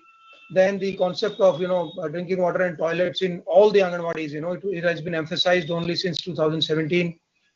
Then we are saturating the tribal areas, with Anganwadi system. Next. Fortification of, the flour and the ingredients and use of millets. Concept of Poshan Vatika, where Nutri Garden, will be established. More than 6.5 lakh, almost 6.5 lakh have been established. So all these things were discussed about the strengthened Saksham Anganwadi in the afternoon session.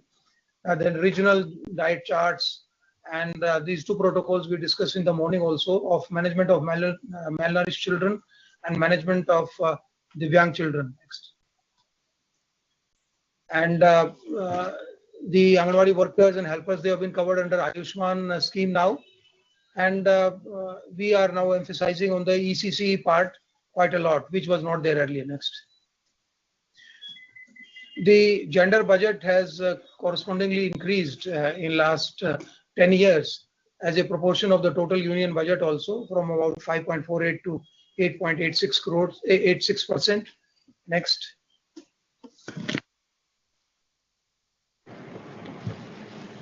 Go back.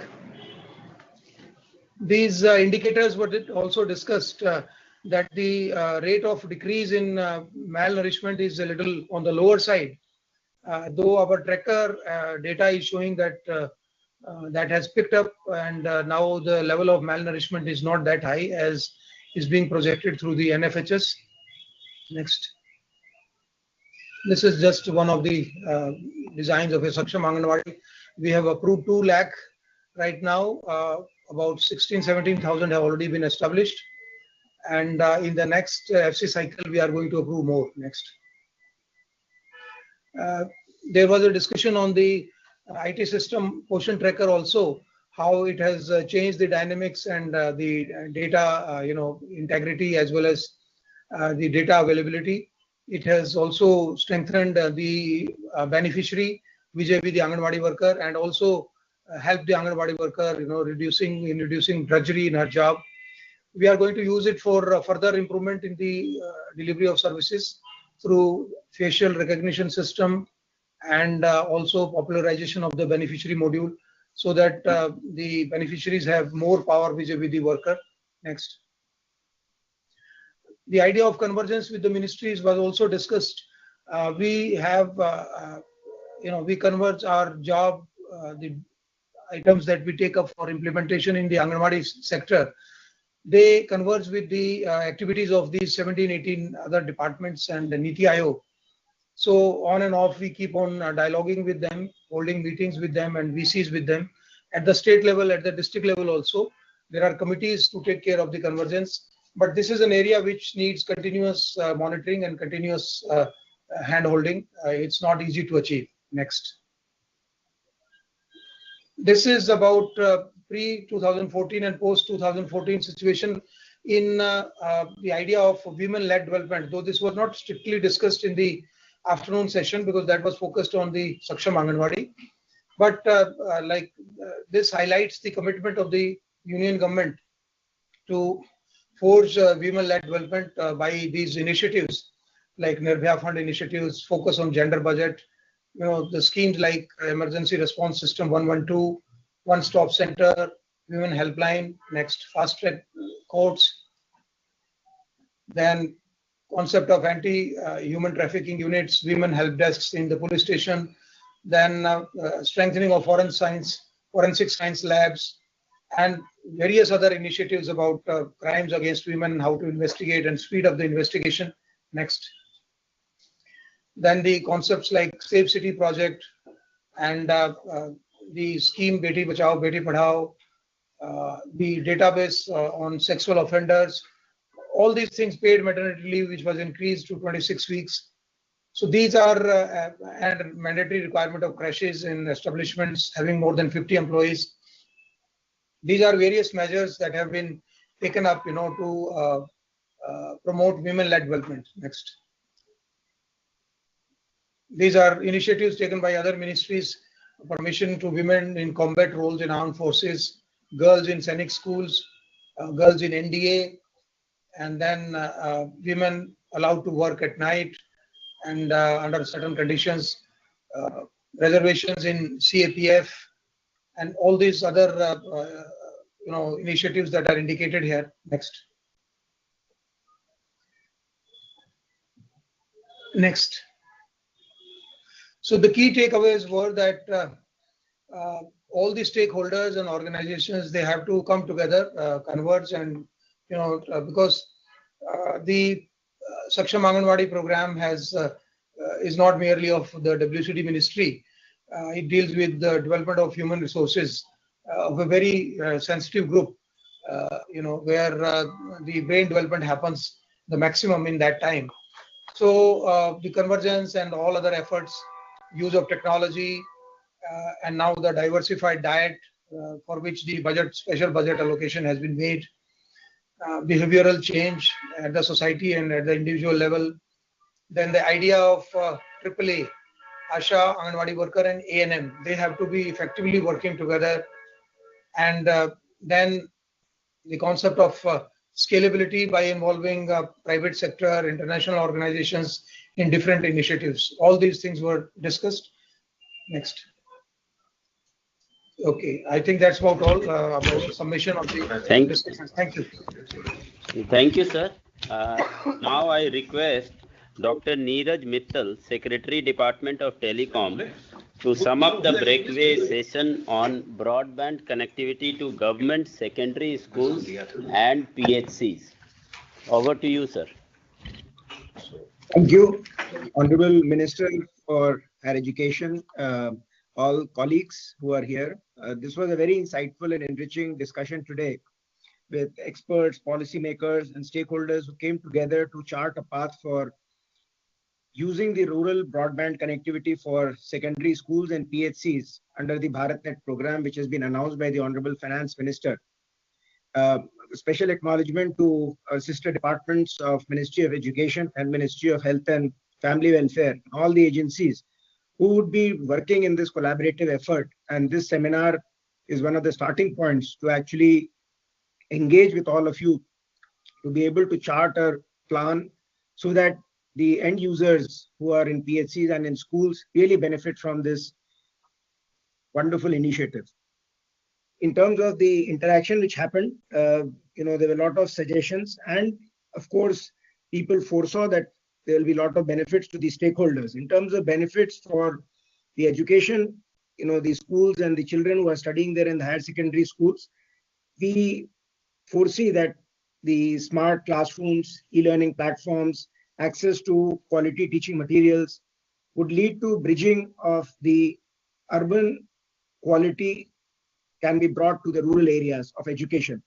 Teachers would also benefit from access to online training programs, AI-driven teaching tools, other digital literacy initiatives, enabling them to deliver better learning outcomes.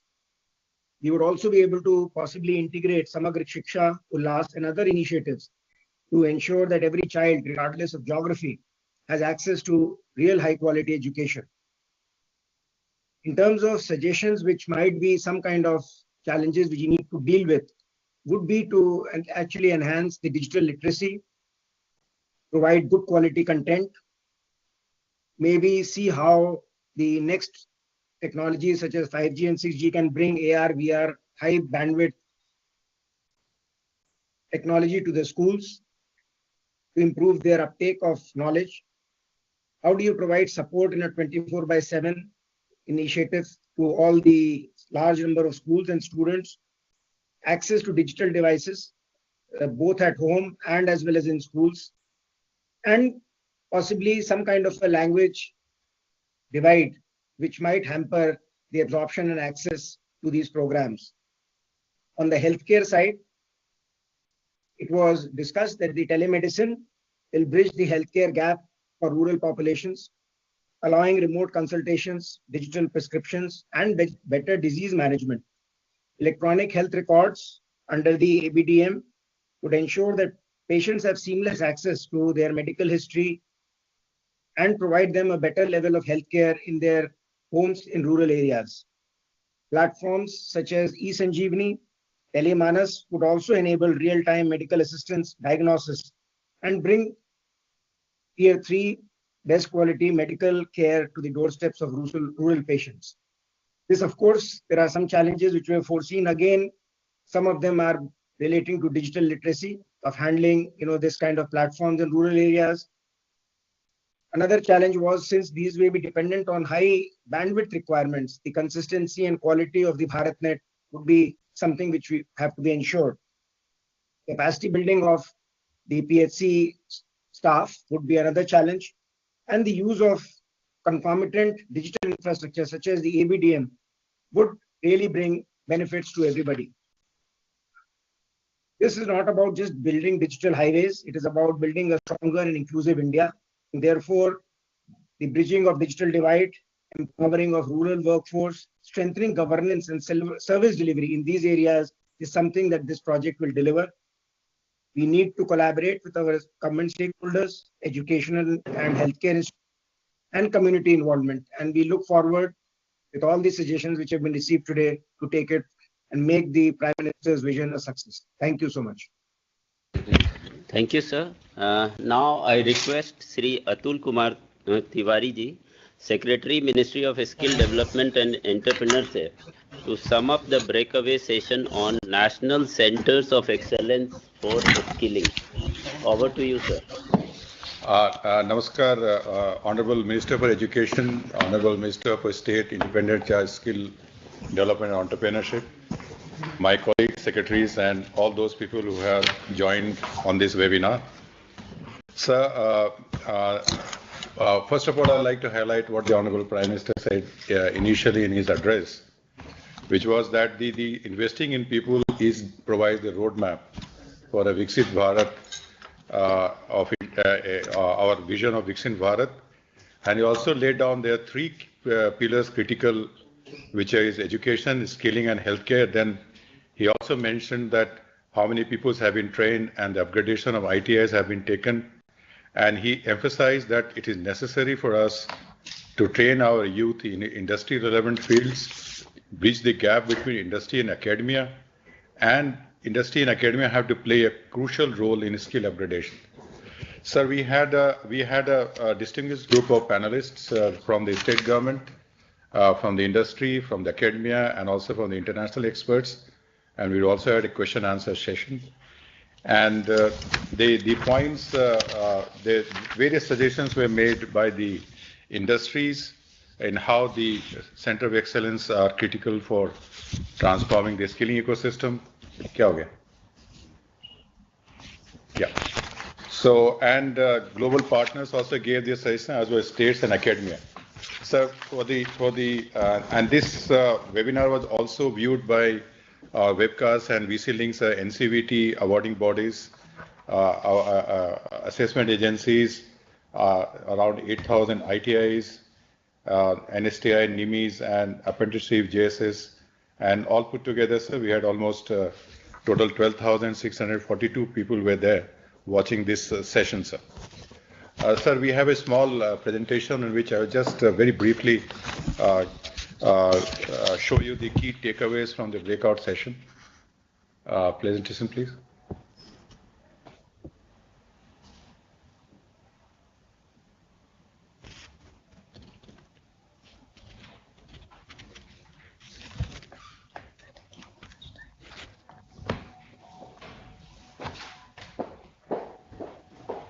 Aya?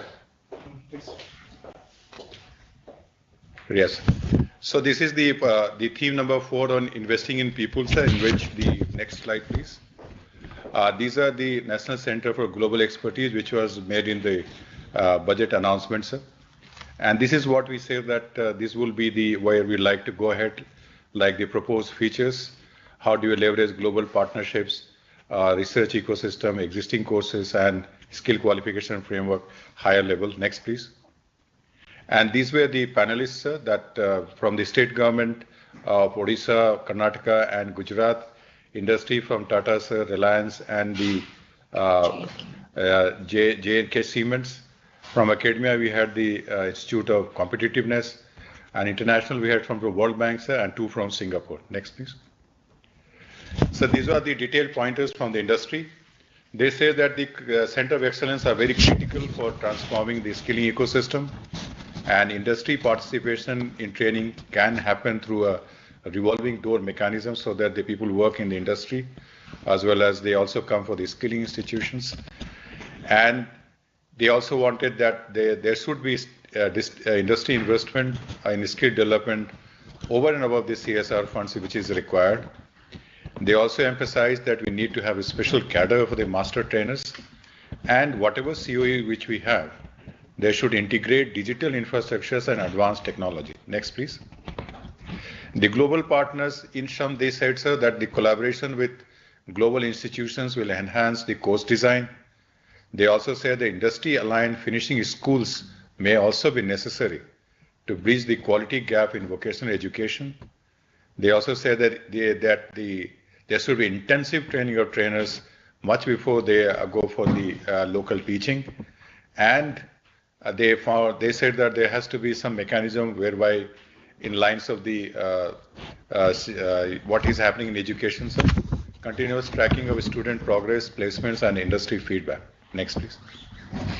The state level say that we need to revamp our ITIs with modern technologies like industrial robotics and EVs, and they wanted the COEs should function as knowledge partners for ITIs following a hub and spoke model.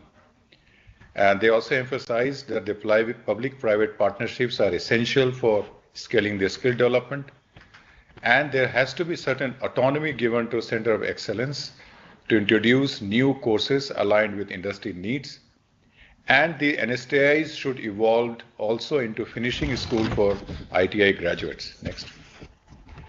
The academia's role in skilling was emphasized that the only very small population of India undergoes effective skill training, and they also say that if we give them training, that increases their per capita income, and there should be sectoral focus on undertrained industries like agriculture, ITS, and manufacturing.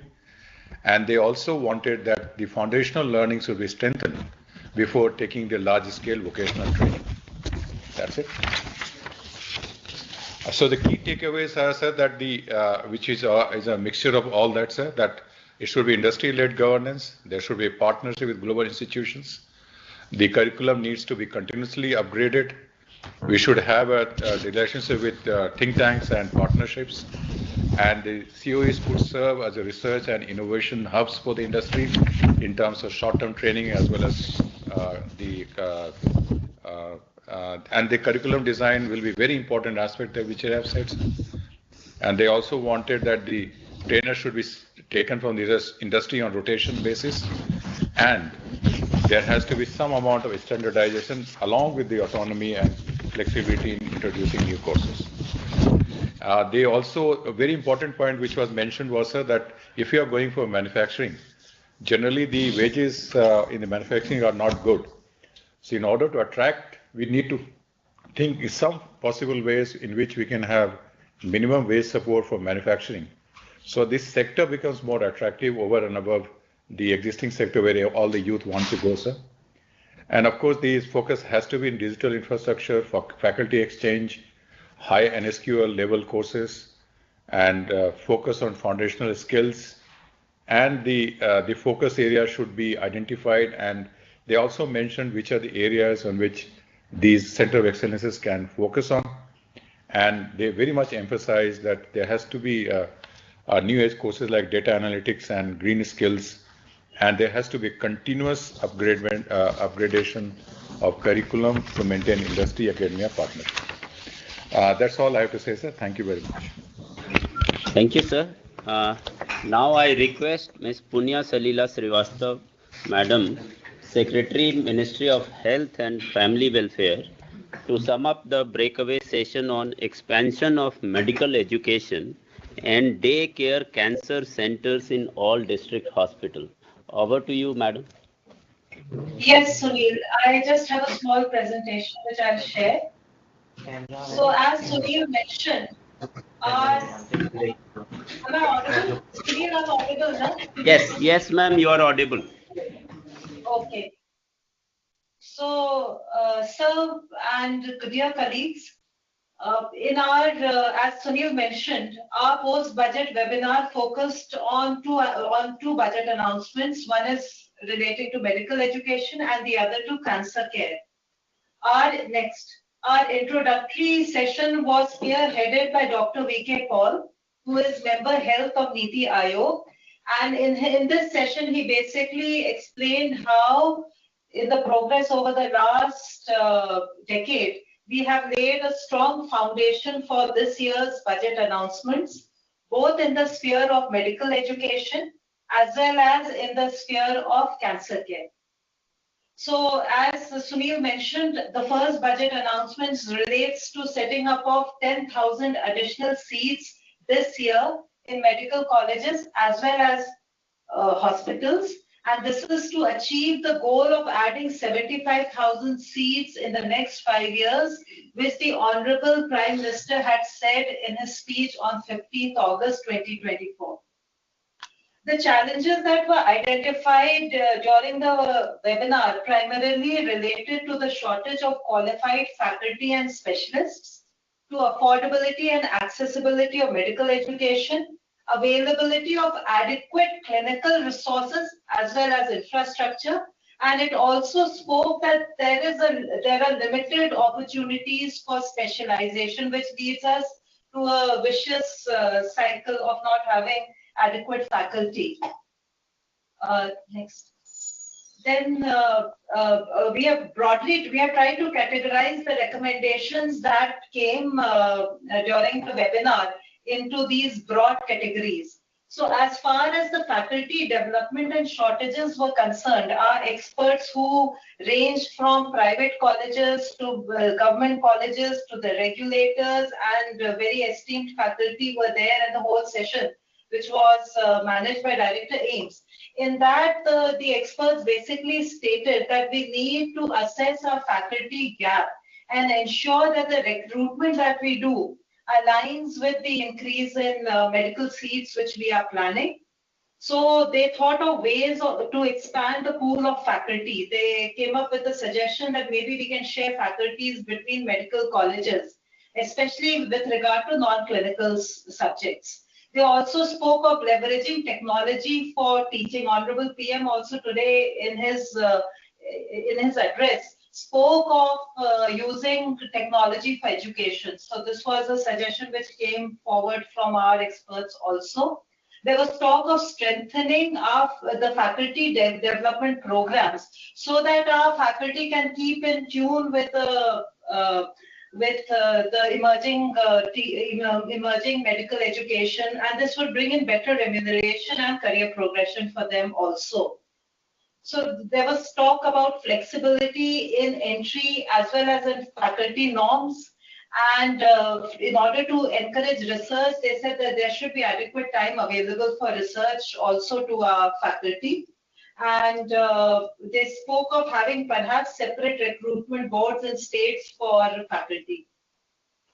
Regarding curriculum, there was stress on competency-based medical education and bringing in early clinical exposure for our students. They also emphasized that the communication skills of our students and faculty has to increase. So bringing in soft skills into the modules, research skills, and we should not just emphasize the curative aspects, but also the preventive and promotive aspects relating to health.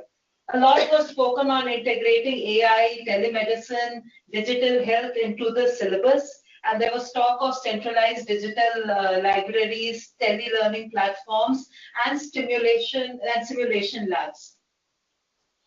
A very important point which emerged from the entire discussion was that we need to optimize our existing resources, because that is the only way we can tackle the issue of resource crunch, both in clinical as well as infrastructure resources.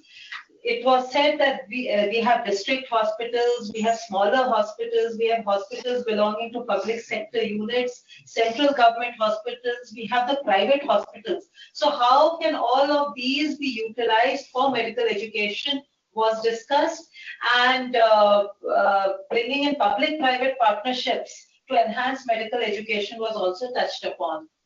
Then regarding PG seats, it was strongly felt that we need to increase PG seats, and this could be done by leveraging some of these hospitals for bringing in standalone PG institutions. These hospitals could be of health ministry, they could be of the other ministries, they could be of ESIC and our various other PSUs. These could be private institutions.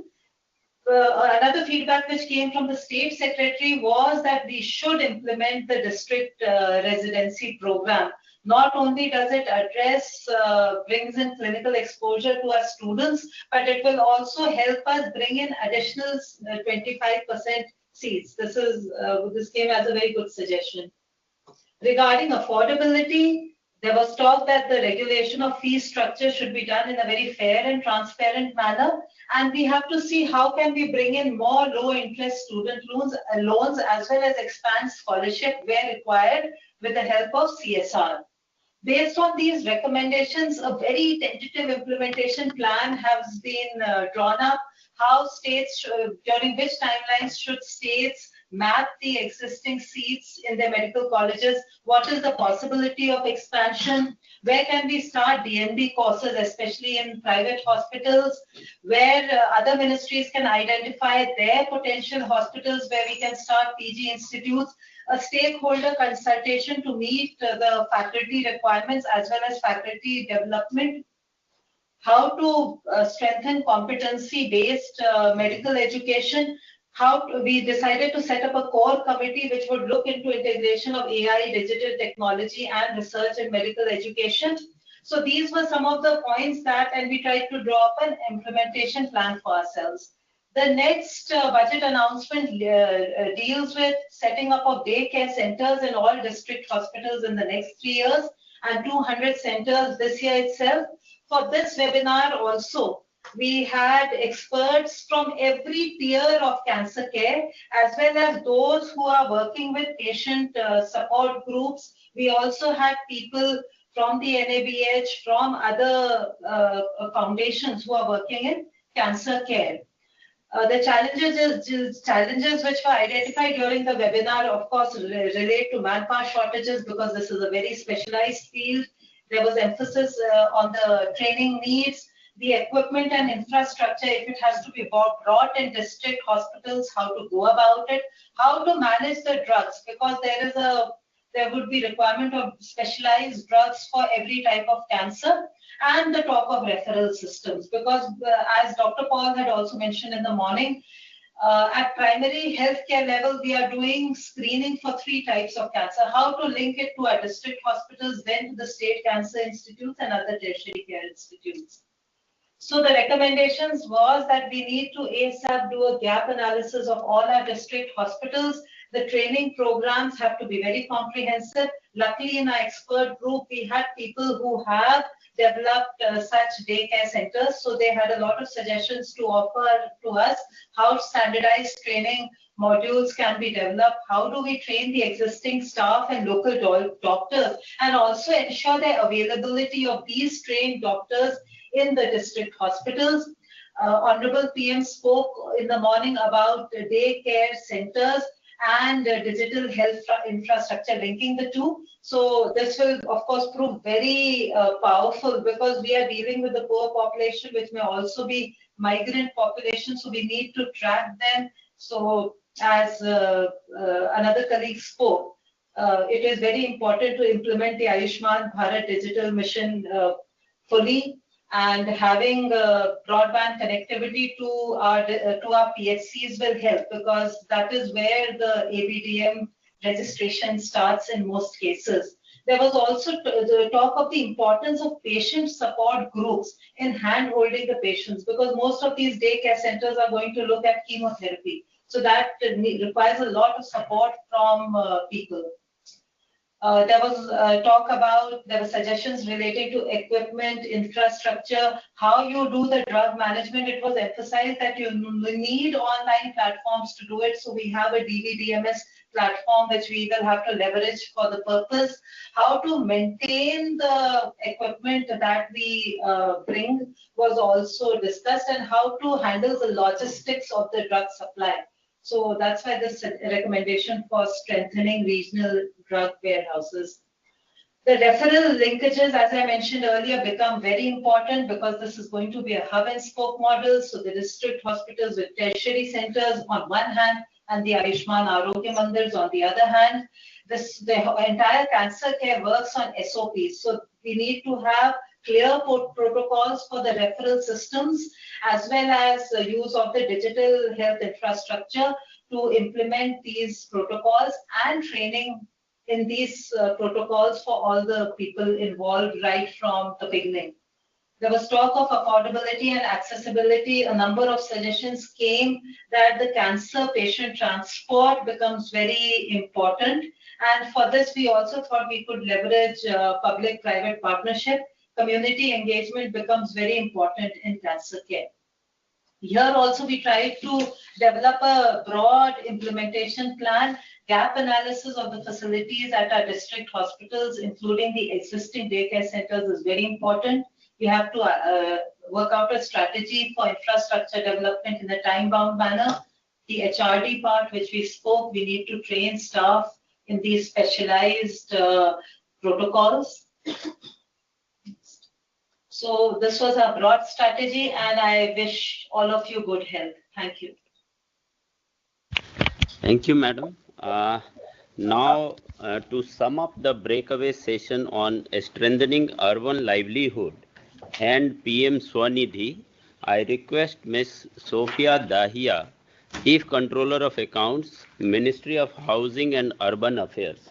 I'll request, in interest of time, to be a bit brief in summing up the breakaway session. Over to you, ma'am. Thank you. Namaskar to honorable ministers, respective secretaries to Government of India and colleagues. I am representing Ministry of Housing and Urban Affairs.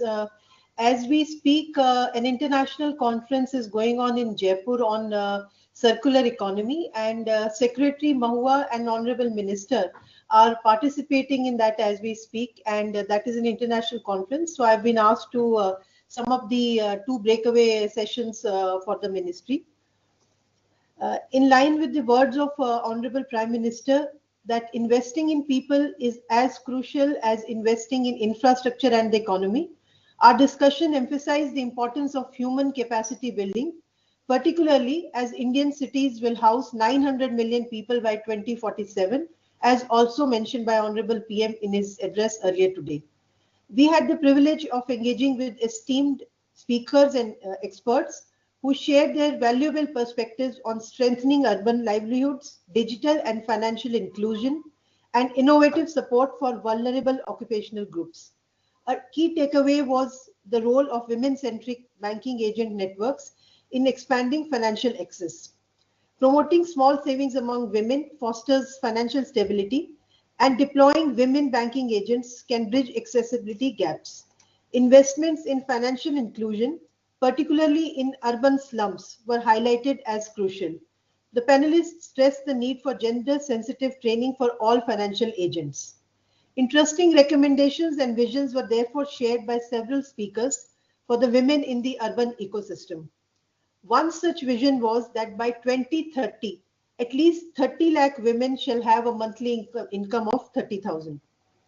Speakers emphasized integrating digital and financial tools such as UPI-linked credit for gig workers and street vendors, automated saving mechanisms, and multilingual helplines to enhance financial security. Programs like PM Swanidhi were recognized as vital in providing access to credit and formalizing businesses. It was mentioned that credit card-based schemes may prove to be more beneficial to street vendors as compared to short-term loans. Further, integrating urban micro businesses with digital markets such as weekly hearts and street food hubs were also recognized as opportunity to connect vendors with e-commerce and expand their economic potential. Beyond financial inclusion, strengthening urban livelihoods through targeted interventions was a focal point. Organizing vulnerable occupational groups into common interest groups or the CIGs enhances credit access and skilling opportunities. Worker-centric social infrastructure such as labor chalks, EV charging hubs, and rest zones were recommended. Private sector engagement and public-private partnership were highlighted as key enablers in financial and social security expansion. Policy convergence amongst ministries and streamlined welfare access were underscored as essential for implementation. A single window system at urban local bodies can effectively link informal workers with pension, insurance, and financial programs. Examples like sanitation worker initiatives in Odisha and Tamil Nadu showcase successful policy integration to uplift informal workers. In conclusion, today's discussions have provided a roadmap for advancing financial inclusion, strengthening urban livelihoods, and ensuring economic resilience for vulnerable communities. The insights shared will guide future interventions to empower women entrepreneurs, gig workers, and other informal sector employees. Moving forward, collaboration and strategic implementation will be key to fostering inclusive growth and financial empowerment for all, so that, as mentioned by a panelist, the urban workforce is not just resilient, but also prosperous. Thank you. Thank you, ma'am. Now I request Ms. Sumita Davra, Secretary, Ministry of Labour and Employment, to sum up the breakaway session on Social Security Scheme for Welfare of Online Platform Workers. Over to you, ma'am.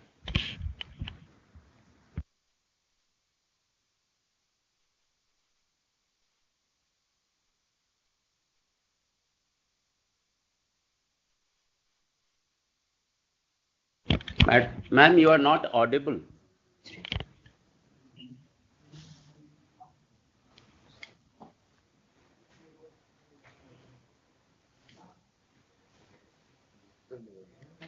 No. You are not audible, ma'am.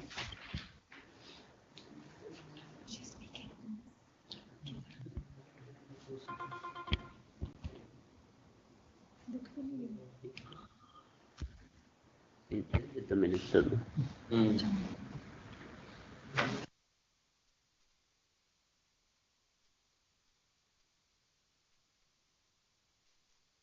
Ma'am, you seem to be muted.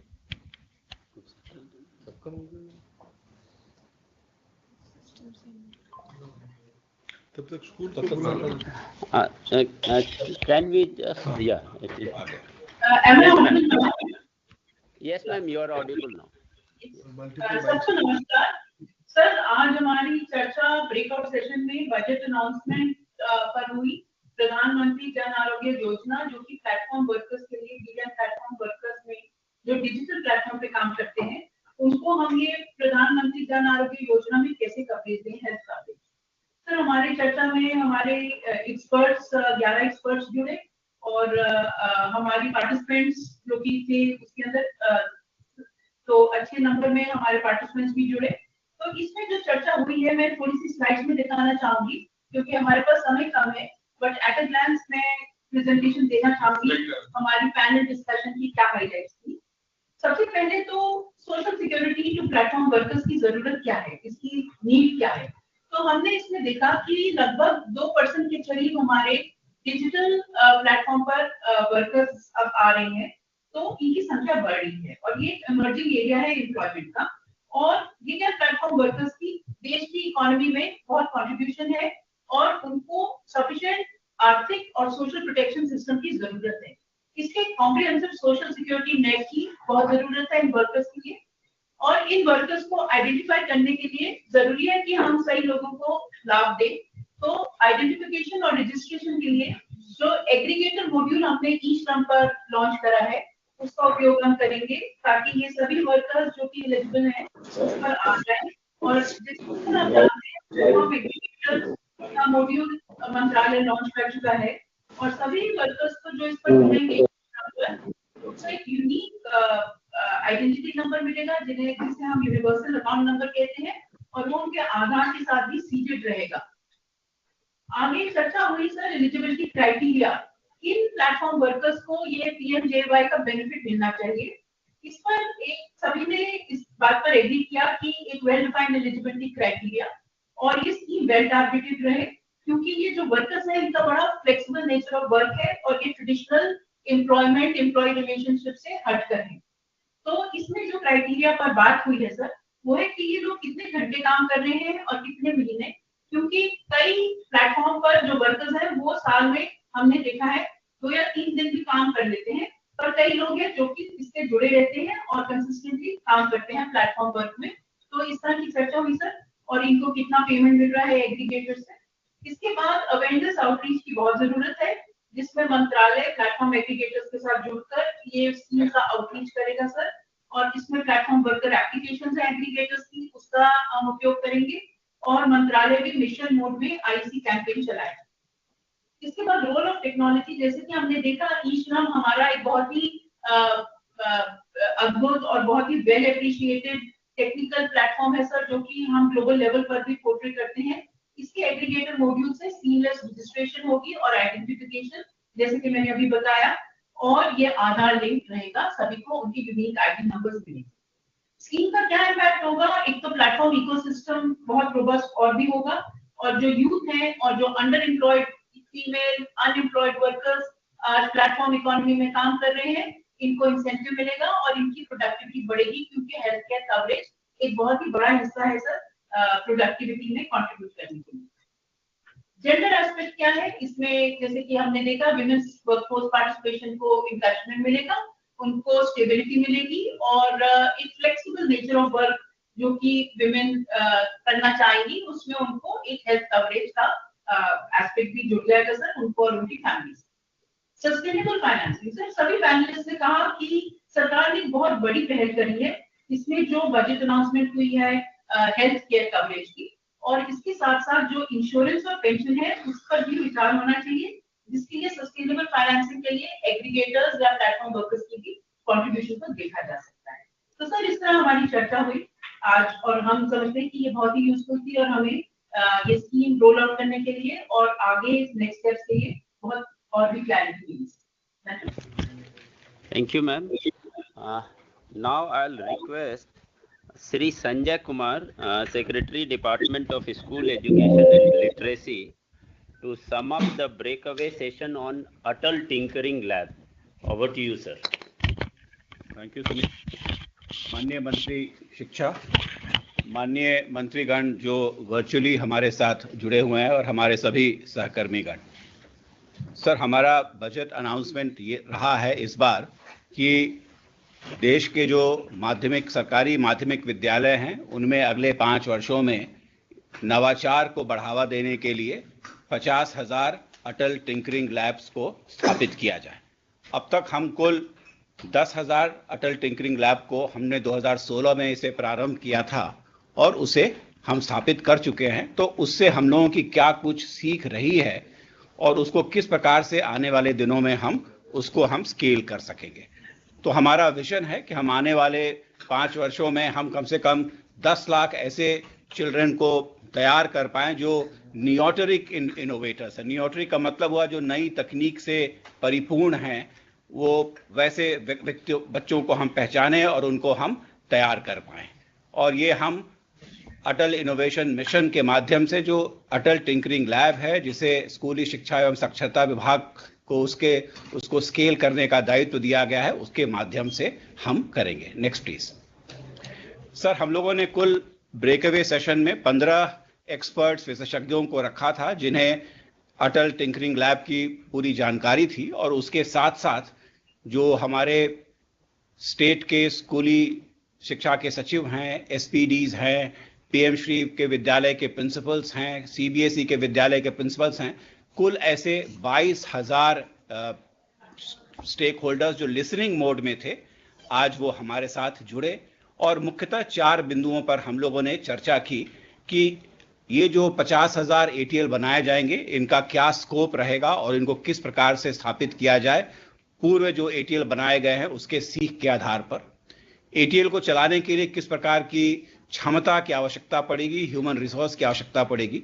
Scalability जब करेंगे तो उसको किस प्रकार से हम implement करेंगे। जैसे हम एक स्कूली शिक्षा एवं साक्षरता विभाग में एक पीएमयू का गठन करेंगे और उसके माध्यम से करेंगे, और इसके लिए जो अन्य अनुषंगी इकाइयां हैं उसका किस प्रकार का सपोर्ट स्ट्रक्चर होगा। जैसे कि एससीआरटीज हो सकती हैं, डाइट्स हो सकते हैं, हायर एजुकेशन इंस्टीट्यूशंस हो सकते हैं और इंडस्ट्री के पार्टनर्स हो सकते हैं। तो उनसे हम किस प्रकार से सपोर्ट हम ले पाएंगे।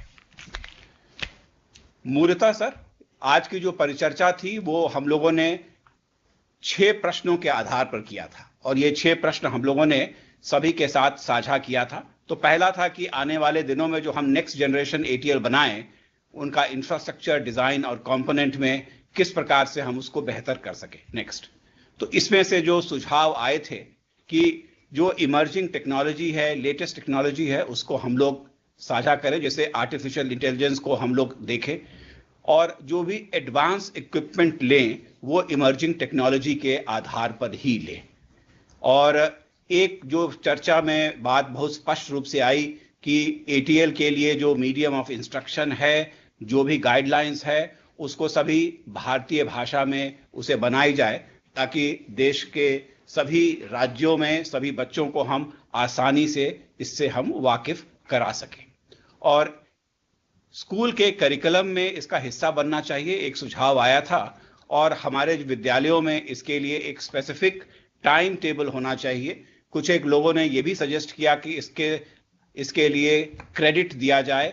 तो इन सभी बिंदुओं को हम लोगों ने नोट कर लिया है। नेक्स्ट, दूसरा प्रश्न ये था कि किस प्रकार से हम एटीएल को चलाएं, या वहां पर शिक्षक चलाएं, या किस प्रकार से हम जो शिक्षक जो एटीएल इंचार्ज हैं इन विद्यालयों में, उनको किस प्रकार का प्रशिक्षण दिया जाए ताकि उनके कॉम्पिटेंसी को विकसित करके एक लॉन्ग टर्म इंपैक्ट लाया जा सके।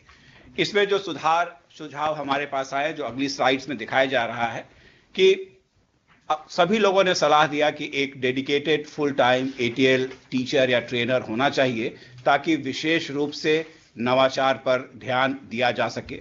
उनके लिए रेगुलर कैपेसिटी बिल्डिंग होनी चाहिए जो ऑफलाइन ऑनलाइन मोड में की जाए। लर्निंग मॉड्यूल्स को इवॉल्विंग टेक्नोलॉजी के साथ अपग्रेड हमेशा करने की आवश्यकता रहेगी और हायर एजुकेशनल इंस्टीट्यूशंस और इंडस्ट्री पार्टनर्स के मदद को लिया जाए ताकि हम अपने एटीएल इंचार्ज के जो उनका जो कैपेबिलिटी है, कैपेसिटी है, उसको लगातार विकसित कर सके। नेक्स्ट, तीसरा प्रश्न था कि हमारी प्रोक्योरमेंट गाइडलाइंस क्या हो, क्योंकि ये बड़ी ही सेंसिटिव चीज होती है और अक्सर इसमें विलंब हो जाता है। तो किस प्रकार से हम क्वालिटी एश्योरेंस लाएं ताकि एक प्रोक्योरमेंट ड्रिवन न रहे, कॉस्ट एफिशिएंसी के साथ साथ हमें एटीएल को एक निश्चित समय सीमा में स्थापित करना है। इसमें जो सुझाव आए थे तो अक्सर हम जेम के माध्यम से ही करते हैं। तो जेम को लोगों ने कहा कि जेम में सिंप्लीफिकेशन लाने की जरूरत है और जेम में एक एटीएल के लिए यदि अलग से एक विंग बना दिया जाए तो लोगों को आसानी होगी।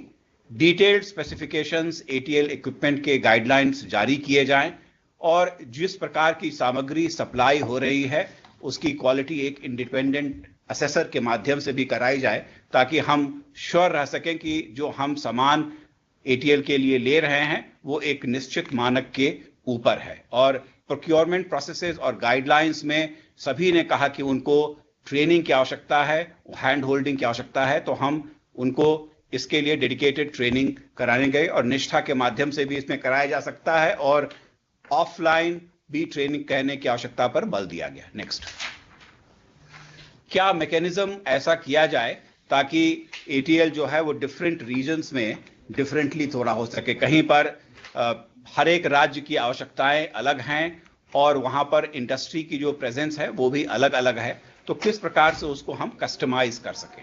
तो इसमें कस्टमाइज टेम्पलेट्स डेवलपमेंट करने के लिए हमें सुझाव प्राप्त हुए ताकि रीजन वाइज स्पेसिफिक वाइज अलग अलग टेम्पलेट हो सके। सपोर्ट स्ट्रक्चर को भी इसी के लिए हुआ कि संबंधित स्टेट डिपार्टमेंट्स और सिविल सोसाइटी के साथ मिलकर के इसे विकसित किया जाए और रीजनल शोकेस और कंपटीशन एग्जीबिशन भी कराया जाए।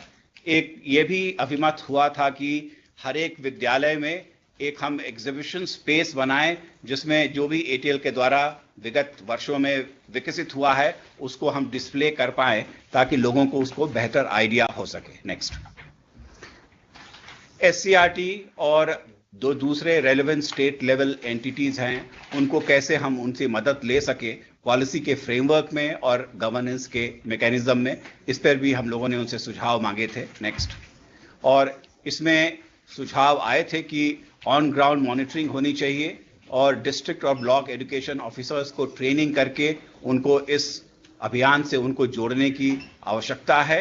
और पहले भी कहा था कि एटीएल को स्कूल करिकुलम और पीरियड में उसको डालने की आवश्यकता है ताकि एटीएल एक निश्चित रूप से स्कूल का एक बहुत ही महत्वपूर्ण कंपोनेंट हो सके। नेक्स्ट, और स्टूडेंट लेड इनोवेशन पाथवे के लिए एटीएल्स हायर एजुकेशन इंस्टीट्यूशंस और इंडस्ट्री, ये प्रश्न दोबारा रिपीट हो रहा है। नेक्स्ट, इसमें लोगों ने कहा था कि एक एक्सपोजर टूर होना चाहिए, इंटर्नशिप्स की भी प्रस्ताव आई थी और जो हमारे एटीएल के बच्चे हैं वो लोकल इंडस्ट्री में जाएं, हायर एजुकेशन के इंस्टीट्यूशन में जाएं और वहां से भी एक रिवर्स मूवमेंट हमारे एटीएल में हो। और एक सुझाव ये भी आया था कि एटीएल को 2 लेवल पर कंसीव किया जाए, हम बेसिक लेवल पर एटीएल दें लेकिन जो एटीएल कुछ अपने में प्रॉमिस दिखाए और दिखाए कि उसमें बेहतर करने की शक्ति है तो उसको एक हायर लेवल पर ले जाकर के एक एडवांस लेवल पर एटीएल भी स्थापित किया जा सके और उसके लिए उसकी व्यवस्था की जाए। नेक्स्ट, करीब 22,000 लोग आज जुड़े हुए थे सर, तो उनको भी हम लोगों ने कहा है कि आगे के 1-2 दिनों के अंदर एक हम लोगों ने ईमेल उनके साथ सर्कुलेट किया है कि उस पर भी यदि कुछ और लिख करके हमें अपने विचार साझा करेंगे तो हम उसको इनकॉर्पोरेट करते हुए मंडे तक हमारे जो सुझाव हैं उसको हम अंतिम रूप दे पाने में सफल हो पाएंगे। धन्यवाद। धन्यवाद सर। इस पोस्ट बजट वेबिनार के समापन सत्र में आज संबंधित मंत्रालयों के माननीय मंत्रीगणों की सम्मानित उपस्थिति है। इस क्रम में मैं सर्वप्रथम श्रम एवं नियोजन मंत्रालय के माननीय मंत्री डॉक्टर मनसुख मांडविया जी से उनके संबोधन के लिए अनुरोध करता हूं। सर। नमस्कार।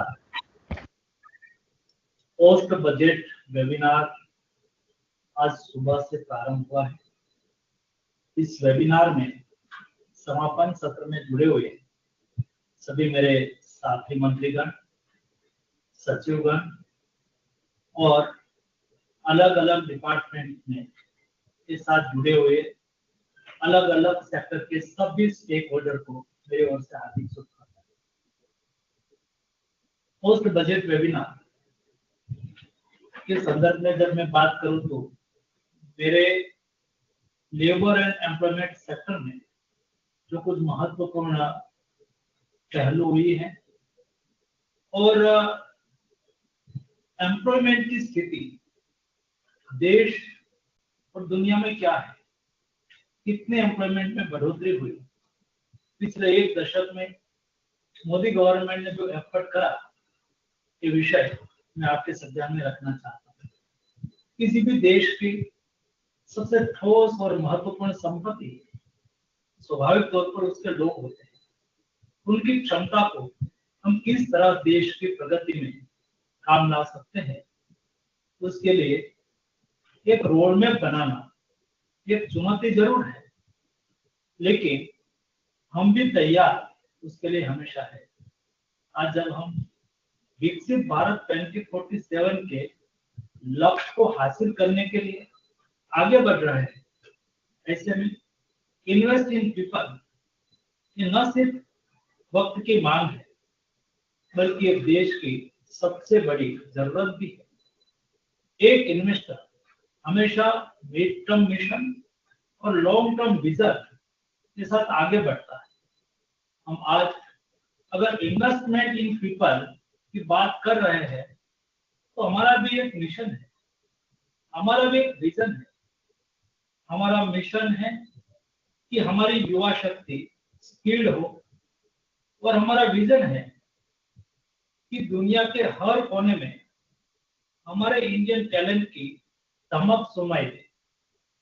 इन्वेस्ट इन पीपल कभी भी सिर्फ एक आर्थिक निर्णय नहीं होता है, ये हमारा देश के प्रति एक सोशली, मोरली, कल्चरल कमिटमेंट है। ये सोशल स्टेबिलिटी, कंटिन्यूअस डेवलपमेंट के लिए जरूरी है, ताकि एक एम्पावर्ड, एजुकेटेड और स्वस्थ समाज विकसित भारत के लिए तैयार हो सके। अभी यहाँ जैसे मुझसे पहले मिनिस्ट्री के साथियों ने इस विषय पर अपनी बातें रखी, मुझे पूरा यकीन है कि सशक्त भारत की दिशा में आप सभी का विजन क्रांतिकारी साबित होगा। इन्वेस्ट इन पीपल की दिशा में ministry of labour and employment इसमें डे वन से अपने एक्शन प्लान पर काम कर रही है। Job creation, social protection, social security को ध्यान में रखकर हमारी श्रम शक्ति को जरूरी हेल्थ कवरेज और वर्कफोर्स को उचित स्किल सेट के साथ एम्पावर्ड करने की पॉलिसी हमेशा हमारी प्राथमिकता रही।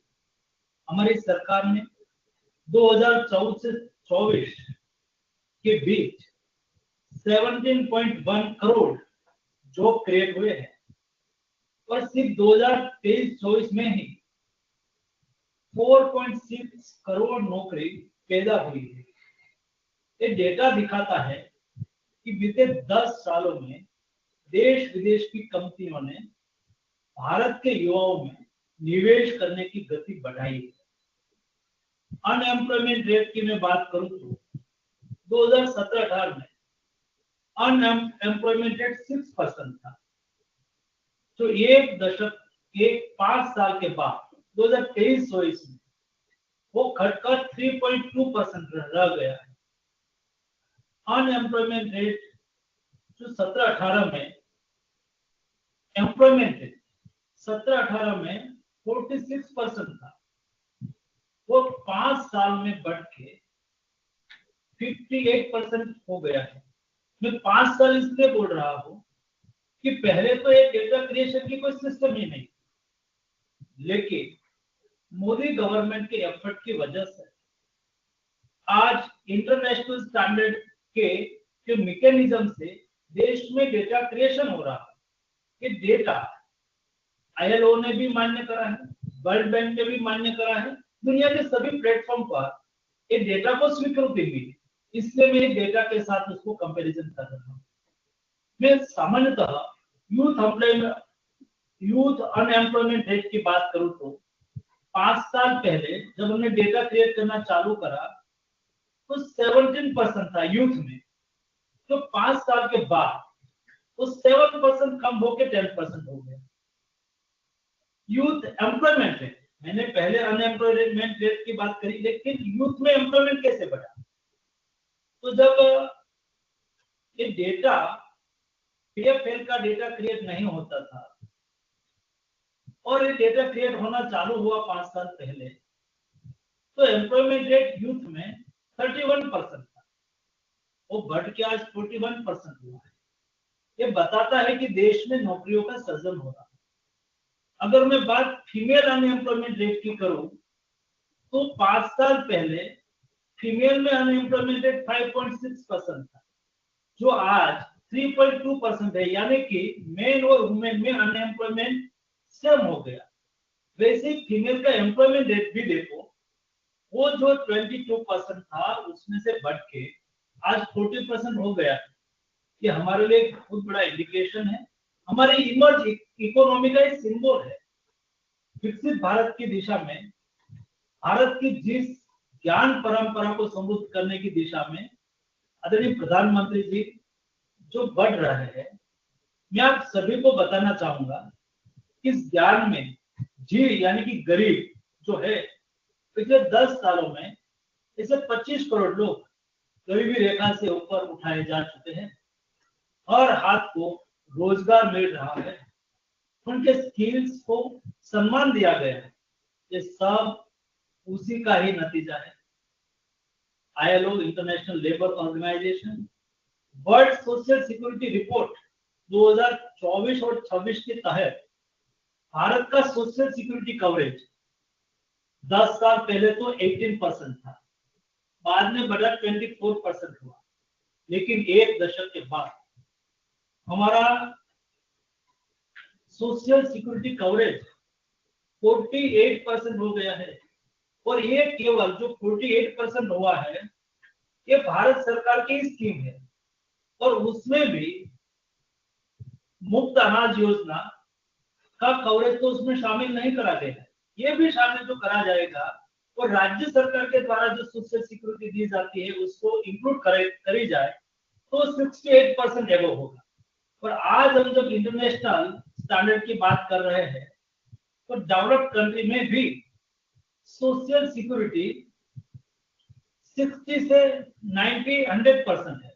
तो हम आज इतने बड़े देश 1.4 बिलियन पॉपुलेशन वाला देश में हमारी सोशल सिक्योरिटी आज डेवलप्ड कंट्री के बराबर जा रही है। ये देश बदल रहा है, उसकी निशानी है। प्रधानमंत्री विश्वकर्मा योजना हो, स्वनिधि योजना हो, मुद्रा योजना हो, कौशल्य विकास योजना हो, मनरेगा जैसी योजना हो, ये सब योजना से जॉब क्रिएशन हो रहा है। इस वक्त देश की हर दिशा में कहीं न कहीं आईआईटी, आईआईएम, आईआईएमएस बन रही है। हर रोज 33 किलोमीटर से ज्यादा सड़क निर्माण देश में आज हो रहा है। इन्हें भारत की श्रम शक्ति ही तैयार कर रही है। ये जब तैयार होते हैं तो इसमें भारत का युवा ही रोजगार पाता है। इस वक्त 1.57 लाख डीपीआईटी रिकॉग्नाइज्ड स्टार्टअप यूथ को एंटरप्रेन्योर एक्सपीरियंस देश में दे रहे हैं। इससे 16.6 लाख डायरेक्ट जॉब क्रिएशन का भी काम ऑलरेडी हुआ है। मोर देन 100 यूनिकॉर्न इस देश में स्टार्टअप कल्चर को बूस्ट कर रहे हैं, जबकि 2013 में ये बस 4% थे और केवल 4 थे और 2024 में हम 4 से 118 तक आज उसको लाए। ये आंकड़ा बताता है कि और हाथ को न सिर्फ रोजगार मिल रहा है बल्कि अब वो रोजगार देता भी है।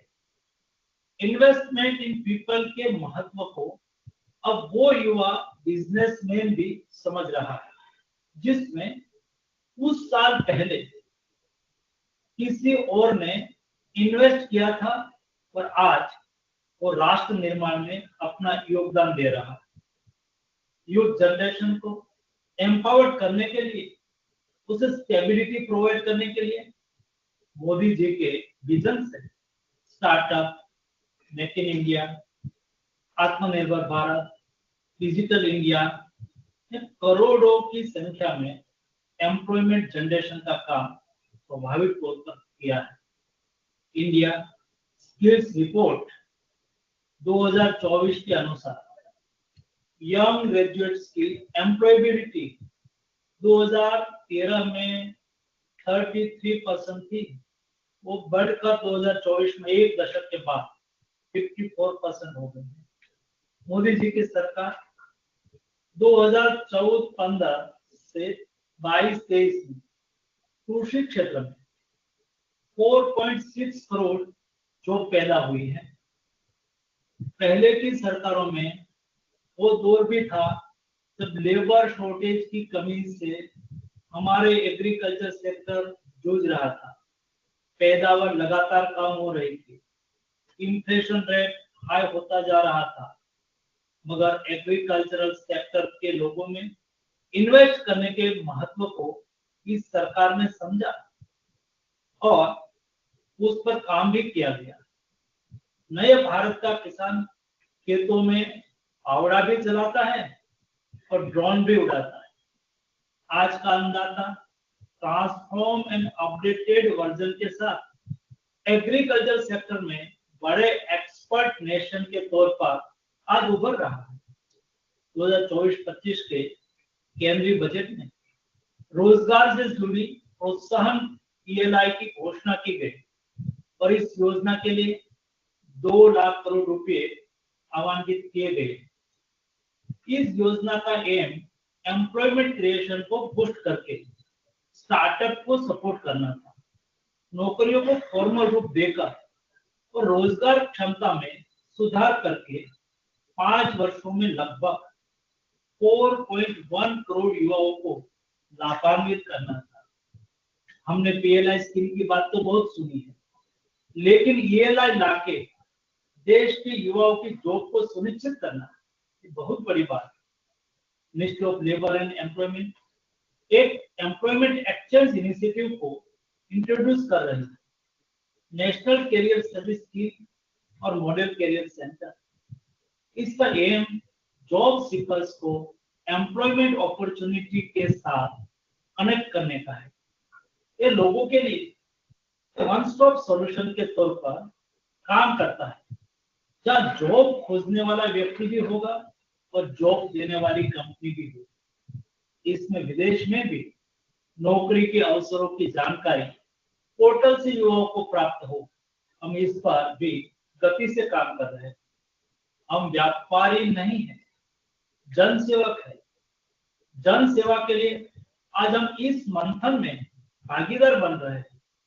मोदी जी की लीडरशिप में हमारे लिए नेशन फर्स्ट और खुद को सबसे आखिर में रखने की परंपरा है।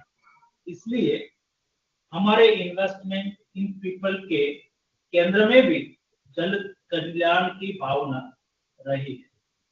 ऑनलाइन प्लेटफॉर्म के gig workers new age economy में महत्वपूर्ण भूमिका निभा रहा है। उन्हें PM जन आरोग्य योजना के तहत हेल्थ केयर सुविधा मिली थी। इस पहल से करीब 1 करोड़ गिग वर्कर्स, जो अभी मेरे सेक्रेटरी ने बताया, तो लाभ होगा। हमारे प्रधानमंत्री जी जब हेल्थ फॉर ऑल का मंत्र देते हैं तो उसमें 140 करोड़ देशवासियों की चिंता होती है। सभी 1 करोड़ गिग वर्कर्स को ई-श्रम पोर्टल पर रजिस्टर किया जाएगा। इसके जरिए इन श्रमिकों को पहचान पत्र मुहैया कराने की व्यवस्था की जाएगी। ऑनलाइन प्लेटफॉर्म के gig workers new age service economy को गति देने में अहम रोल निभाते रहेंगे। इस श्रम को हम सरकार के अन्य मंत्रालयों के साथ भी साझा कर रहे हैं, ताकि हर क्षेत्र में रोजगार के अवसरों की जानकारी प्राप्त होती रहे। इसमें 30 करोड़ से अधिक अनऑर्गेनाइज्ड लेबर्स का रजिस्ट्रेशन पूरा हो चुका है और ई श्रम मोबाइल ऐप भी लॉन्च की गई है। अभी वर्तमान में हमने केंद्र की 12 योजनाओं को ई श्रम के तहत इंटीग्रेट करने का काम भी किया है। इसके साथ ही ई श्रम पोर्टल अब 22 भारतीय भाषाओं में भी उपलब्ध हो चुका है। जब बात हमारे श्रमवीरों की और उनके मिलने वाले हेल्थ सपोर्ट की हो रही है, तो उस हेल्थ सपोर्ट को उन्हीं के घर में पैदा करने वाली हमारी विजन को भी मैं आज आपके साथ साझा करना चाहूंगा। इस वक्त देश में 10 ESIC मेडिकल कॉलेज निर्माण अप्रूव हो चुके हैं और 10 अन्य कॉलेजों को बनाने के लिए फाइल प्रपोजल तैयार की जा चुकी है।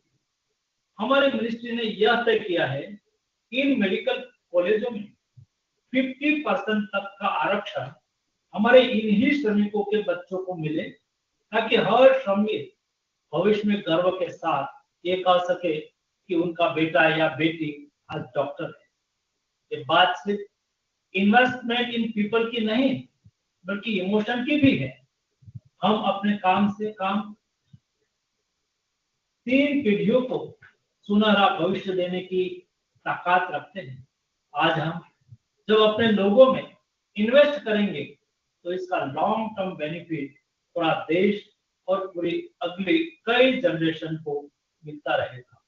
विकसित भारत का सफर लंबा है और उसके लिए मेहनत भी ज्यादा लगेगी, मगर अमृत काल की इस बेला में हम तैयार हैं और भारत की प्रगति के लिए हम सब लोग भारतवासी समर्पित भी हैं। आप सबको मेरी ओर से हार्दिक शुभकामनाएं। धन्यवाद। धन्यवाद सर। अब मैं महिला एवं बाल विकास मंत्रालय के माननीय मंत्री श्रीमती अन्नपूर्णा देवी जी से उनके संबोधन के लिए अनुरोध करता हूँ। नमस्कार। माननीय मंत्री श्री धर्मेंद्र प्रधान जी सहित सभी मंत्रीगण, सम्मानित सभी अधिकारीगण, पैनलिस्ट, आज पोस्ट बजट वेबिनार के अवसर पर देश के नागरिकों में निवेश, विकसित भारत की आधारशिला है। विशेष रूप से जिसके केंद्र में नारी है, और इस महत्वपूर्ण विषय पर आज चर्चा हो रही है। माननीय प्रधानमंत्री जी के दूरदर्शी नेतृत्व में केंद्रीय बजट 2025-26 सबके साथ सबके लिए, जो पोषण, प्रगति और समावेशी विकास सरकार की अटूट प्रतिबद्धता को दोहराता है, जो कि अमृत काल की ओर बढ़ रहे भारत की यात्रा के लिए मानव पूंजी के रूप में एक मजबूत नींव रखता है। Early childhood care and nutrition केवल कल्याणकारी अवधारणाएं नहीं है, यह भारत के भविष्य की आधारशिला है। और वैज्ञानिक अनुसंधान से यह पता चलता है कि मनुष्य के मस्तिष्क का 85% विकास जीवन के पहले 6 वर्षों में ही हो जाता है। सक्षम आंगनवाड़ी और पोषण 2.0 के माध्यम से प्रारंभिक बाल्यावस्था देखभाल में हमारा आज का निवेश भारत के भावी कार्यबल की क्षमताओं और उत्पादकता को परिभाषित करेगा। और इस वर्ष के बजट में घोषित पूरक पोषण के लिए लागत मानदंडों में संशोधन एक परिवर्तनकारी कदम है, और यह संशोधन वैश्विक पोषण मानकों के अनुसार समायोजित होने के कारण हमें स्थानीय विविध रूपों से प्राप्त और गुणवत्तापूर्ण पोषण प्रदान करने में मदद भी करेगा और इसके लाभार्थियों में 0 से 6 वर्ष आयु वर्ग के 8,79,00,000 से अधिक बच्चे, 1 करोड़ से अधिक गर्भवती और लैक्टेटिंग महिलाएं तथा आकांक्षी और उत्तर पूर्वी जिलों में 22 लाख से ज्यादा किशोरियां भी इसमें शामिल हैं। यह बढ़ा हुआ निवेश सीधे तौर पर माल न्यूट्रिशन, स्टंटिंग और वेस्टिंग को कम करने के हमारे लक्ष्यों में योगदान भी देता है, जो कि SDG 2 के जीरो हंगर और SDG 3 के good health and well being के लक्ष्यों को प्राप्त करने में सहायक है। हमारी यात्रा केवल पोषण तक ही सीमित नहीं है। मिशन पोषण 2.0 के अंतर्गत हमारी पहल पोषण भी पढ़ाई भी एक सफल नवाचारी मॉडल है, जो प्रारंभिक बचपन की शिक्षा, स्वास्थ्य और पोषण सेवाओं को एकीकृत करते हुए प्रत्येक बच्चे के लिए समग्र विकास सुनिश्चित करता है। आज सभी आंगनवाड़ियों में 3 से 6 वर्ष के बच्चे प्रारंभिक शिक्षा प्राप्त कर रहे हैं, जिसके माध्यम से हम उनके संज्ञानात्मक, भावनात्मक और सामाजिक विकास की नींव को मजबूत कर रहे हैं। शिक्षा मंत्रालय के साथ घनिष्ठ साझेदारी के अंतर्गत national curriculum framework for foundational stage और नवचेतना national framework for early childhood simulation के रोल आउट के माध्यम से पोषण, लर्निंग आउटकम्स और आजीवन उत्पादकता के बीच की कड़ी को मजबूती प्रदान की जा रही है। भारत के मिशन पोषण के केंद्र में नारी शक्ति है और हमारे 24,88,000 आंगनवाड़ी कार्यकर्ता और सहायिकाएं स्वास्थ्य, पोषण और शिक्षा चैंपियन के रूप में काम भी कर रही हैं। राष्ट्र के प्रति उनके समर्पण, कड़ी मेहनत और प्रतिबद्धता की हम सराहना भी करते हैं। महिला एवं बाल विकास मंत्रालय अपनी आंगनवाड़ी कार्यकर्ता एवं सहायिका बहनों के प्रशिक्षण के लिए पोषण ट्रैकर जैसे डिजिटल टूल्स और कैपेसिटी बिल्डिंग कार्यक्रम में निवेश कर रहे हैं, ताकि यह सुनिश्चित किया जा सके कि वे अधिक दक्षता और देखभाल के साथ सेवाएं प्रदान कर सके। यह प्रयास न केवल महिलाओं में डिजिटल साक्षरता को बढ़ावा देता है, बल्कि केयर इकोनॉमी को भी मजबूत करता है, जिसमें महिलाएं भारत के विकास की कहानी के केंद्र में आती हैं और सभी 13,90,000 आंगनवाड़ी केंद्रों पर 24 भाषाओं में उपलब्ध पोषण ट्रैकर एप्लीकेशन के माध्यम से हम यह सुनिश्चित कर रहे हैं कि पोषण के लिए उपलब्ध अनाज का हर दाना समाज के सबसे कमजोर वर्ग के लोगों तक पहुंचे।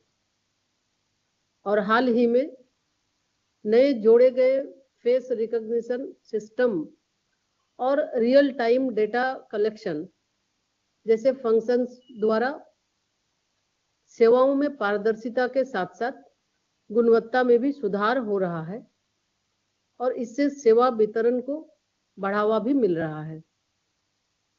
हम आपूर्ति श्रृंखला और जवाबदेही को और मजबूत करने के लिए वैश्विक सर्वोत्तम प्रथाओं की खोज कर रहे हैं।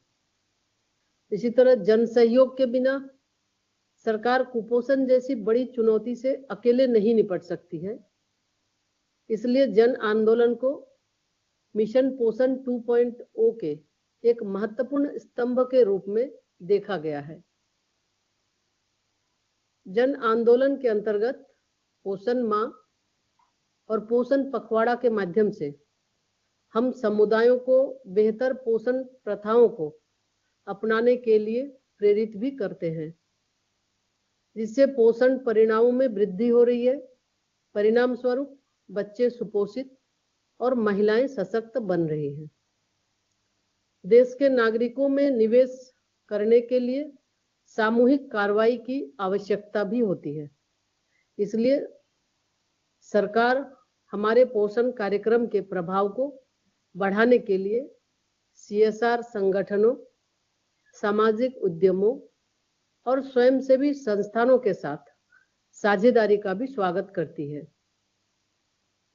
हम अपनी आगे की राह 2047 तक विकसित भारत के स्वप्न को साकार करने की ओर तेजी से गतिशील हैं और हमारे लक्ष्य भी स्पष्ट हैं।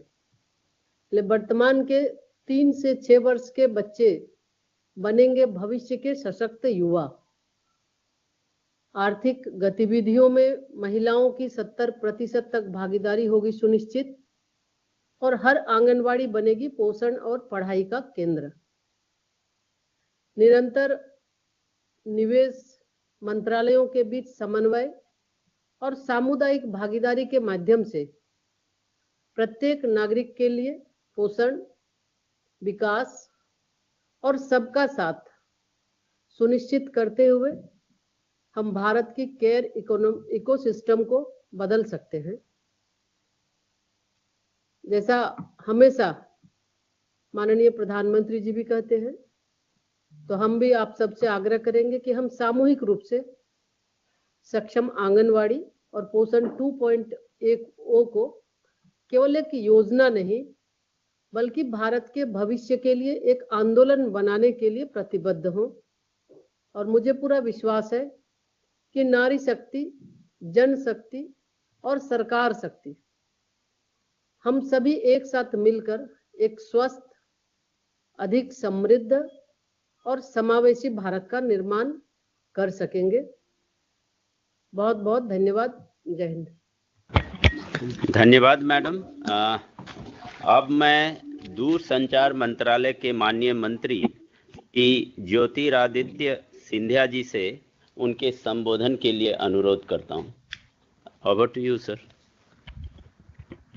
परम आदरणीय स्वास्थ्य एवं परिवार प्रगति मंत्री आदरणीय श्री JP नड्डा साहेब, और minister for education HRD Dharmendra Pradhan ji, minister for labour and employment Mansukh Mandaviya साहेब, minister for women and child development Shrimati Annapurna Devi ji, MOS independent charge skill development ministry Jayant Chaudhary साहेब, member Niti Aayog Professor Vinod Paul ji, and all our friends, colleagues, and co-passengers on this journey of transforming India under the leadership of Prime Minister Narendra Modi ji. It is indeed a great honor and a privilege for me to be addressing all of you through this webinar on a topic that I believe is goes beyond infrastructure, goes beyond the brick and mortar story of India, but really, in effect, brings alive the real wealth in the world today, which is our talent pool, our skill pool, and our capability on human resource development. Our people concentrated on our theme today, investing in people. Times have changed a lot over the last 3 to 4 decades. There was a period when capital was the main barrier to entry for innovation, for ideas, for new thinking. Capital today has become a commodity. It is human resource, human capability, ability to innovate, disruptive thinking, a new paradigm shift that today holds value in itself. And that is what our Prime Minister has concentrated on, not only in this budget, but over the last decade, as India has transformed. Reform, transform, perform is not only a mantra, it is a code that all of us live by. It is a code not only for public servants, it is a code not only for our civil servants, but it is a code that the Prime Minister has time and time again stressed, a code for all 140 crore Indians.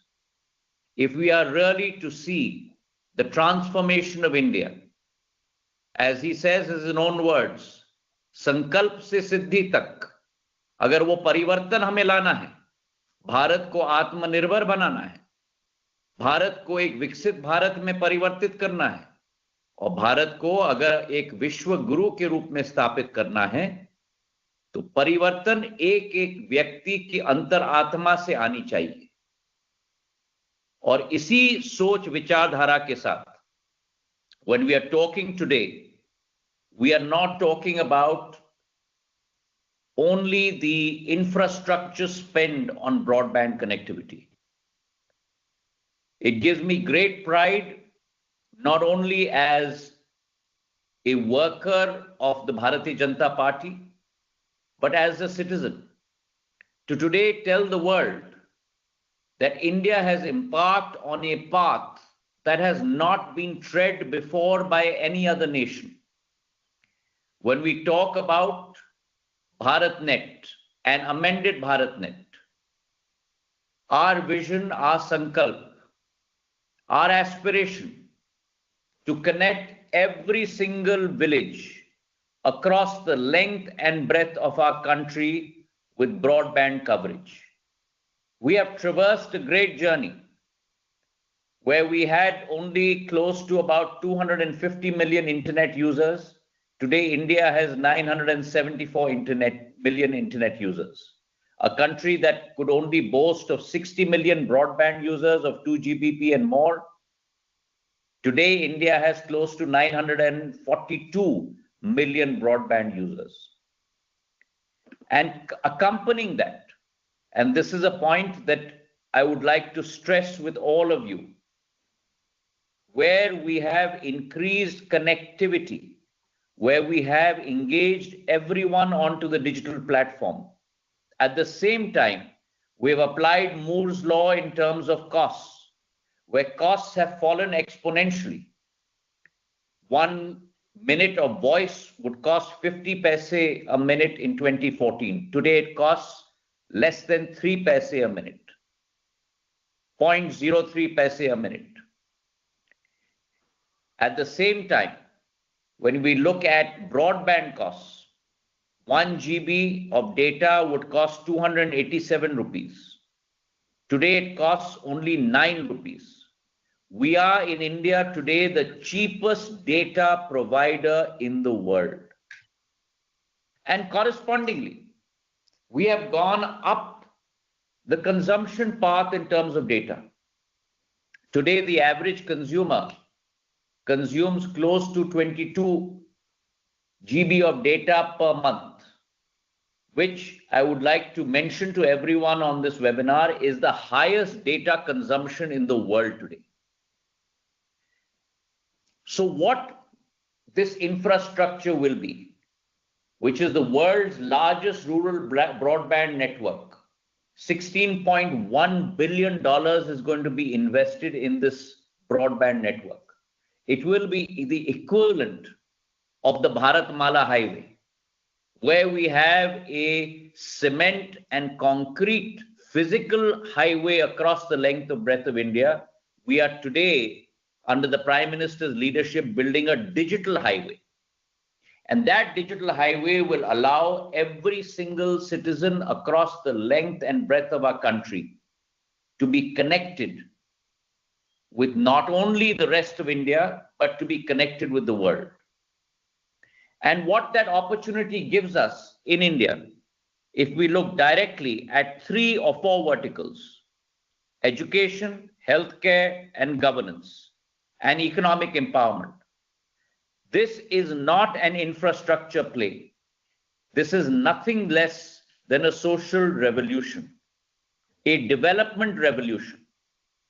And what this will result in, if we start with connectivity, it's a vision for universal digital access. It's a promise of equality in opportunity. And it is also an upsurge in the sustainable growth of our country.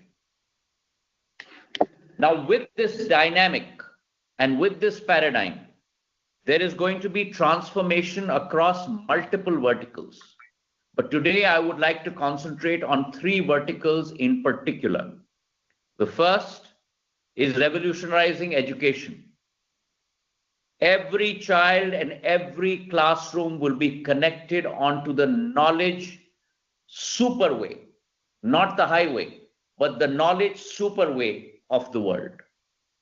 Imagine this, that not only are we going to be able to provide equitable access to every single student, and not only every single student, but every teacher as well. Because as every student goes up the learning process, so must the teacher. Teacher learning is the very fundamental process of the educational imperative.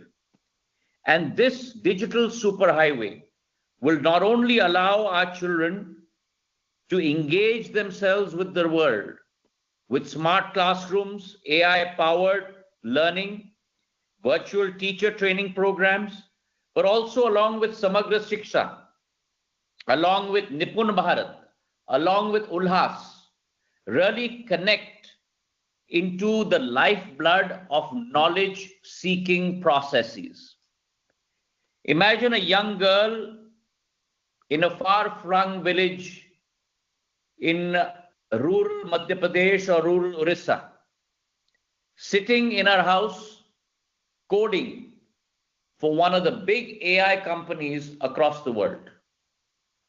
Till now, only a dream, but when this digital broadband comes into place, will become a reality.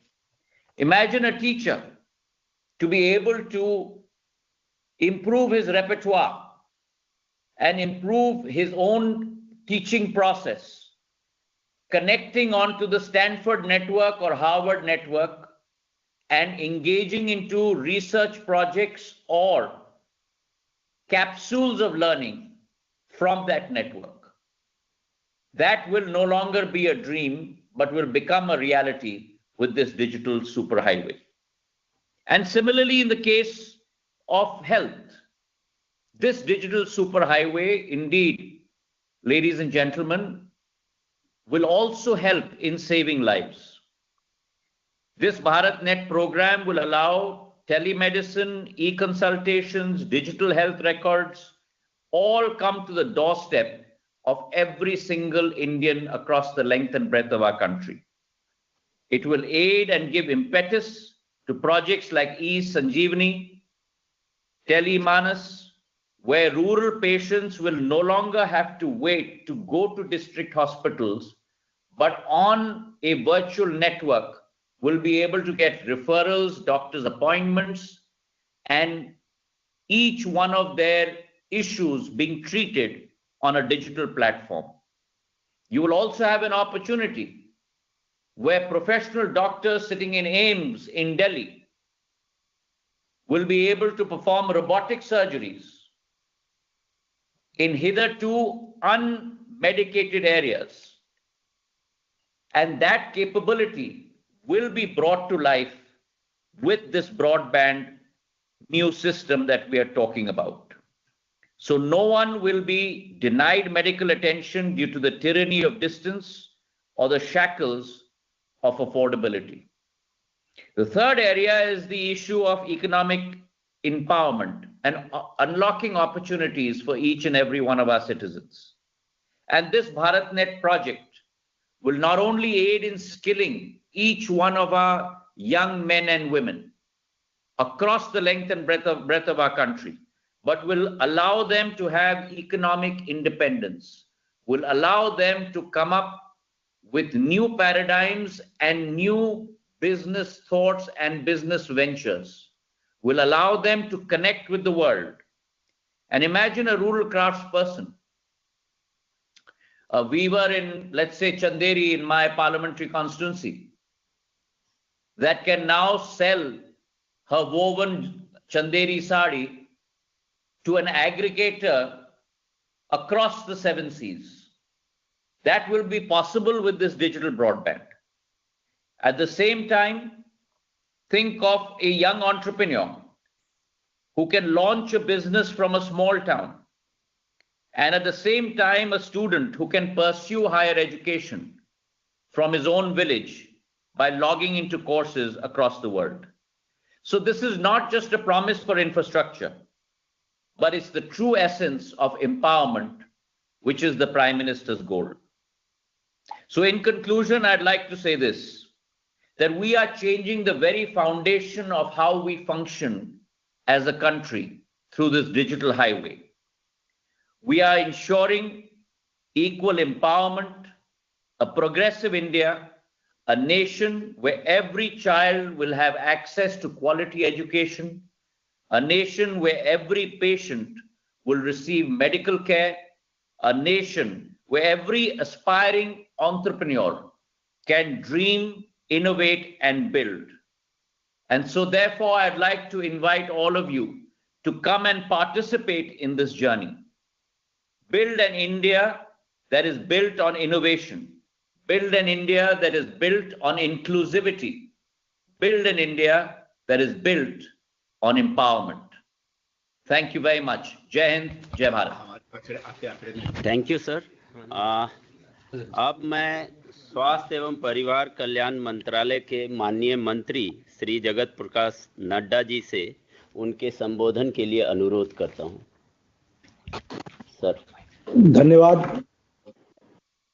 आज के इस webinar में, post budget webinar में जुड़े हुए हमारे इस बैठक की अभी अध्यक्षता कर रहे हमारे मंत्री, शिक्षा मंत्री धर्मेंद्र प्रधान जी, और हमारे सभी वरिष्ठ मंत्रीगण, हमारे वरिष्ठ पैनलिस्ट और हमारे वरिष्ठ पदाधिकारी मित्रों, हमारे अभी साथियों ने अपने अपने विभाग से संबंधित पोस्ट बजट वेबिनार के बारे में, जो हमारा थीम 4 है, उसके बारे में अपने अपने विभाग में किए गए कार्य, प्रधानमंत्री मोदी जी के नेतृत्व में जो चल रहे हैं, उस पर उन्होंने चर्चा की है।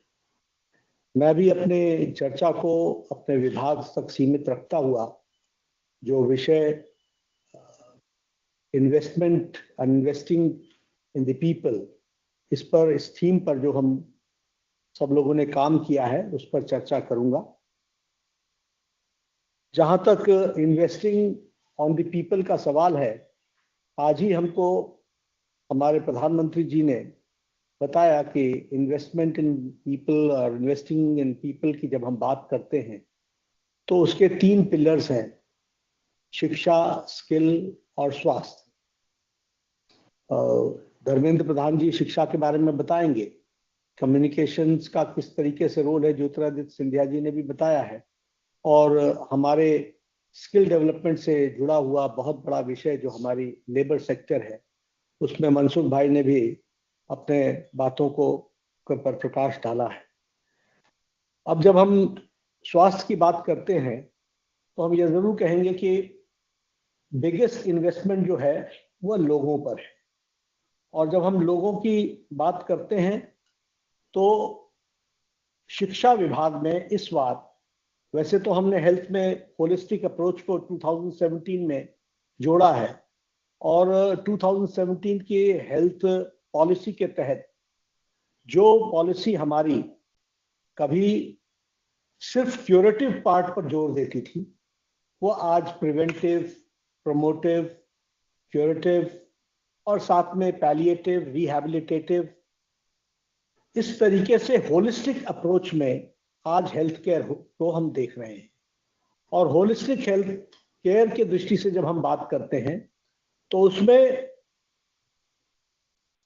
हम आयुष और आयुष के साथ अन्य विधाओं को भी हम जोड़ने का प्रयास करते हैं ताकि सभी विधाओं का मानवता की सेवा के लिए उपयोग हो सके। इस वर्ष बजट में हमारे 2 विषयों पर हमने जोर दिया है। प्रधानमंत्री जी ने लाल किले के प्राचीर से ये घोषणा की थी कि 75,000 मेडिकल सीट्स ऐड की जाएगी और ये बहुत बड़ी घोषणा रही है और इसलिए उस बात को ध्यान में रखते हुए हम लोगों ने एक्सपेंशन ऑफ मेडिकल एजुकेशन, इस पर हमने ध्यान देने का प्रयास किया है। और दूसरा विषय उन्होंने कहा था कि हम day care centres, cancer care centres, इसको हम विकसित करेंगे। हमें मालूम है कि कैंसर का इलाज लंबा चलता है और उसमें कीमोथेरेपी की कई साइकिल्स होती हैं और उसके लिए लोग बड़े बड़े अस्पतालों में इंगेज रहें और बड़े बड़े अस्पतालों को इंगेज करके रखें। इससे अच्छा ये है कि हम कैंसर के डे केयर सेंटर्स बनाएं जहां कीमोथेरेपी के बाद पोस्ट कीमोथेरेपी उनके उपचार के लिए उपयोग में आ सके। ऐसे 2 विषयों पर जोर दिया गया और इसीलिए जब ये अनाउंसमेंट की बात कही गई तो मुझे खुशी होती है इस वेबिनार के माध्यम से सभी विभागों को ये बताते हुए कि 75,000 मेडिकल सीट्स में से पिछले ही साल यानी 2024 में घोषणा हुई, 24-25 के अंतर्गत ही 13,000 मेडिकल सीट्स ऐड कर दी गई। और इस साल यानी 25-26 में बहुत कंजर्वेटिव अप्रोच भी लेकर के चले तो भी हम 10,000 सीट्स ऐड करने वाले हैं और उसके माध्यम से हम मेडिकल सीट्स के दृष्टि से एक कारगर कदम उठाते हुए आगे बढ़ने का हम प्रयास करते हैं। मैं आपके साथ ये भी शेयर करना चाहता हूं कि डे केयर सेंटर में हम लोगों ने तय किया है, यानी डे कैंसर केयर सेंटर में हम लोगों ने तय किया है कि every district will have 1 cancer care centre, day cancer care centre. अब इस वर्ष हम लोगों ने 200 डे केयर कैंसर सेंटर्स को हमने स्थापित करना है और इस लक्ष्य को लेकर के हम चले हैं। जब हम मेडिकल एजुकेशन की बात करते हैं तो उसके साथ साथ हम मेडिकल हेल्थ सिस्टम की स्ट्रेंथनिंग की बात भी करते हैं।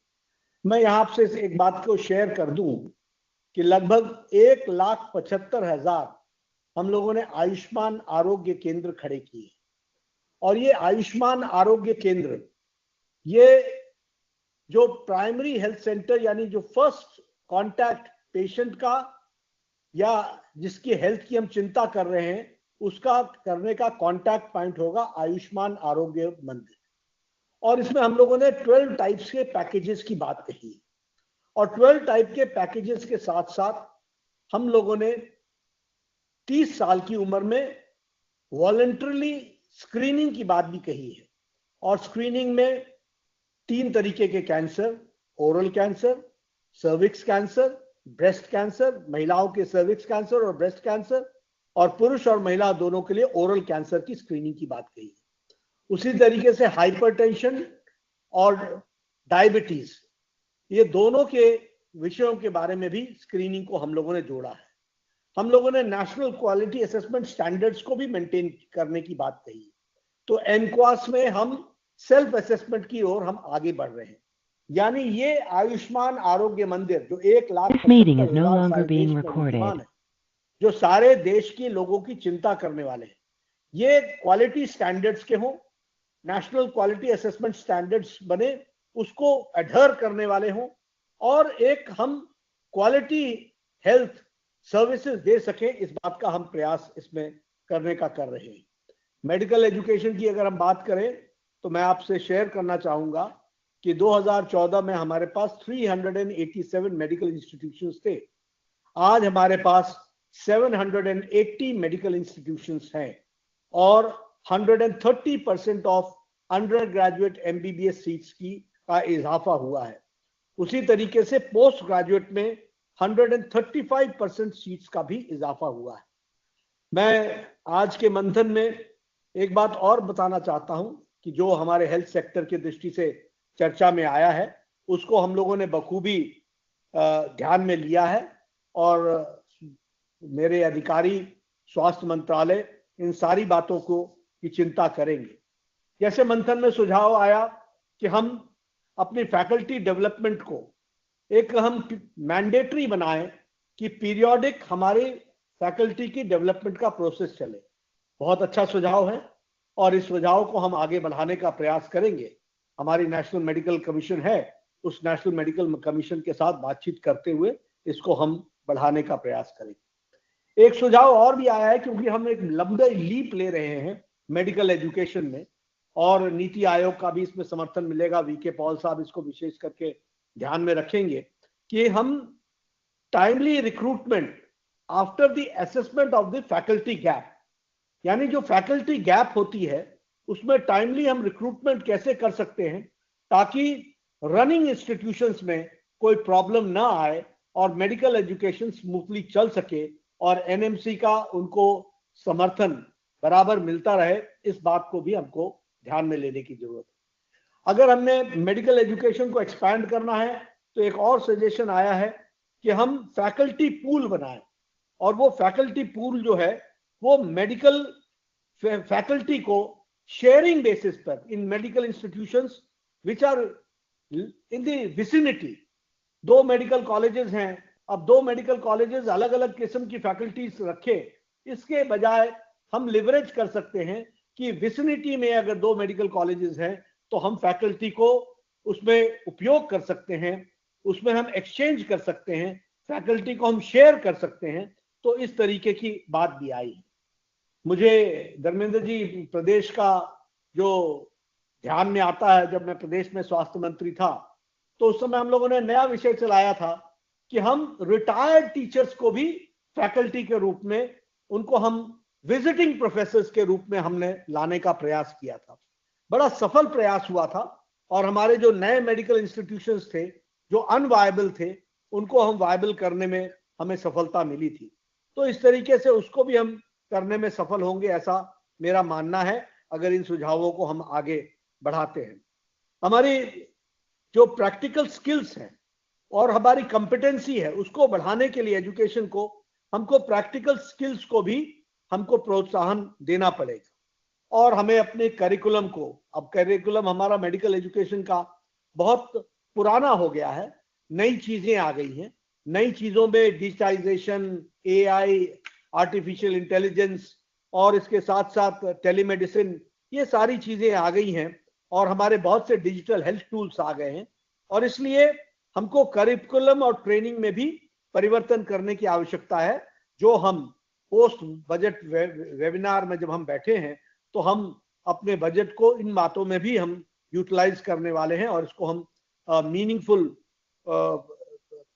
ट्रांसलेट करने का हम प्रयास करेंगे, ये हम जरूर ध्यान में रखेंगे। एक जरूरत इस बात की भी है कि हम अपने प्रैक्टिकल ट्रेनिंग और प्रैक्टिकल एक्सपोजर यानी क्लिनिकल एक्सपोजर ये हम यंगर डेज से अपने मेडिकल प्रोफेशनल्स को देना चाहते हैं और इसके लिए फर्स्ट ईयर से ही हम इस गैप को ब्रिज करेंगे थ्योरी और प्रैक्टिस में और इसलिए हमारा प्रयास है कि हम इस तरीके से अपने करिकुलम में परिवर्तन ला करके हेल्थ के एजुकेशन को और वाइब्रेंट बनाए और मीनिंगफुल बनाए और जो हमारे वर्तमान परिस्थितियों में ज्यादा हमारे अच्छे डॉक्टर्स निकल सके इस बात को हम उसमें जोड़ सकेंगे। एक बात और मैं कहना चाहता हूं कि हम national digital repository for clinical resources इसको भी हमने एस्टैब्लिश करना है और इसके साथ साथ ऑप्टिमल यूटिलाइजेशन ऑफ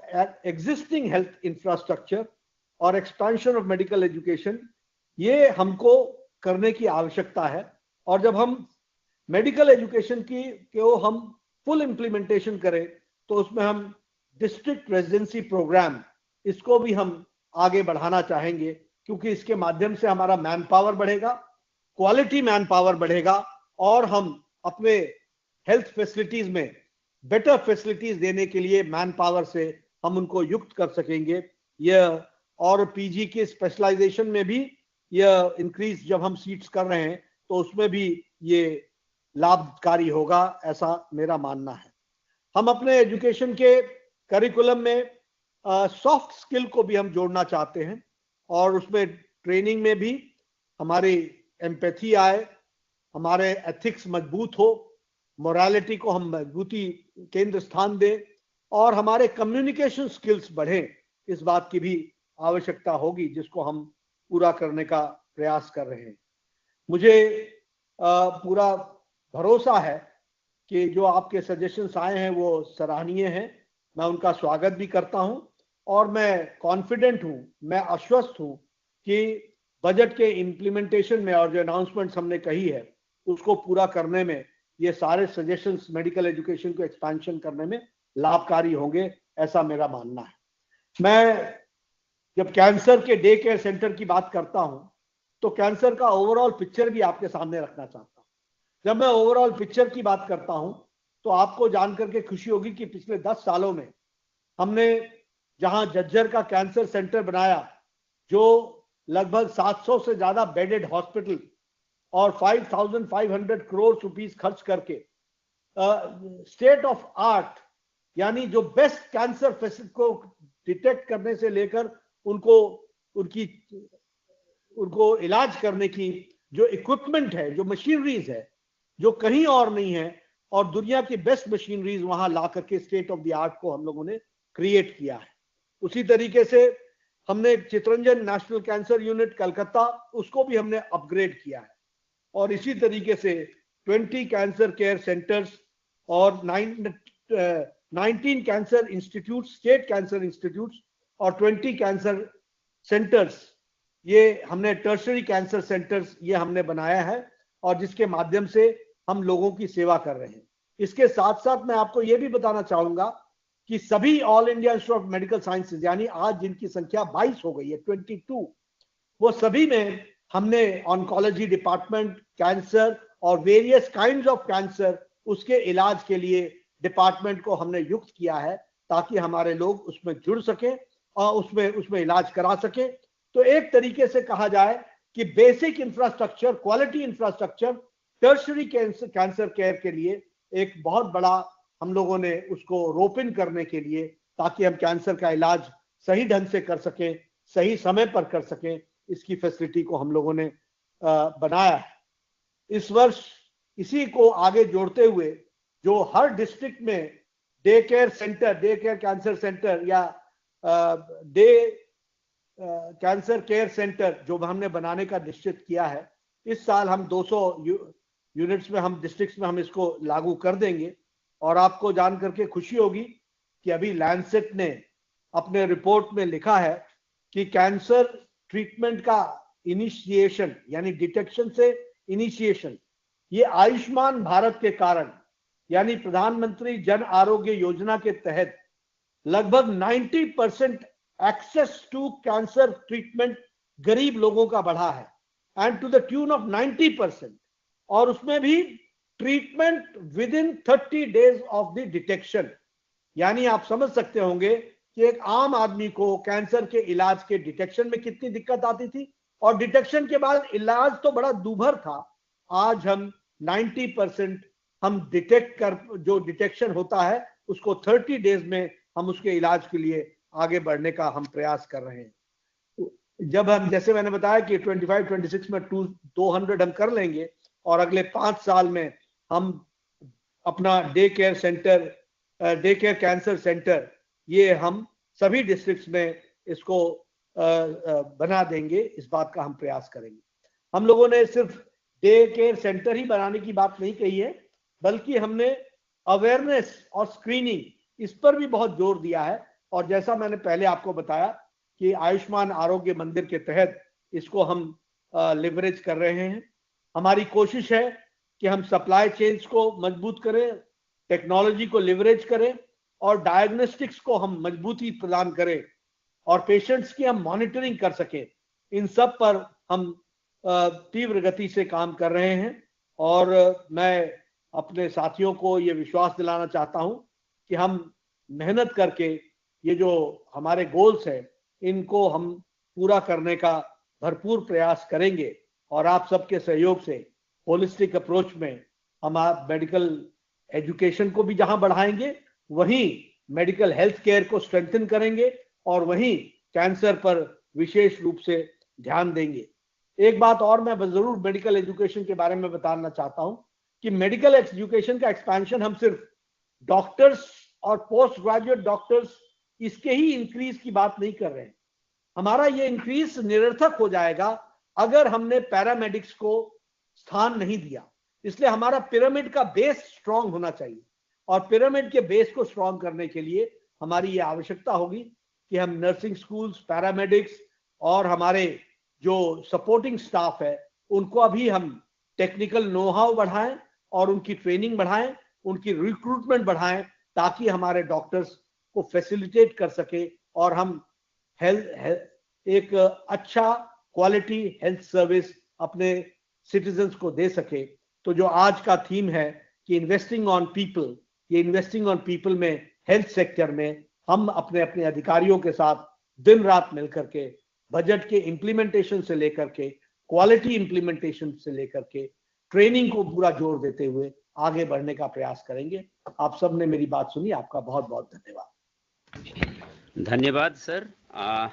आज के इस पोस्ट बजट वेबिनार जो कि इन्वेस्टिंग इन पीपल थीम पे आयोजित है, इसके क्रम में मैं बताना चाहूँगा कि इस पूरे थीम का लीड मंत्रालय शिक्षा मंत्रालय एवं को लीड कौशल विकास एवं उद्यमिता मंत्रालय है।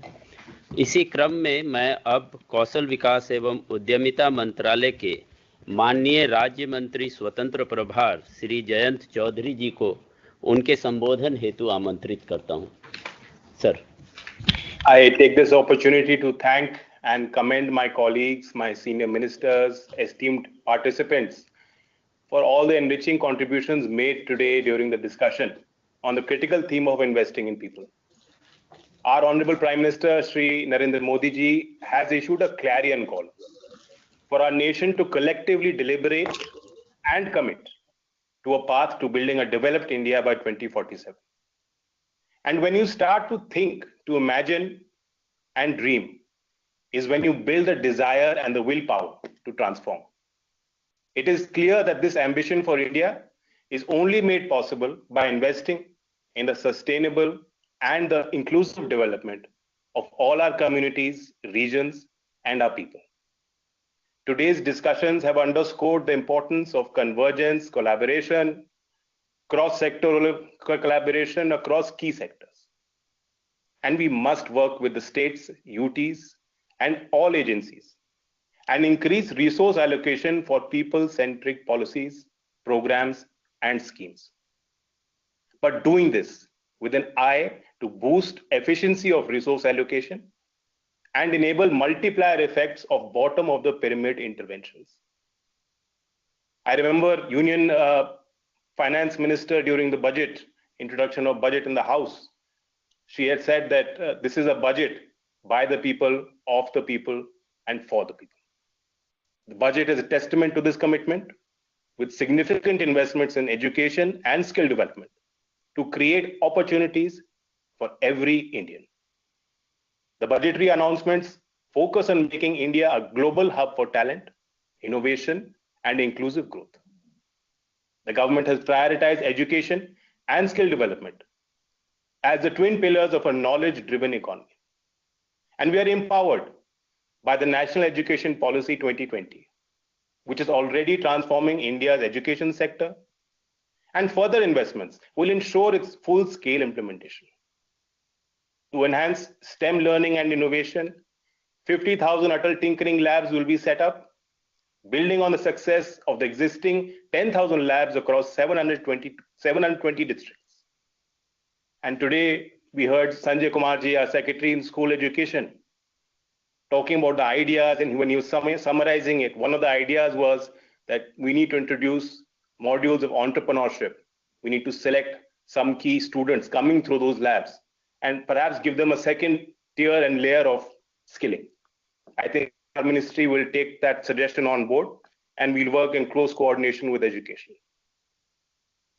To bridge the skill gap and align it with dynamic industry needs of today and tomorrow, 1,000 ITIs will also be upgraded in a hub and spoke model into aspirational institutes of skills. Also, 5 national centers of excellence will integrate global expertise into skill training programs. Additionally, 500 crore allocation for AI centers of excellence in education will drive the next wave of research, innovation, and personalized learning. In budget 25-26, government has introduced a comprehensive framework to boost global capability centers, and particularly in tier 2 cities, by enhancing talent availability, the infra, and providing regulatory ease. Infra investments will undoubtedly improve connectivity, digital facilities, especially in smaller cities, and will encourage GCC expansion beyond the big cities that we see today. Bangalore, Bangalore, Chennai, NCR, Mumbai. We need them to go into the hinterland. I think the GCC national framework will provide the regulatory ecosystem to enable that.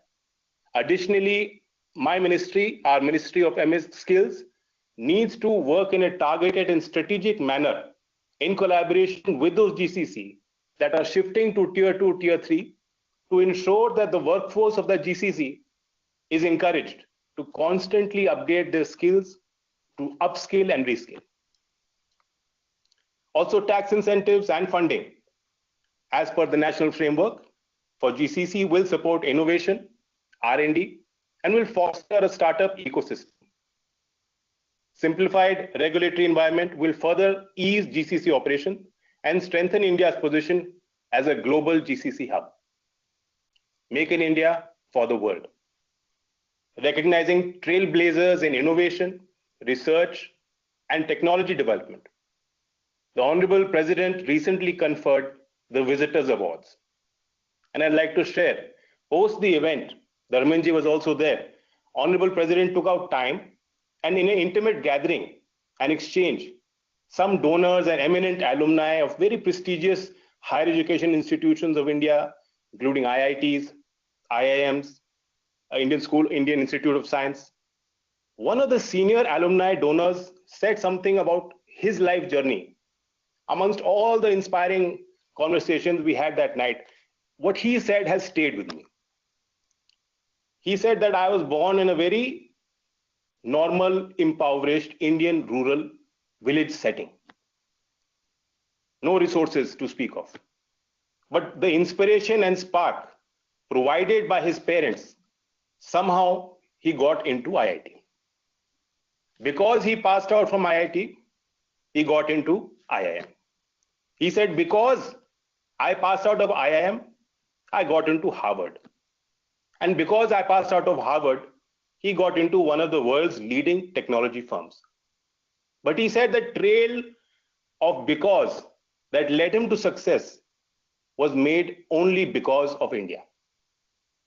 Imagine that after 2 or 3 decades of living abroad, this gentleman is continuously engaging with his core Bharatiya Pehchan identity, and he's contributing, he's giving, he's donating, he's giving back to his grassroots. This is why our country must strive to invest in our people, because that is truly our best investment. It is pertinent to appreciate that India's growth trajectory depends not just on isolated initiatives, but on how effectively we can bring together efforts across sectors. When education and skill development systems align with industry needs, where there are partnership with industry, where they have the freedom to even design curriculum, train the trainers, and when the digital infrastructure supports entrepreneurship, and when policies create synergies, break the silos, the impact multiplies, the benefits multiply. So convergence is not just a strategy, it has to be the foundation of sustainable progress. In skill development, it is not enough to just simply train individuals to give a certificate, to do a course. We have to connect the training with the industry demand, provide career mobility, and ensure that the international recognition of his skills is there. And this is why cross-sectoral collaboration, data-driven policy making, transparency, and an integrated approach to workforce development is critical. Ministry of Skill Development and Entrepreneurship is also working because as we see, new technology is coming, what we call future skills, AI, machine learning, robotics, even our green sector, green hydrogen mission. All of these are helping make skills aspirational for our youth. We are also working in MSDE in designing a program, special program called Skilling for AI Readiness, SOAR. And SOAR, SOAR, stands as a testament to India's commitment to equipping our youth with future-ready digital competencies. By integrating AI literacy, foundational skills, and understanding of the ethics of AI, what are the platforms available to our young students, and combining it with vocational training from as early as class 6, SOAR aligns with NEP 2020's vision of skill-based education.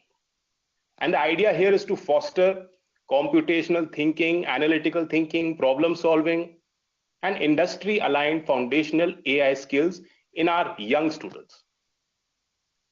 It's relevant to understand, we all know today's rapidly evolving landscape, global job market. The question is, how do we ensure that Indians who are doing skilling programs are not left behind? The answer is in the flexibility and mobility. Under the G20 framework, Honorable Minister Mandavia ji also took us through what the ministry is doing. And the Ministry of Labour and Employment is working with International Labour Organization. What they are doing is conducting a feasibility study on developing an international reference classification of occupations by skills and qualification requirements. This initiative aims to promote skill-based migration pathways, transparent pathways, ensure that all our G2G mechanisms with various countries who are looking towards India to fill their own gaps with aging populations, with industry who wants Indian workers, who appreciate Indian workers' commitments and skills. We have to ensure that an Indian professional doing a skill course in a ITI in India, his skills should be transferable when he goes to Germany. His German employers must understand exactly what his competence is. And he must be able to access the global job markets with recognized credentials. In our domestic sectors, the national credit framework has served as an important reform. It is allowing today students and workers to transition seamlessly between vocational training, higher education, industry roles. Imagine a young professional, young boy or girl in a rural town trained in AI under PM Kaushal Vikas Yojana. Through stackable nano credentials, micro credentials, he or she can continue upskilling. Those credentials are now in the DigiLocker. They earn an industry recognized certification, and then they can transition into an international role or job through transnational standards. This is the future through all our efforts that we're working towards, where learning is lifelong, it is appreciated, there's a value put to learning, it is adaptive, and it is accessible to everyone. Lastly, I point to perhaps the one key focus area which is underpinning all initiatives of Government of India. That is women-led development. Women are no longer just beneficiaries of schemes, they are driving change. They're helping us design policy. Today, over 1.3 lakh women-led startups are thriving, contributing significantly to the innovation ecosystem. And it is clear when you have a woman sitting in a boardroom. Incidentally, women's representation in corporate boardrooms leadership is also rising. Now women hold about 18% of board positions in India's top 500 companies. When a woman is sitting on the highest chair in a corporate boardroom, she's opening pathways for many, many more women. Firms with women at the top, they are hiring more women. And that's what the data tells us. So sustained policy support, leadership development programs will further strengthen women empowerment. Across the country, efforts are made to ensure that women are not merely educated, but they're equipped. Not just literate, but truly skilled. Pradhan Mantri Kaushal Vikas Yojana, which is our biggest scheme. As you know, the latest phase has just been given approval by the cabinet. Under this scheme, we have trained over 70 lakh women, equipping them with skills in technology, trade, craftsmanship, and coding. In our ITIs, you will be amazed. Non-traditional roles, girls are topping our ITI courses in automotive maintenance, plumbing. Girls from villages, tier 2 cities, they are coming forward. And our ITIs have seen a rise in our female enrollment. It has more than doubled since in the last 10 years from 2014 to 15. Our grassroots scheme intervention in skilling is through our Jan Shikshan Sansthan, doorstep skilling. Under our NSQF framework, what you can call the grade, that's the beginning, that's the start. The most rudimentary skilling going up to 2.5 to 3.5. The JSS have empowered 27 lakh individuals. 82% are women. तो आप समझिए कि गांवों में महिला कितनी उत्सुक हैं, कौशल विकास की योजनाओं का लाभ ले रही हैं, आगे आ रही हैं, समाज को बदल रही हैं। स्टेम में आपको पता है 42% महिलाएं हैं और पूरे विश्व में एक ऐसा आंकड़ा है कि आप कहीं भी आप जाएंगे विकसित देशों में और वहां ये आंकड़ा रखते हैं तो उनकी आंखें खुली रह जाती हैं, क्योंकि उनके देशों में भी ये उपलब्धि नहीं है। It's one of the highest proportions globally. Ensuring the increased workforce participation of women is also crucial.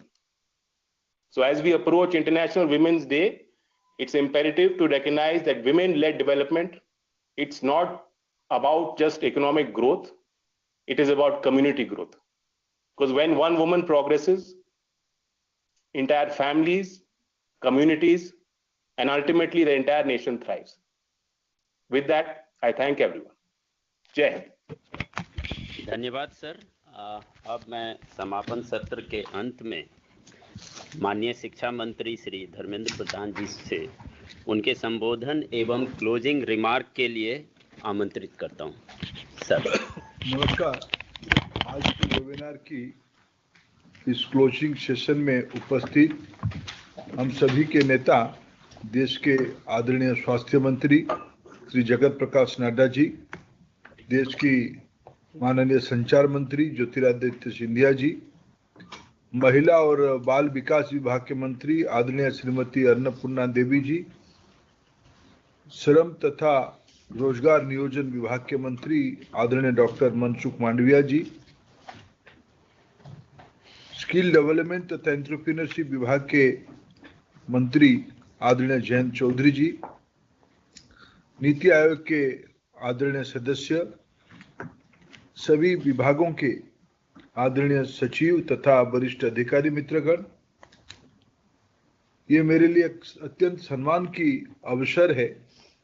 Post budget webinar की क्लोजिंग रिमार्क को एक कोऑर्डिनेशन करने के लिए दायित्व आप सभी ने हमें दिया है।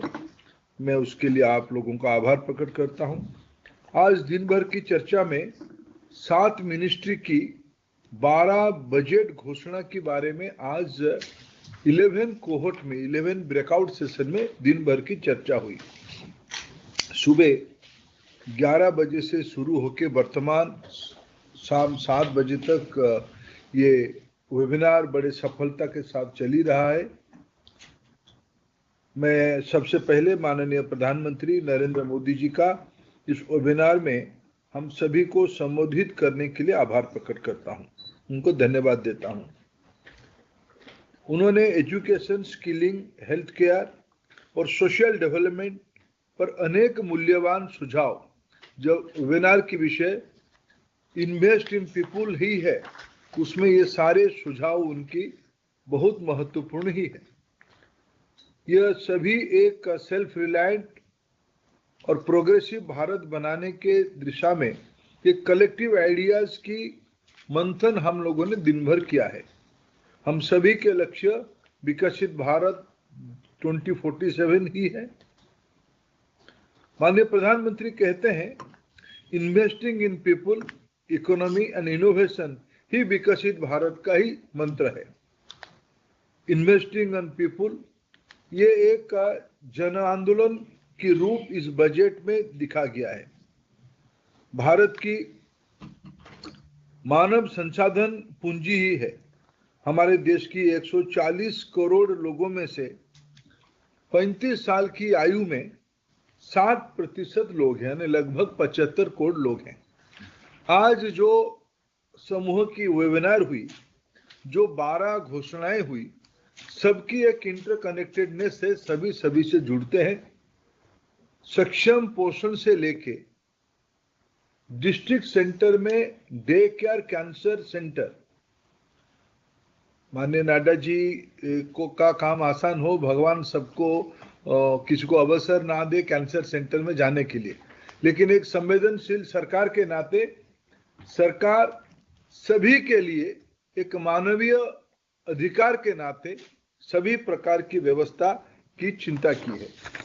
जिन विषयों पे आज चर्चा हुई है, महिला और बाल विकास विभाग की सक्षम आंगनबाड़ी और पोषण 2.0, स्कूल विभाग के अटल टिंकरिंग लैब, 3 विभागों की कलेक्टिव अप्रोच से telecommunication, health, family welfare and school education department मिलके broadband connectivity to all government secondary schools and PSC.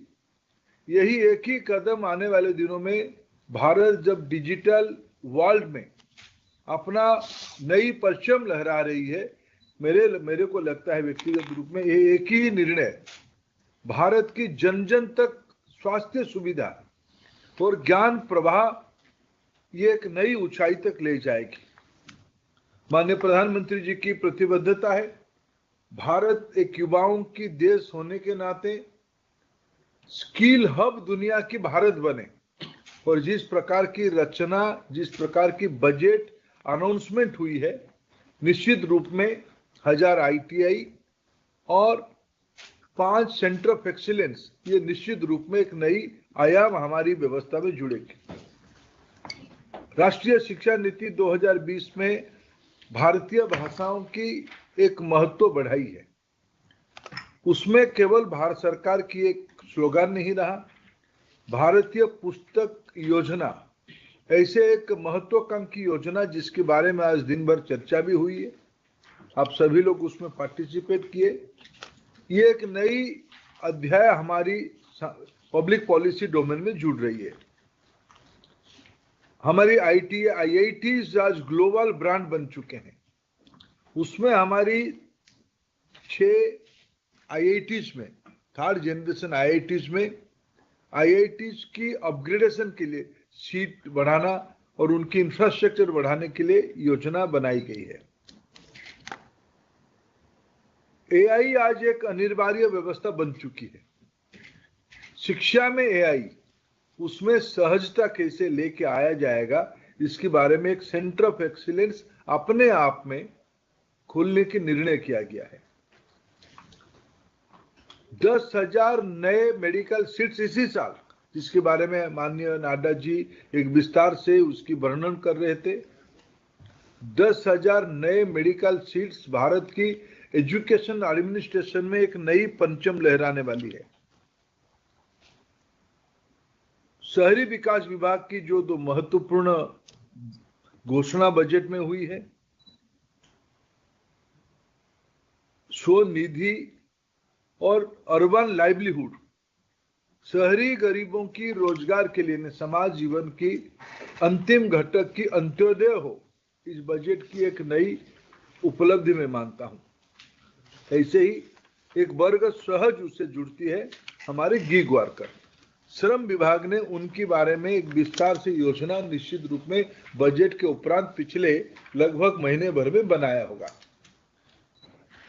मित्रों, जब हम देश की 75 करोड़ लोगों के लिए हम लोगों की योजनाएं अभी हम लोग शुरू करेंगे, हमारी ह्यूमन कैपिटल डेवलपमेंट हमारी पूंजी है, हमारी सामने एक संवेदनशील गवर्नमेंट की योजना है और इस बार बजट में ज्ञान को ही आधार माना गया।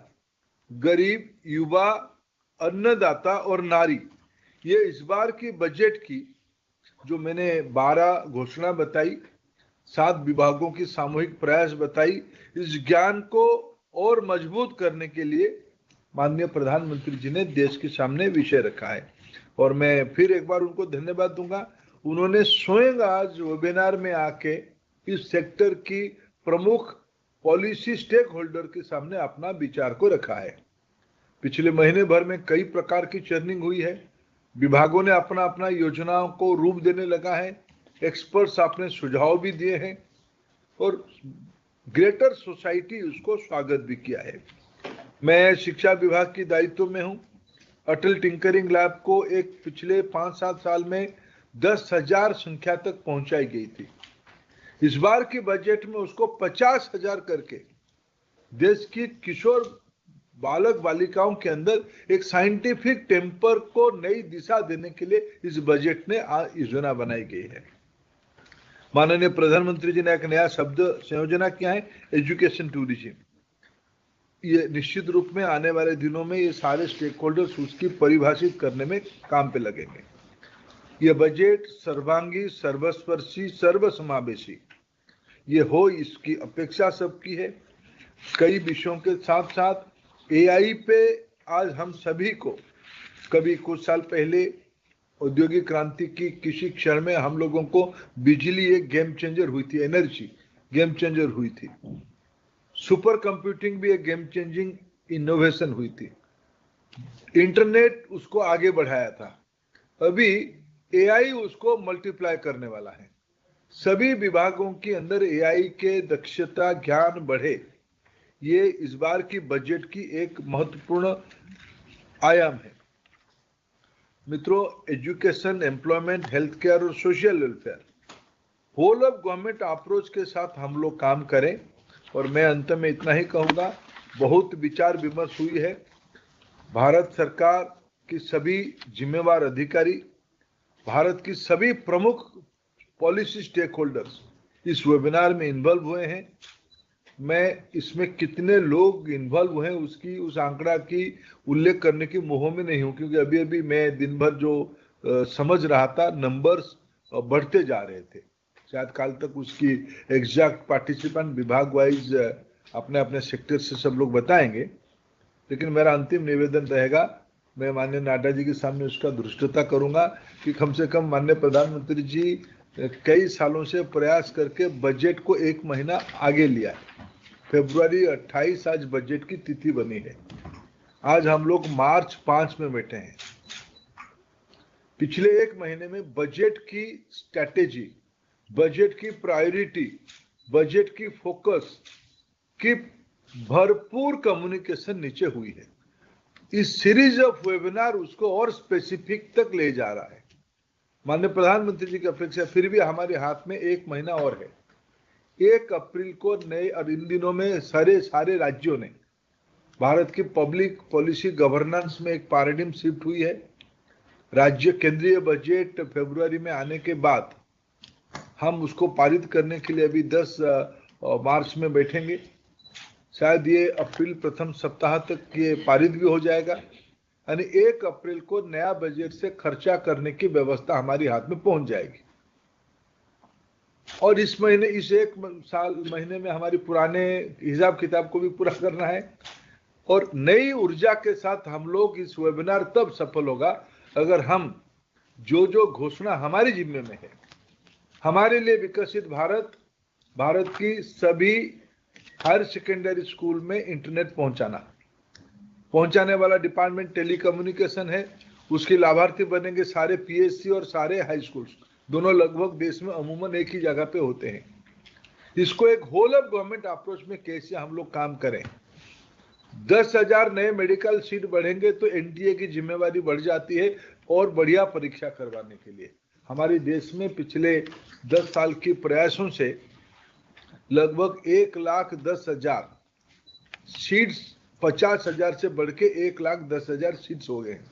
ये इस बार बढ़ के 1,20,25,000 तक पहुंच जाएगी। जब सब लोग हम मिलके काम करेंगे, 1 अप्रैल से बजट को खर्चा करने की नई आइडियाज के साथ हम आगे बढ़ेंगे, तब जाके ये वेबिनार भी सफल होगा। और माननीय प्रधानमंत्री जी की जो हम लोगों के लिए मार्गदर्शन रहा है, बजट को समझो, समझाओ और क्रियान्वयन करो, इसी 2 शब्द के साथ मैं सभी को फिर एक बार आभार प्रकट करता हूं सभी के पास कि आप लोग आए, दिन भर जुटे, इस विमर्श को किए। बहुत बहुत धन्यवाद। धन्यवाद सर। अब इस समापन सत्र के में उपस्थित सभी माननीय मंत्रीगणों, सभी सचिव गणों को उनके बहुमूल्य समय और उनके उद्बोधन के लिए धन्यवाद ज्ञापित करता हूं। इस अवसर पर मैं इस सत्र तथा प्रत्येक ब्रेक अवे सेशन में भाग लिए सेक्टर एक्सपर्ट्स, पैनलिस्ट एवं विभिन्न संचार माध्यमों से जुड़े सभी प्रतिभागियों के प्रति भी अपना आभार व्यक्त करता हूं।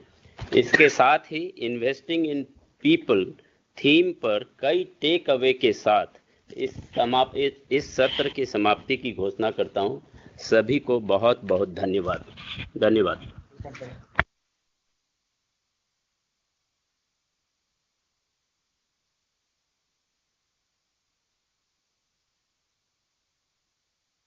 Your meeting has ended. Your meeting has ended.